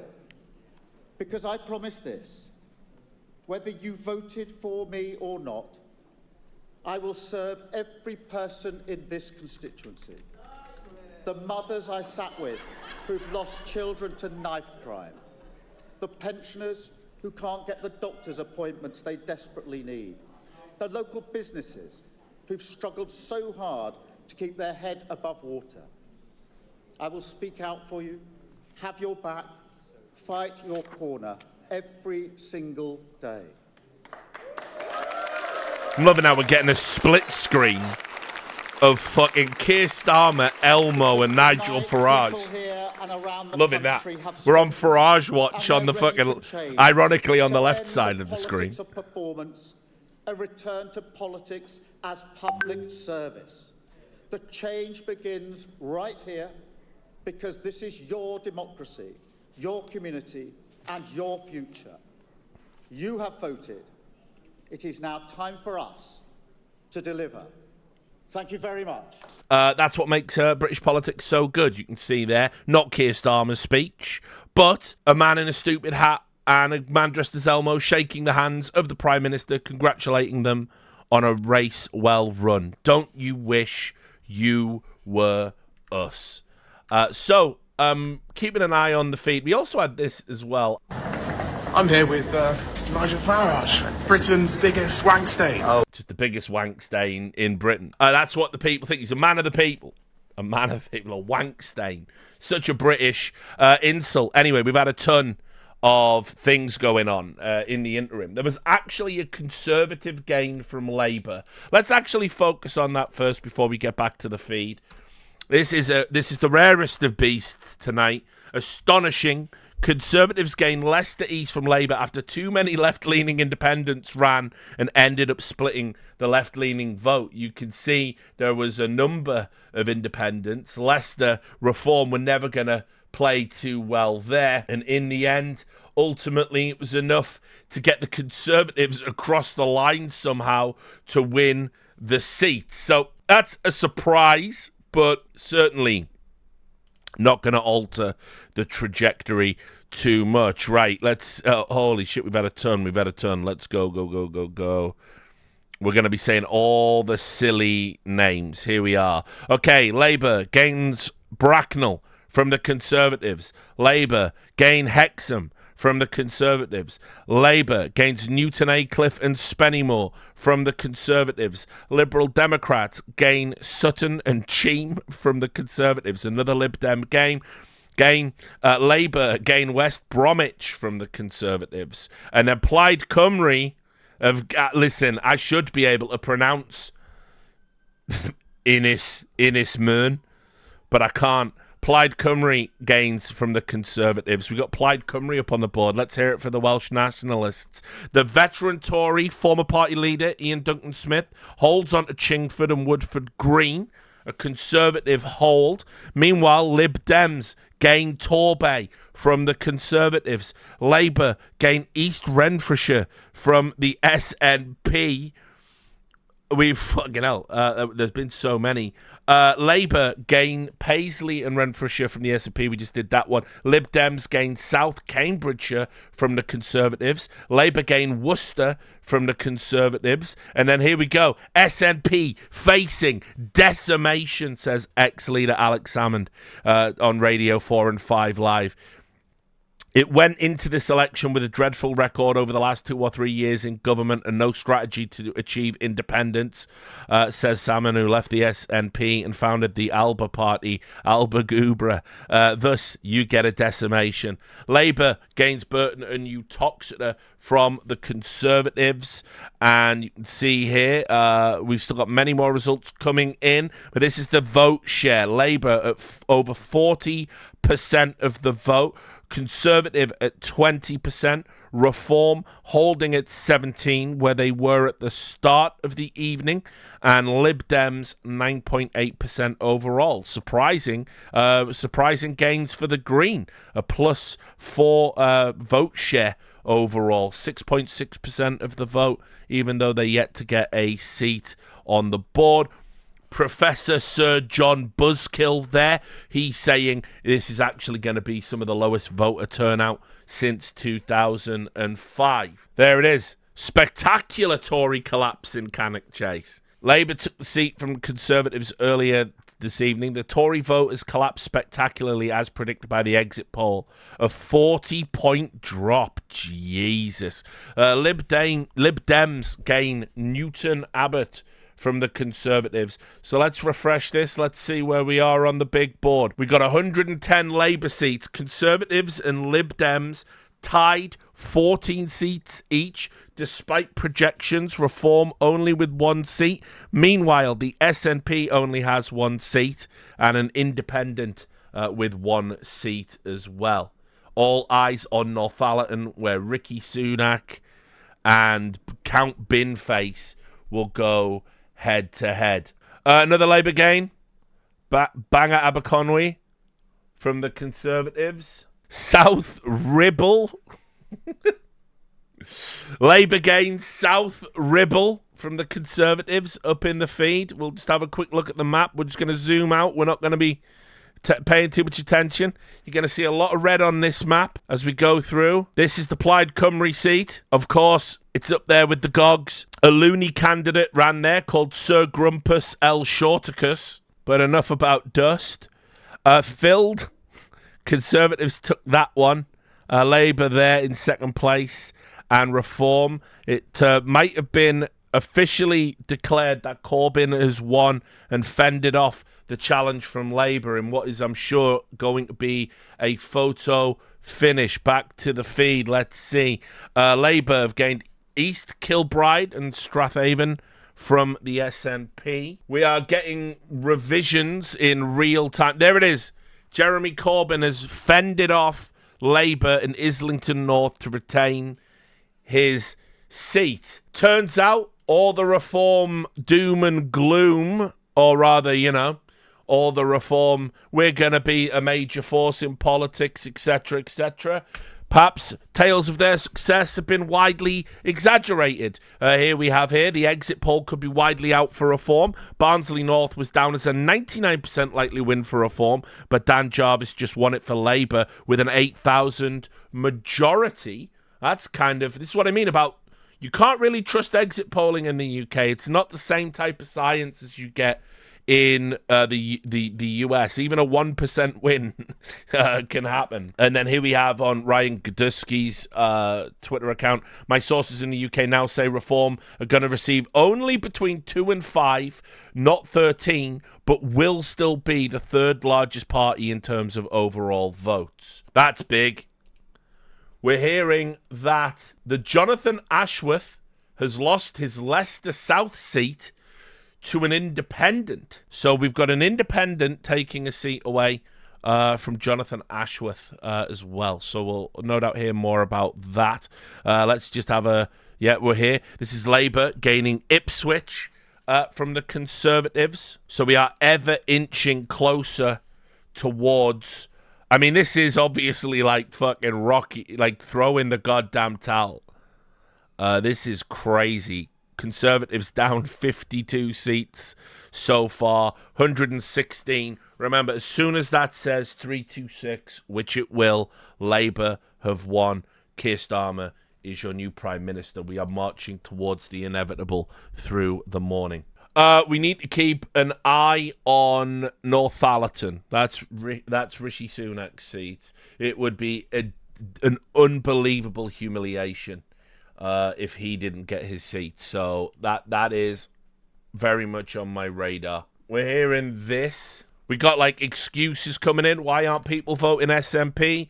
This clip seems to say it was the rain. There was definitely going to be turnout. I'll be interested to hear what the turnout was, not just because we now have more barriers in this election with having to have ID, the fact that everyone's uninspired, the postal votes fiasco, but also today I've learned it was raining up in Scotland. Well, that's that then. That explains that one. Nothing to see here. There's the confirmation that Farage wins Clacton. We've got also another Labour gain, Buckingham and Bletchley. Nigel Farage it's confirmed he's won Clacton. That is going to be Reform's second seat. Nigel Farage, officially a Member of Parliament at his 8th attempt. We've had another meme in from El Gapo. For some reason, he's decided to do this to that time Nigel Farage got in a glider crash or whatever the fuck it was. Bless him. Right, back into the news feed. So looking like we're going to be on course for about 5:30. The pace that we're going right now, we're going to see. But it obviously depends on which constituencies come in. Just a little bit of nightmare fuel for you as well. That graphic from Guido Fawkes. We got Bolton West as well, another Labour gain from the Conservatives. In real time, Nigel Farage is trying to redefine winning. He said, Nigel Farage says we will come second in hundreds of constituencies. Yeah, Probably now that you're a member of Parliament, you should figure out that means fuck all, mate. Oh, we've got footage of Bin Face in action. Fantastic. Let's do it. Bin Face versus Bin Fire as the Tory party gets hit by an electoral asteroid, the likes of which only the dinosaurs have seen. It's fantastic. I love being here. To answer your first question, you know, I'm space aristocracy, but over here I've announced my peerage. That's the kind of guy I am. Oh, you've got so much. You're authentic. You're credible. Honestly, if I were a constituent round here, I'd have so voted for you, Bin Face. I really would. I have to say, there's just been an announcement, hasn't there? Now, I don't want to. We're told we'll get the result here in, lest we forget, the Prime Minister's constituency at about 4 o'clock. Not for long. Yeah, but they haven't started counting, have they? They're just about to start counting. This is what you call the end of the prologue. So in Lord of the Rings terms, it's about halfway through the first film. So you've got a long, long way to go. But that's okay, because it's not like I'm sweating and nearly dying inside my armour. I'm built for this kind of stuff, Jane. And you just got, I mean, who knows? There might even be a recount. So, you know, you've got to strap in for the ride. You think, what, there might be a recount because you actually have come a close second, possibly, to the Prime Minister? Well, I mean, maybe not numerically, but morally speaking, I think the victory is mine. But, you know, the Labour Party have, if you haven't noticed, done quite well. And so, you never know, Tom Wilson might be coming up on the stand side against Rishi. It's likely Rishi's won. That's the only time you're going to say that tonight. And we'll see. But, you know, one vote would be enough for me. It's an honour just to be here, Jane. Oh, yes, no, I get that. An intergalactic witness of political history. So thank you, Bin Face. You went there when no one else dared. That's what I do. And that's what he does. That's what he does. Thank you so much. Thank you, Jane. There's no doubt that... I've got loads more to say, but don't worry. Back to you, Matt. So there you go. That's the Times Radio election night footage, an interview there with Count Bin Face, who is running against Rishi Sunak in Northallerton. So we're here for Count Bin Face. There's people in the chat going, Bin Face, I thought that was just one of your silly nicknames, and it's like, no, he's a guy who wears a bin on his head, and he runs in UK politics. So yeah, as I said, you gotta love this country sometimes. He used to be Lord Buckethead, and then, as he said there, he renounced his peerage. So back to the feed. Where are we at? Holy shit. It's all happening. Reform is coming for Labour, Farage promises. He thinks he's in the UFC, this cunt. We got Labour gains Penrith and Solway from the Conservatives. Labour gains Rugby from the Conservatives. Lib Dems gain Eastbourne from the Conservatives. Labour gain Rother Valley from the Conservatives. Labour gain Gravesham from the Conservatives. Labour gains Midlothian from the SNP. Labour gains Paisley and Renfrewshire North from the SNP. The Conservatives did hold North West Essex, you fucking chavvy wannabe Tory cunts in Essex. Liberal Democrats gained St Notts and Mid Cambridgeshire from the Conservatives. Labour gains Falkirk from the SNP. Labour gains Southend, East and Rochford from the Conservatives. SNP have held a seat in Aberdeen South. Shout out to my boy Johnny Johnston. You did it, homie. The SNP are there, fucking Aberdeen. And then Labour has gained Redditch from the Conservatives. Right, let's get back to the big board. You can see it's all happening thick and fast now. Labour up to 137. As soon as they hit 326, they are the winners. They're on course for that. They're on course for 414 at the moment. Strangeness notwithstanding, the Tories, they could get even more creamed than people thought they were going to. They are down 62 seats. This will be a humiliating rout. Rishi Sunak will probably have to fall upon his sword and publicly apologise. He maybe has no career left in politics after this. Remember, it was his idea to have this disastrous election. Lib Dems knocking on the Conservative door with 16 seats. Reform, they only have 2 so far, and it was the big 2, the 2 that people expected them to get. We've got 2 independents and 3 others. In the others, obviously, that one of them is Plaid Cymru. We think we could have a Green seat down in Bristol. We are waiting on that. This is the one that we talked about earlier. This is Leicester South. An independent called Shokat Adam has took it from Labour. Interesting. More on that in a moment. We've also got some first-time chatter. I'm guessing the people of the UK like the Labour Party. Oh, no. Oh, no. Not at all. We are just absolutely sick of the Tories. So this is a referendum on 14 years of Conservative rule. This is nothing to do with are Labour an exciting party? Is Keir Starmer an exciting Prime Minister? No. British politics, it's deceptive. Sometimes. I've now got an official Count Binface feed. I am watching it. I'm keeping one eye on it. He's posing for pictures with the BBC crew that just did that interview as well. It's fucking great. Yep, here in Great Yarmouth is coming in Reform with a 3rd seat. That's going to be confirmed on the board, but Reform are going to go up to 3. Still not on pace to get the 13 they were projected. Oh, this is interesting. Let's do this. This sounds good. I'm in. Right? Look at this. Pity for Tories. Let's see. Says here, a reminder, listening to Grant Shapps' speech a little earlier. I've got to get this speech. I've got to get Grant Shapps. Sounds like he's big sad. Oh, Lord. That's mental. I'll bring that up in a second. So, Grant Shapps, by the way, who did lose his seat earlier, people were defacing Grant Shapps' campaign posters in his territory. So this is what was happening to Grant Shapps' billboards where he campaigned, right? The fucking clown tie. Oh, that's fucking fantastic. Oh, that is fantastic. Great job. And by the way, when he lined up to hear the news, let me just show you this. This is fucking berserk as well. This is like, these were the candidates like running against him. And it's like, you've got fucking Mary Poppins is there for some reason. This guy's just got a fedora on. He's a fucking Reddit moderator. Like, what the fuck is this? Like, it's fucking ridiculous. Like, but it's what I mean. Welcome to British politics.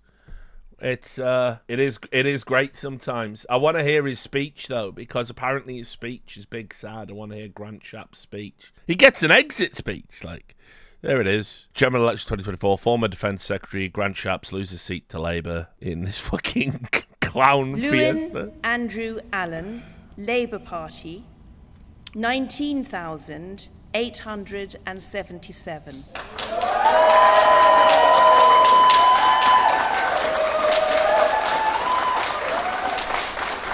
In addition to representing Welland Hatfield, I have also had the honour to have served in more cabinet posts than most. From party chairman to transport secretary, home secretary, briefly, to business secretary, energy secretary, and of course, currently defence secretary. Is there anything this cunt can't do? I want to do? pay tribute on that last one to the selfless courage of the men and women of this country who served in our armed forces. I've had the privilege to work with them. And there's no more important task for any government than to defend the realm, and my proudest achievement in government has been to secure that very large multi-billion-pound additional funding to increase our armed forces spending. It's clear tonight that Britain will have a new government in the morning. Correct. And I am extremely concerned that unless it quickly commits to spend 2.5% of GDP on defence, Nah, I'm good, homie. our armed forces may suffer. And so will our friends in Ukraine. Fuck off invoking their name, you fucking bellend.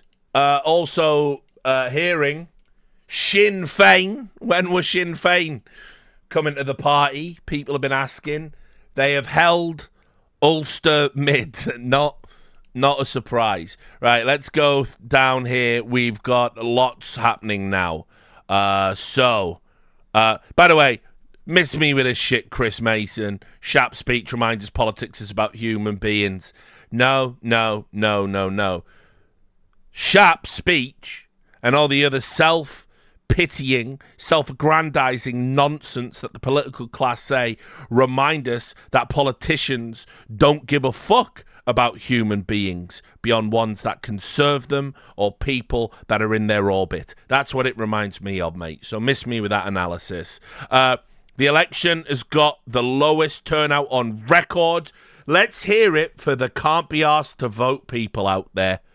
God bless you all. Right, but that just got Thanos out of existence because we've got more gains. Labour gains Hindburn from the Conservatives. Labour gains Carlisle from the Conservatives. Labour gains East Thanet from the Conservatives. Another seat for Plaid Cymru. Jesus Christ, look how fucking fast this is going now. Plaid Cymru gains Cyffredin from the Conservatives. Lib Dems have gained Cheadle from the Conservatives, so that's another Lib Dem taking seats from the Tories there. Labour gains High Peak from the Conservatives. We got a Tory hold in Hertsmere. Reform UK got Great Yarmouth. They're up to 3 seats now. It is official. Labour gains the Amber Valley from the Conservatives. And you can see here, the forecast now has adapted because of some of those independent wins and where the Conservative got a hold. We've got got a steal off Labour. We're now looking at 405 seats, still an insane majority. And look at Reform on course for only 4 seats down there with Plaid Cymru, the Welsh Nationalists, Cymru and Byth. Labour have gained Southend, West and Lee from the Conservatives. We've gained Clwydd North from the Conservatives. Lichfield from the Conservatives to Labour. The Alliance Party have gained Lagan Valley from the DUP. Lib Dems have gained Wokingham from the Conservatives. Bassetlaw has been Labour from the Conservatives. Labour gains Milton Keynes North from the Conservatives. And Labour gains Rutherglen from the SNP. Let's see where that puts us. For now, we're up to 162 seats, a gain of 67. Conservatives on 26, down 78. Lib Dems on 18. Reform only on 3. Now on course for only 4. See, I told you we weren't having a right-wing backlash over here. All the posturing about, oh, look at all the votes we got. Yeah, you got a bunch of fucking protest votes in a low turnout election. Well done. Fucking meaningless. Not how our political system works. We will have to listen to fucking Farage mugging in the fucking House of Commons, and that will be sickening. We got Mid and South Pembrokeshire, also Labour gains that from the Conservatives. We got Lib Dems gain North Devon, love a cream tea down in Devon and Cornwall. Lib Dems gain North Devon from the Conservatives. The Greens have got Bristol, is that confirmed? Oh no. No! Sad fucking news. The worst result of the... Well, no, is it? With Farage winning, but Suella Braverman held her seat. No. So there you go. Back over here. There it is. Bristol Central. A Green gain. That's the Green seat. It was projected. Labour were trying to be bullish on their chances. Green were confident. Green have took Bristol Central. Big win for Green. Green, actually, the Green Party vote increase might be an even bigger story than a lot of other things that have been going on, because they've had like a really substantial increase in the number of votes they've got. Now, yes, low turnout election. Yes, people disgruntled with both major parties. Yes, Tories in shambles. Yes, protest votes abound. But, I mean, it's like I said, it says a lot about you if you went and filed Reform as a protest vote over Green as a protest vote. Labour gains Rossendale and Darwin from the Conservatives. I've been to Bristol many times. Party down in Bristol. Got fucked up on marijuana wine. Good times. Couldn't walk home. The cover of the Daily Star. It's hard to believe. This is the cover of Absolute Rag, the Daily Star. And you can see here, 14 years in charge. Those good bits in full. And there's nothing. It's just a blank sheet of paper. But if you look down there, we've got Liz Truss as a lettuce with eyes there. Boris Johnson as a clown with a COVID mask on.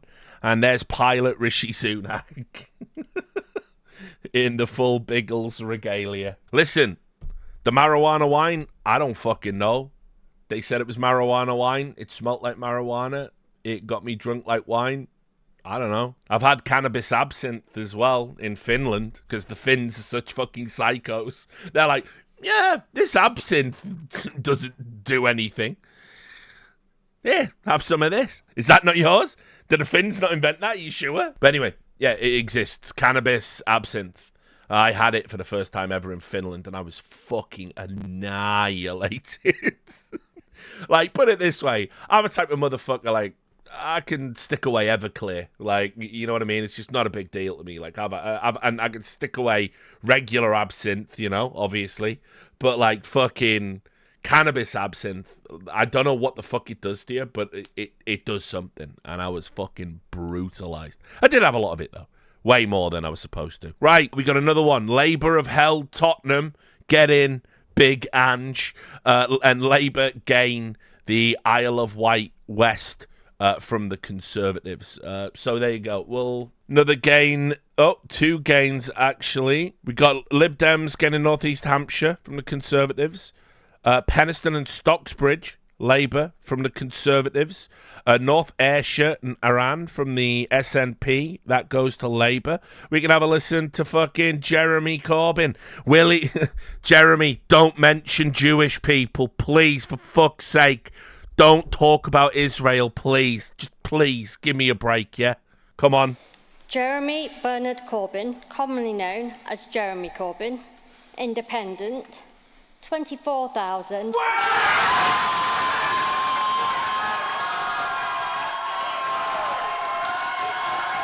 Our campaign did not get into the gutter of politics, as is too often happening in this country. Ours is a positive campaign trying to bring hope to people who are in housing stress, who are homeless, who are going through mental health difficulties, who are worried about their future. And the political system has to produce answers to those concerns and those worries. Demonising refugees, demonising people from other countries won't solve those problems. The only way we solve the problems of our community is by uniting our communities. And our campaign was utterly determined to bring that degree of unity to it. I gotta say, I'm just glad he beat Rasputin. so, you know, I mean, that's the main thing in all of this. So, back to the feed. Conservative Swella Braverman, she's held a seat. We knew that. Labour gains Hemel Hempstead from the Conservatives. Labour gains Dunstable and Leighton Buzzard from the Conservatives. Labour gains Bolton North East from the Conservatives. We've got a Lib Dem gaining Chichester from the Conservatives. And Labour gain Stoke-on-Trent North from the Conservatives. So again, we're going to go back up to the big board. We're now up to 184 seats. No fucking shot. This is the fourth seat for Reform. That's breaking. We're going to go to that. Someone are telling me he only won by 20 votes. That could get recounted. Who knows? But anyway, we've got 184 seats for Labour now. 29 for Conservative, 22 Lib Dem, 4 for SNP, 3 for Reform, potentially 4. We're going to look at it now. And we've got 8 other people, obviously. That's going to shift as independents and Plaid Cymru and other parties like that get their seats. But we've just had this, according to Politics UK, Richard Tice has apparently won the Boston and Skegness. Skeggy. The Boston and Skegness seat for Reform. We will wait and see about that. We will wait and see. Hearing again, that's a very, very close race. Labour have gained Motherwell, Wishaw and Carluck from the SNP, as we talked about earlier. Liberal Democrats have gained Tunbridge Wells from the Conservatives. Lincoln in. It's for Labour. They take it from the Conservatives. Meanwhile, the Conservatives are going to hold Louth and Horncastle. So we got another little Conservative hold there. As soon as I'm able to see a breakdown of those reform votes, I'll bring them to you. A very happy birthday for the Lib Dems, Lisa Smart. Apparently, good news. Wish her a happy birthday. Wish her all the best. Right, what have we got here? Right, yeah, let's set this up. This looks like it's going to take a while to load.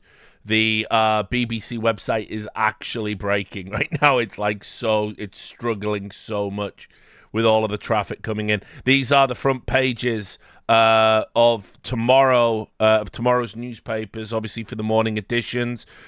We got landslide there in the Daily Mirror. You can see Keir Starmer. Get used to seeing that shit-eating grin. He's the Prime Minister now. We got the exit factor. Keir Starmer in Metro. The Sun. Fuck the Sun. You've got Britain sees red. Oh, we're getting closer. We're getting closer. Crushing blow to Tory party in election wipeout in the Daily Express. The back of Rishi Sunak and his wife there. The iPaper, Labour landslide. The Guardian, huge Labour majority predicted by exit poll. Again, the same picture of Keir Starmer and his wife. See, we're still loading the pictures. The Daily Fail, Labour set for historic landslide. I bet this didn't go down well in the office.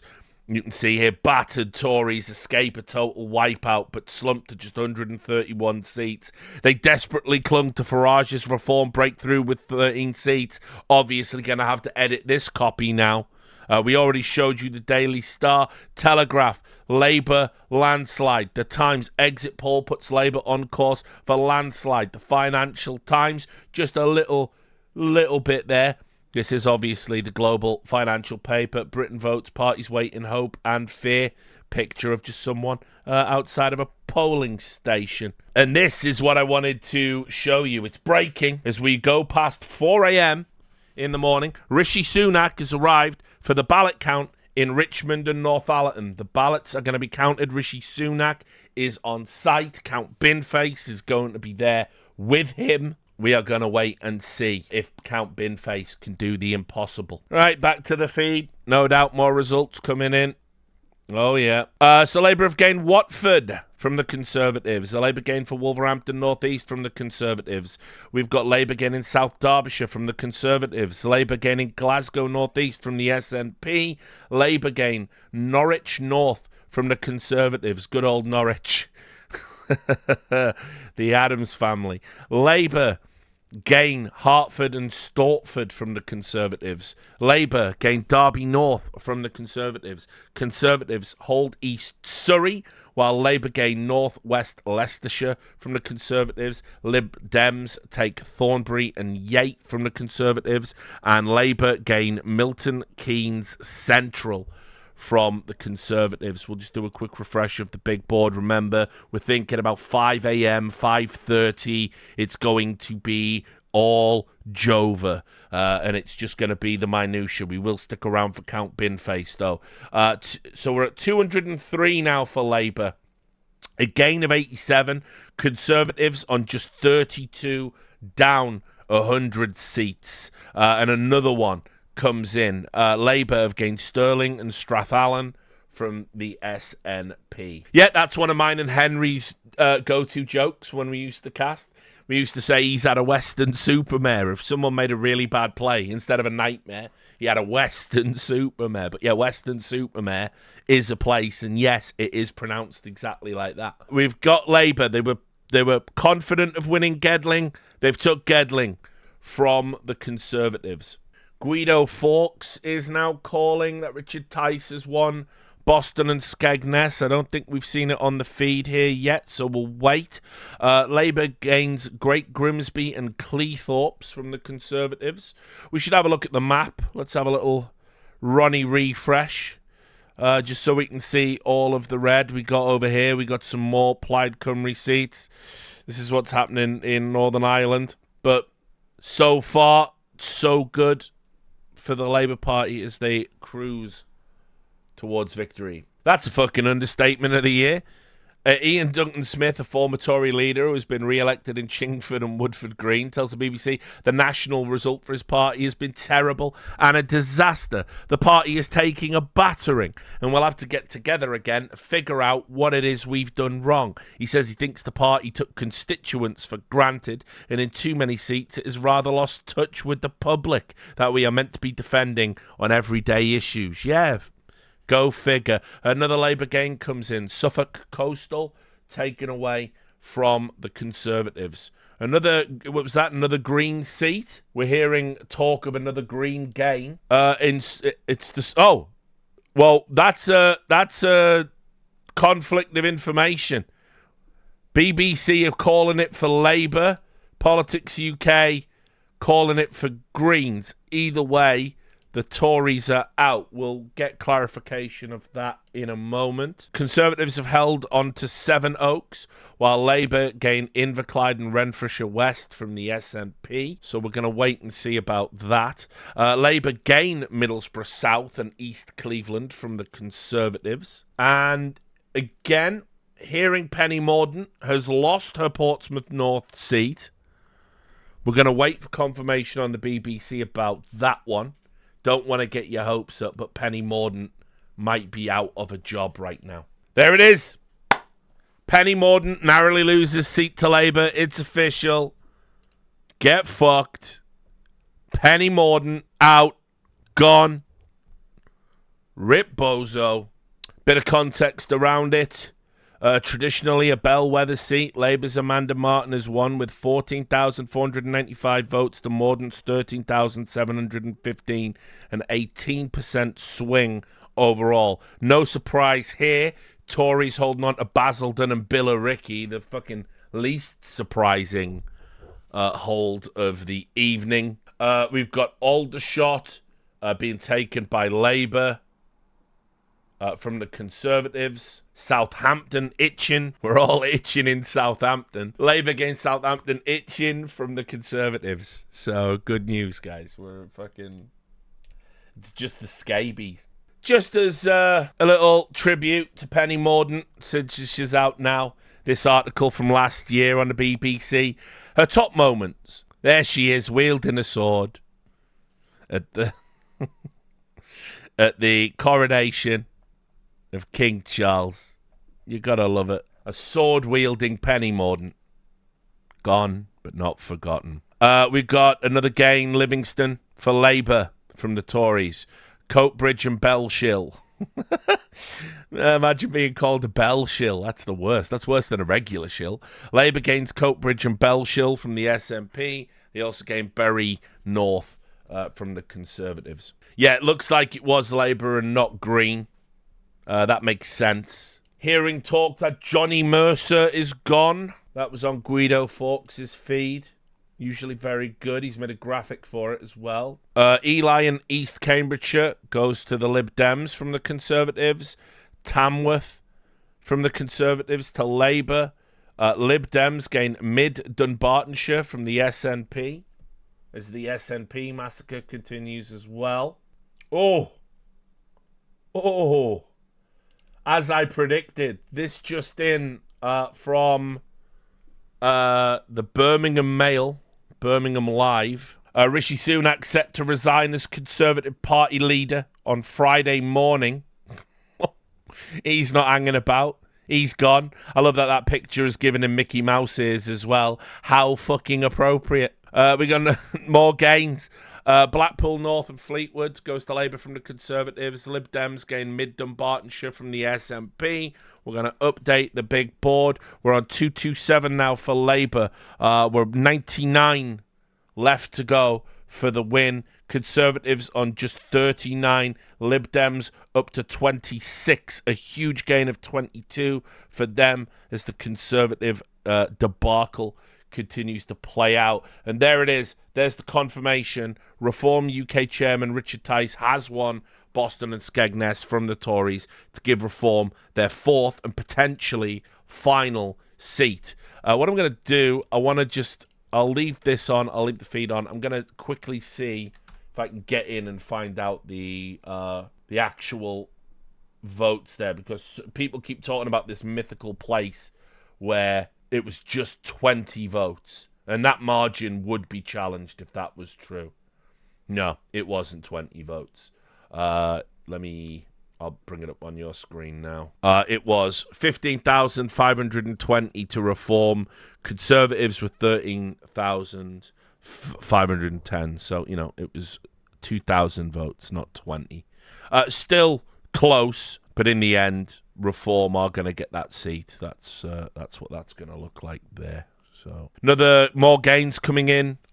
We've got... Oh, I want to see the Penny Mordaunt speech. Democracy is never wrong. Labour have gained Gloucester from the Conservatives. Labour gain Plymouth Moor View from the Conservatives. And wow, this is big. Lib Dem sources say there might only be 100 votes in it for the seat of Jeremy Hunt. Oh, chef's kiss if he fucking loses a close race. That'll be fucking great. That'll be so good. Let me get the Penny Mordaunt speech for you if I'm able to. Glasgow East just in. Conservative. By the way, this guy, Sir John Curtis, his analysis sucks ass. It's looking like a bad night for the SNP. They're literally throwing themselves into the fucking street, mate. Yeah, it is a very bad night. Yeah, they know it as well. Conservatives have held Solihull West and Shirley. Shame on you. Shame on you, Solihull West. Labour gain Walsall and Bloxwich from the Conservatives, and Labour gain Leeds South West and Morley from the Conservatives. I'm still trying to hunt down this Penny Mordaunt speech. I can get transcriptions of it, but can't get it played. The only speech I'm being able to link to is that bonkers one she did post-coronation. So getting back into the news feed now. Oh no, it's gone. They've deleted it, mate. They bailed on it. They're too quick on the delete. Eltham and Chislehurst in for Labour from the Tories. Filton and Bradley Stoke, Labour from the Tories. Labour gains Shrewsbury, or some people say Shrewsbury, but whatever. Okay, we got the Penny Mordaunt speech. Let's go. Let's watch Penny Mordaunt's sad, sad face. Here you up. Democracy is never wrong. Is sometimes. I want to add my thanks to all those who have facilitated this election, the count, the police, those who man polling stations, the electoral team at Portsmouth City Council, and also to all candidates who've run in North and South, and in particular my running mate in the South, Sina Biddle. Congratulations, Amanda. You have my assurance that I and my team will do everything we can to assist you in setting up your office and having a smooth transfer of our casework so that the people of Portsmouth have a good service throughout that period. Amanda, you will know that you are now working for the best employer ever. The people of Portsmouth are wonderful, hard-working, big-hearted, and anything that I ever achieved was made possible by them, and I thank them for the opportunities they have given me. I will never stop caring for these people or this place, and in all things I've been guided by them, their common sense, their determination, their ambitions and hopes, their pride in our city and our nation. Tonight, the Conservative Party has taken a battering because it failed to honour the trust that people had placed in it. You can speak all you like of security and freedom, but you can't have either if you are afraid. Afraid about the cost of living or accessing healthcare, or whether the responsibility you shoulder will be recognised and rewarded. That fear steals the future, and it only makes the present matter, and that is why we lost. Our Other reasons too, I'm afraid, darling. Will not be achieved by us talking to an ever smaller slice of ourselves, but by being guided by the people of this country. And if we want again to be the natural party of government, then our values must be the people's. I've lost many good colleagues tonight, but I hope Not that, literally. like me, they intend to carry on serving their communities with even stronger heart. Our country needs all of us.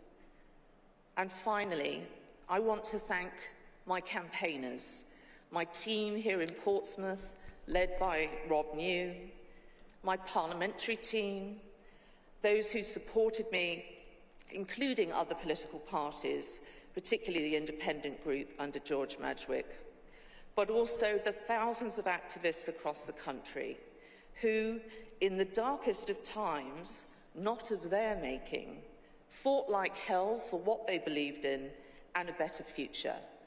I've never been prouder of you all.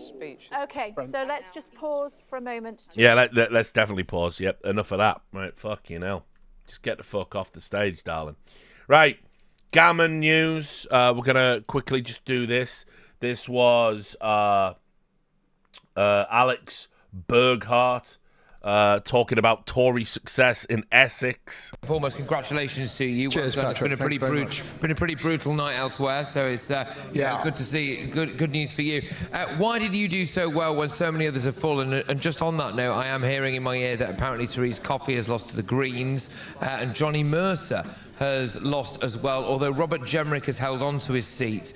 So it's a mixed bag there. But why did you manage to succeed where others failed? Well, look, and saying I had a good night when my majority went down from 29,000 to just under 6,000 is stretching it a bit, Patrick. But I think in Essex we've had some success, and I managed to hold on. Mark Francois held on. Kemi's held on. I think Richard Holden's held on by the tiniest of... We think it's 20 votes after a recount. More on that in a moment. You know, but Essex is meant to be rock solid Conservative. So these are big shifts in the wrong direction for us because all of these are on much reduced majorities. Let's talk about the rebuild, because there's going to have to be one. Someone who could have been at the centre of that, Penny Mordaunt, has just lost, so that's not going to happen. What next for you? For me personally, well, you've just got to wait and see what it looks like when the dust settles at the beginning of next week. I think we're all meeting in Parliament on Tuesday. Yeah, that's going to be fun. First thing we have to do is elect the Speaker. And that will be an opportunity for us to see who's left and how we're going to reconstitute the party. I mean, look, let's be honest, the results seem to be going one way. Realistically, Rishi Sunak's got to resign, right? I have no doubt that the Prime Minister will want to stand aside. You want, yeah, okay. And you would think that's the best thing for. Yeah, but you've got to look at the timing of that, and I think you've got to have. Really, I don't think that we want to have a sort of snap leadership contest. I think the party has to come to terms with what's happened, has to have a very serious think about its future, how it's going to reform itself, present itself, articulate its vision. And I think if we try and go through the motions of a leadership contest too quickly, we might stumble on that. I think, we're going to be in opposition for 5 years. We have plenty of time to get this right, and that's what we need to do. Just looking at a couple of the people that are left, there's yourself, there's Suella Braverman, there's Robert Jemrick. Would you consider standing, do you think? No, absolutely not. So that leaves potentially Suella Braverman and Robert Jemrick. I'm not really sure you should be sort of using my name in the same bracket as them. I mean, they're leadership contenders. I'm not. Yeah. Okay, so you would, broadly speaking, be on board with the party moving in that direction, is what I'm trying to get at, because you're at a bit of a crossroads now. You could go a bit more wet, or you could maybe go for them. It's very, very clear that we have ceded a huge number of votes to reform, and in doing so, left-wing MPs are being elected, and if the right wants to have any future in this country, it's going to have to overcome that problem. And we can't, I just don't believe that this Labour Party is as popular as having a three-figure majority. I just don't believe it. And time and time again, I campaigned a lot in my seat, but I also visited other people's seats. Found very little enthusiasm for the Labour Party. But, they've got this majority. It's now their parliament to make the best of. But we have to show that they are deeply limited, that they have very few policies, and that actually we can become the ones with a vision again and appeal to a broad base and get re-elected as soon as possible. Well, yep. See you in 12 years. See you in 15 years, maybe, actually. Anyway, so just to give you some of the other roundups that are happening here, we did locate where it was. It was indeed, as one chatter said, it was the Basildon and Billericay seat. Now, I said it was unsurprising because obviously Tories, Billericay, you know. But this was the 20-vote one. 20 votes. And the Conservatives have held on by 20 votes there. That's after a recount, so it will not be recounted further. That is the official result as it stands. That's why the Conservatives have held on to it. So just 20 votes. No doubt there'll be some smart scallywags saying things like, well, that proves every vote matters. Shut up. Shut your mouth. What else have we got in terms of closeness? We're hearing that Wes Streeting has held on to the Ilford North seat, but only by 500 votes. That's something that is floating around. We're gonna wait and see further developments on that one. Sutton Coldfield has been a Conservative stronghold since 1945. The BBC reporting there is going to be a recount because it is so close with Andrew Mitchell and Rob Pocock. So this person, unfortunately, who's going to be reporting about it, is going to be having something of a late night. Now, avert thy gaze.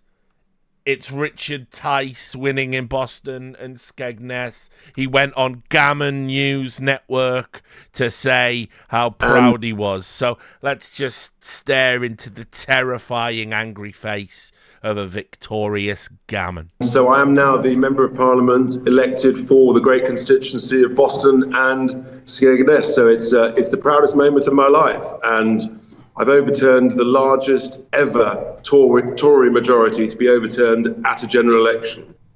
Well done, Richard Tice. Sorry, it's been such a long morning here that we've forgotten who we've announced and who we haven't. Yes, it's where do you think reform into one, Richard? Where do you think reform might top out, Richard? Because we had the exit poll predicting 13 seats. Obviously, we know you've won. We know that Lee Anderson has won in Ashfield. We know that Nigel Farage has won in Clacton. What do you think your vote share might be? Do you know how many people might have voted for you overall? What's your projections on it? What we're hearing, and obviously it's changing by the half hour, what we're hearing is that the vote share may end up around the 17% mark. And that means that well over 5 million, possibly over 6 million people have voted for reform. And if you think where we've come from 3 years ago, we were at 0%. And so we're just incredibly proud of that. So many millions of people looking for hope, voted with their heart today, and our ridiculous electoral system means that we get more votes than people like the Liberal Democrats, but something like, I don't know, about a tenth of the seats or something. So that'll be a massive topic going forwards in the debate. But I think we're going to sort of celebrate these wins, these successes. Hopefully we'll get some more. And it's a really significant moment. Yeah.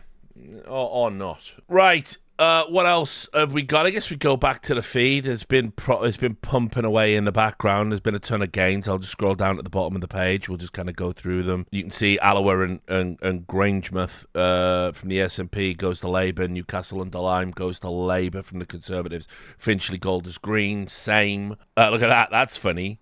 In Billericay, no celebration after bitter showdown as Tories win by just 20 votes. Yeah, I bet that was a tense atmosphere. Lib Dems have gained Westmoreland and Lonsdale from the Conservatives. Altrincham and Sale West goes from the Conservatives to Labour. Another Labour game for Clwyd East from the Conservatives. Doncaster held by Labour. Dorking and Hawley, Lib Dems take that from the Conservatives. Wimbledon goes to Lib Dem from the Conservatives. Interesting. Yeovil goes to Lib Dems from the Conservatives. Cumbernauld and Kirkintilloch goes from the SNP to Labour. Labour gain Glasgow South from the SNP as well. And you can see here a graphic, a tough night for the SNP, Labour on 19 seats, SNP on just 4. That means that they've lost 20 seats overall. Lib Dems on 2 with the gain, and that's just going to get rougher and rougher as the night continues, no doubt. Labour holds on to Pontefract, Castleford and Nottingley. They gain Weston-super-Mare from the Conservatives. We just heard about Sutton Coldfield, the stronghold.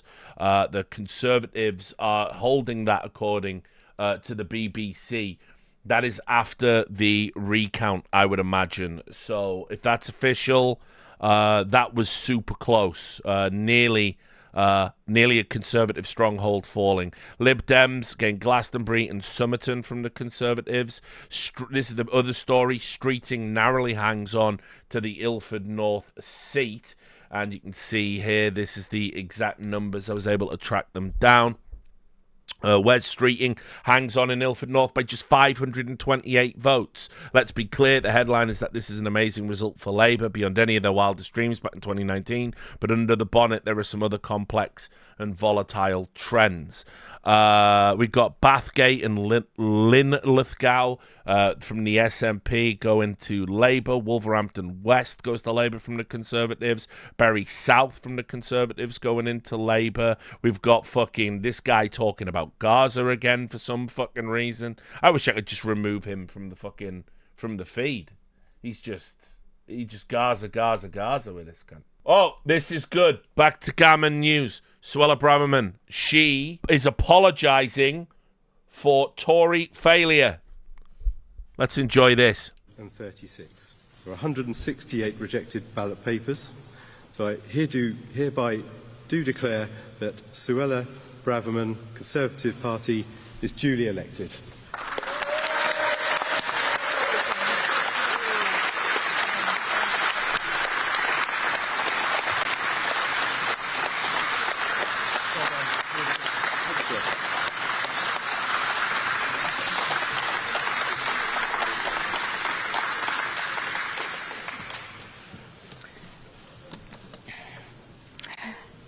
I want to start with a few thank yous.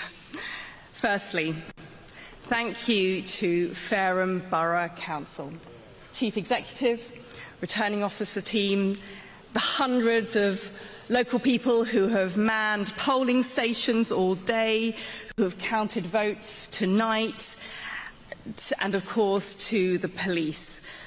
I want to also thank each and every one of my parliamentary opponents for your dedication and for making this a really enjoyable campaign. With these very new and significant boundary changes, this has been challenging for all of us, but you've all enabled our democracy to function safely and effectively. Secondly, I want to thank my wonderful team of Fareham and Waterlooville Conservatives.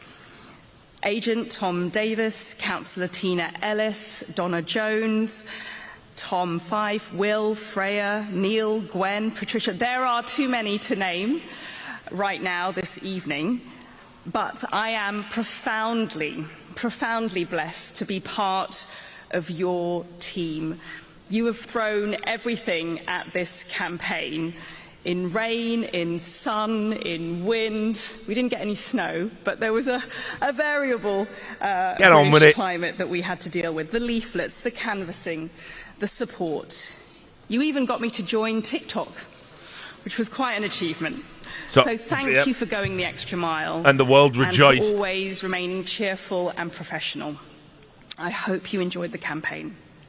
Thirdly, I must thank my family, my husband, my children. Fucking hell, these Tories, love, mate. Support and friendship. My mum, my dad, my wider family, for your constant Like you're doing a fucking victory lap. Your party's been fucking destroyed because of your fucking incompetence. Without you all. You know. And next. You're not throwing a fucking parade. Thank you to the good people of Fareham and Waterlooville. You've placed your trust in me as your voice in Parliament for the 4th time now. The people of Fareham and Waterlooville are the best of Britain. Patriotic, common sense, kindly, dedicated, enterprising. And I'm humbled to continue as your servant in Parliament. I will endeavour to work for you, to speak for you, and to deliver for you, time and time again. Now, finally, I want to briefly address the result in the rest of the country. Yeah, let's. And there is only one thing that I can say. Sorry. Fucking I'm right. Sorry. I'm sorry. You're not, though, but that my party say it. Say it. Didn't listen. Apologise. The Conservative Party Apologise. has let you down. Apologise. You, the great British people, voted for us over 14 years, and we did not keep our promises. No, you fucking did not. We've acted as if we're entitled to your vote, regardless of what we did, regardless of what we didn't do, despite promising time after time that we would do those things. And we need to learn our lesson, because if we don't, bad as tonight has been for my party, we'll have many worse nights to come. Oh, yeah. You will. The country deserves better, and we've got to do better. And I will do everything in my power. By the to way, rebuild do you want to know what trust. this is, guys? This is her auditioning for the leadership. That's all that is. That's all that is. She knows Rishi's gone in the morning, sacked in the morning. This is her fucking grandstanding and auditioning for the leadership role. And by the way, the best thing that could happen if you're Labour, give it to her. Fucking give it to her. I don't think people realise how the average person in Britain finds Suella Braverman absolutely repulsive. So We there you go. need to listen to you. Away you go. You You've have held your spoken seat. to Your us party's meaningless very now. clearly. Thank you. So, right, I'm being told Bin Face is on stage with Rishi Sunak. Northallerton's going to be coming in. Jeremy Hunt's seat going to be coming in soon as well. It is happening. I'm keeping one eye on it. Let's see how that's going to pan out. Meanwhile, if we just go back to the feed, we've got just tons of stuff coming in. We've got Plaid Cymru holds in a place I cannot pronounce. We've got York out from the Conservatives, Hastings and Rye, Mansfield from the Conservatives. We've got that cunt again. How are the parties faring? And what about Gaza? Right, we've got Liberal Democrats gained Wells and Mendip Hills from the Conservatives. We've got Adrian Shotts from the SNP going to Labour, Glasgow West from the SNP going to Labour. The SNP massacre continues. Here we go. The Rishi Sunak and Jeremy Hunt results are coming in now. Just to F5 it and just to update it to show you we're on the big board. We're at 291. Remember, 326. It does it for Labour. It's all she wrote. I predicted 5 a.m. finish. That's how good I am in understanding these things. I predicted a 5 a.m. finish. It's 20 to 5 in the morning. We are almost there. We are almost ready to disclose. Jeremy Hunt, it's in. He has held his seat. So you can't have all the victories. I can't wait to look at the official numbers on that one, and I'm gonna guess Rishi's gonna hold, but all we really care about is how did Bin Face do? How many votes did Bin Face generate? But Jeremy Cunt has skated again, and we're gonna be told that Rishi is there and was comfortable. So we're just gonna wait and see, and then I'm gonna be able to get into the numbers. People are telling me Bin Face got 308 votes. Thought this was Great Britain. I thought this was Great Britain. And there it is. Rishi Sunak holds Richmond and Northallerton. Sad times for all the bin bros. I'm going to see, and no doubt he will put up a gracious exit speech. And I'm looking forward for it when it comes. I've got his Twitter feed ready to go. But that is going to be Rishi Sunak holding in Richmond and Northallerton. Quick look at the map, just make sure that's up to date. We're at 293 for Labour right now, and you can see how it's looking. You can see the trends. This green, Plaid Cymru, the rest, Labour over in Wales. Meanwhile, you get over here into Cuntsville, and it's Reform. And it's Tories. And then everywhere else, we got Lib Dems making great gains. We got Labour, obviously, in a landslide. We got Sinn Féin over here. So we're getting close to the announcement. It's going to be all over. But I do want to wait and see if Rishi is going to announce tomorrow's resignation. So I want to get his speech. Meanwhile, let's just go back to Gammon Watch. We've got Farage. Farage is peacocking around. You've got 4 seats, homie. You're on par with Plaid Cymru, the Welsh Nationalist Party. That's how much of a mandate you have to speak for Britain. He's saying Richard Tice and Rupert Lowe will make terrific colleagues in Parliament and put the British people first. Reform UK has caused an earthquake tonight, and we're just getting started. Mate, barely over 55% of the people went out to vote. It's something like 58 turnout as of now. Let's wait for that number to be official. Rishi Sunak has, of course, conceded defeat after winning his seat. So it is over. It is all over by the shout, and we will wait for official confirmation. Just while we are holding on as well, let me get this. We're going to go back to Gammon Watch, I'm afraid. This is Farage once again, peacocking after he won Clacton. Let's listen to this trash. Mr. Returning Officer, all here at tendering. And I have to say, fellow candidates, it's been a well-run, well-fought and remarkably clean election battle. I think we'd all agree on that, and thank you for your services. I promise that I will do my absolute best as a Member of Parliament. I had 20 years as an MEP, but it's not quite the same link or same responsibility with constituents. I will do my absolute best to put Clacton on the map. I'll do my best to bring more tourists. I'll do my best to try and bring some private investment. It's over 30 years ago that I fought my first parliamentary by-election. And I fought lots of them over the years, and I've had big successes in European elections and perhaps less so under first past the post, which is a very demanding, very, very demanding problem for smaller parties. I will say this, it's 4 weeks and 3 days since I decided to come out of retirement and throw my hat in the ring. I think what Reform UK has achieved in those just few short weeks is truly extraordinary. Given that we had no money, no branch structure, virtually nothing across the country, we are going to come second in hundreds of constituencies.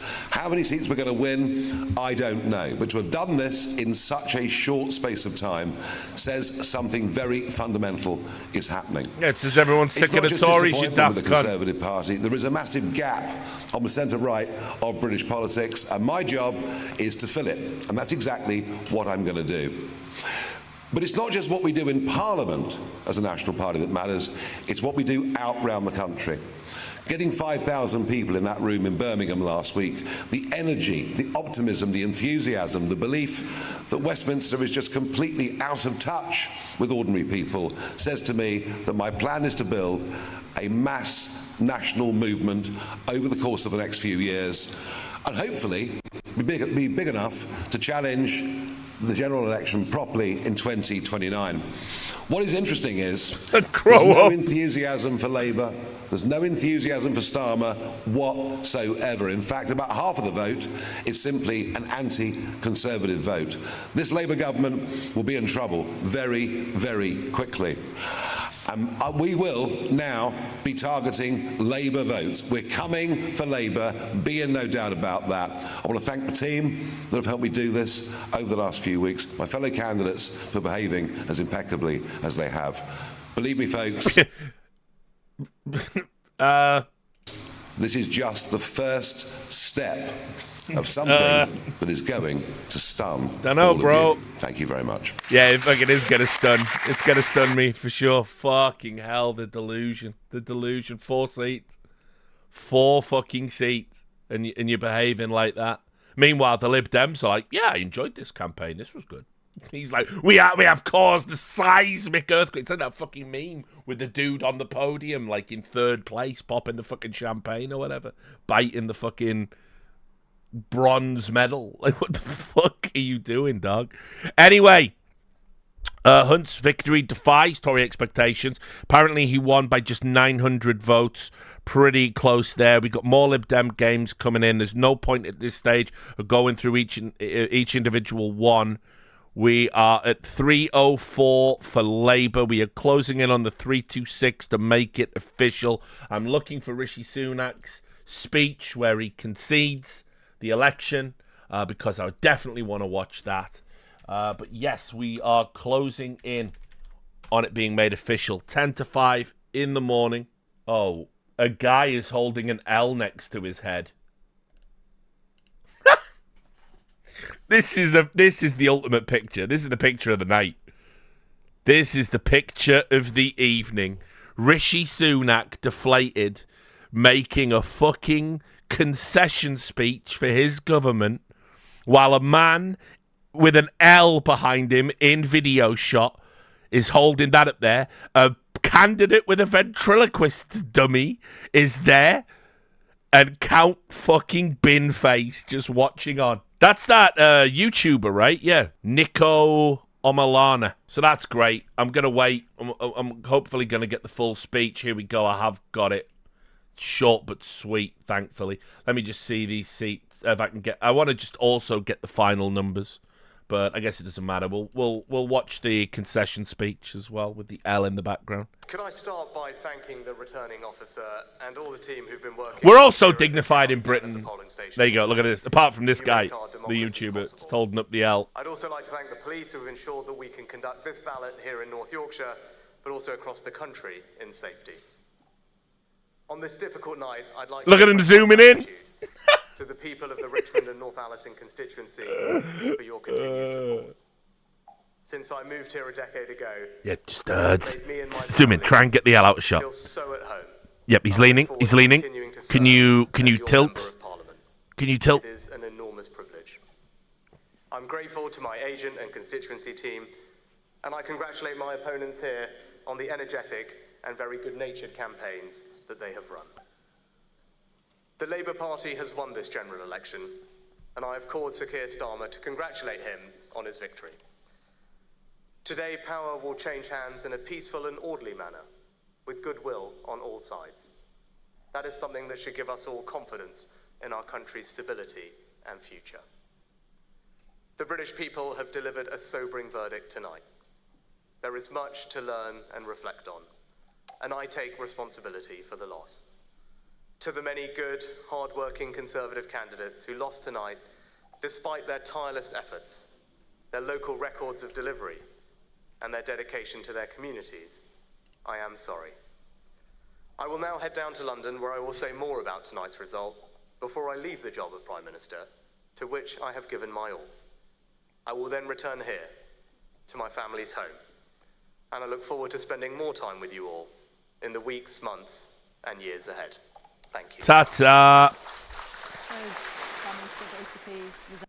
Ta-ta. He's gone, obviously, out as Prime Minister, but out as leader as well, I would imagine. That was Rishi Sunak's political career flashing before your eyes. He's now just a regular member of Parliament. So, of course, they can't help themselves, the Tories. Him hearing this, this is the political editor from The Times.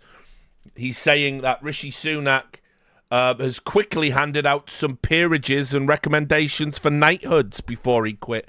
You can see here Rishi Sunak has given a peerage to his Chief of Staff, Liam Booth-Smith, and he's recommended Oliver Dowden, Julian Smith, Ben Wallace, and Alistair Jack to all get knighthoods. This is the same guy that handed out a bunch of peerages, including Sir Graham Brady, Chris Grayling, the former Transport Secretary, Dame Eleanor Lang, the former Deputy Speaker of the Commons, Theresa May.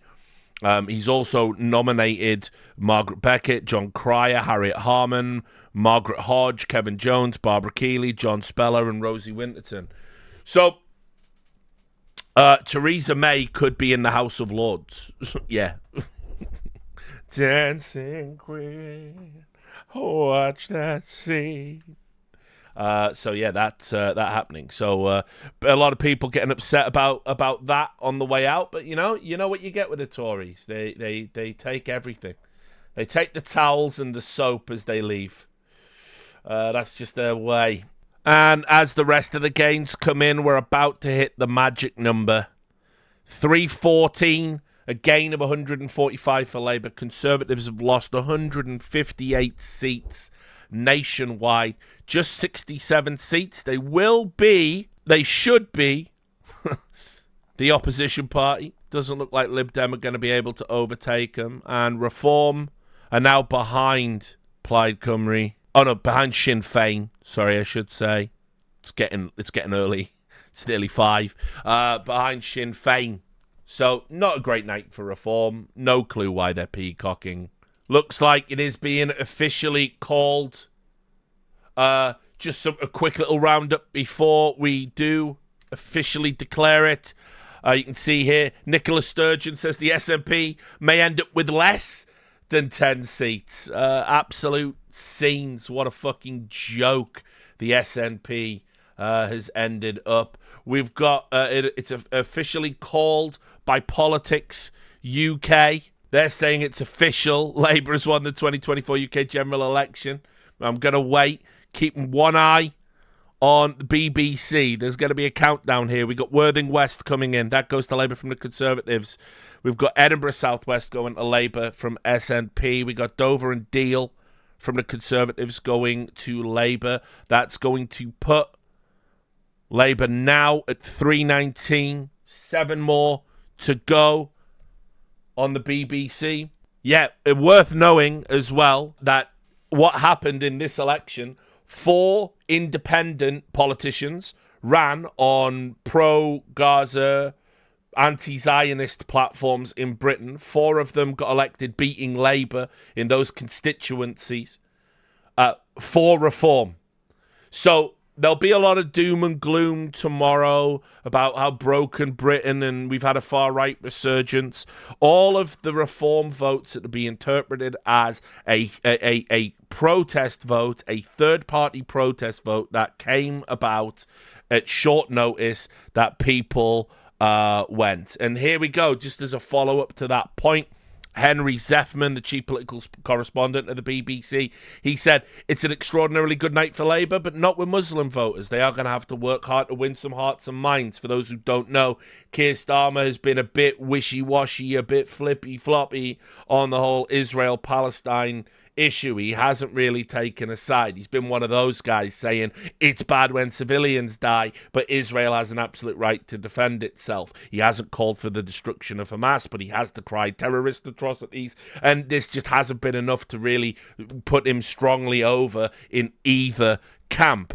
You can see there is grit in the oyster, is how he describes it. Wonderful phrase. That's good. They have performed strikingly badly in seats with large numbers of Muslim voters. Labour's vote is down on average by 10 points in seats where more than 10% of the population identify as Muslim. There's one reason Labour have lost Leicester East to the Conservatives, and the main reason perhaps that Jonathan Ashworth, a shadow cabinet minister, lost Leicester South to an independent. So far, the biggest shock of the night. More may yet come. I'm told by a senior Labour source it's extremely likely that a pro-Palestine independent will win in the new seat of Batley and Dewsbury. It's possible an independent will win in Blackburn. I'm getting mixed reports about Shabana Mahmood, the Shadow Justice Secretary in Birmingham Ladywood, but her team is certainly far less bullish than they were at the start of the night. So yes, there are going to be lots to think about. We're now up to 323 on the BBC. We're actually up to 325. It's the great countdown. It's happening. And there we are. 326. It's official. Labour have won. They battered the Conservatives. The Conservatives are going to limp over the finish line in the small hours of the morning to basically maybe arrive at, like, who knows how few seats it's going to be, in the region of 100, 105. Labour are going to continue. They're going to probably finish on about 405 with projections. Reform didn't get 13 seats. Don't look like they're going to increase on their 4. Sinn Féin are up there, but obviously Plaid Cymru, Greens managed to get 2, I think, in total at the end. Yep, you can see there on your screen. Plaid Cymru got 4, and the SNP so far haven't actually been able to get 10 seats as of now. Let me just also, is that true? I'm going to quickly confirm it. Yep, hearing Rees-Mogg is out.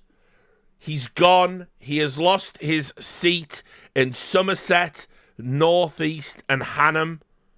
He's out. He is gone. It's official. So one of the most odious politicians, one of the old throwback Tories that everyone despised. It's rip in peace. He's gone. You could just sort of imagine, couldn't you? You could probably make something. No, it's fine. It's all good. We don't need to be explicit. But he's gone. Rip Bozo, another one. So it is official. He's lost to Labour, Dan Morris. And there it is, official on Politics UK. So that's it. That has been the election coverage. We worked through the night. I called it. I said we would know by 5 a.m. It is 1 minute past 5. That's a guy who knows what he's talking about. Insight. Right? So, yes, Labour are in. Conservatives in the mud, and ultimately no real surprises bar 1 or 2 strange elections. The wonderful world of British politics writ large, where independent candidates do have a chance to get into Parliament, unlike other countries, and elections are done in a far more gracious manner, particularly once it's all over, bar the shouting. And now, before we go to bed, there's only one thing that needs to be done. We got to where we knew we were going to get to. We knew we were going to have a new government in the morning. We knew we were going to have a new prime minister in the morning. And we knew Conservatives were going to be so radically defeated. They were going to be set back for over a decade at least. And in the tradition of all of my streams, I'd like to say farewell, goodbye, good riddance to the Tories and their Mickey Mouse leader, Rishi Sunak. Looking forward to hearing I'm here with Nigel Farage, Britain's biggest wank stain. Oh. And the wank stain of Nigel Farage, although we'll be seeing more of him. This is Rishi Sunak with the greatest picture of all time, and you know what the tradition is. We'll see you next stream.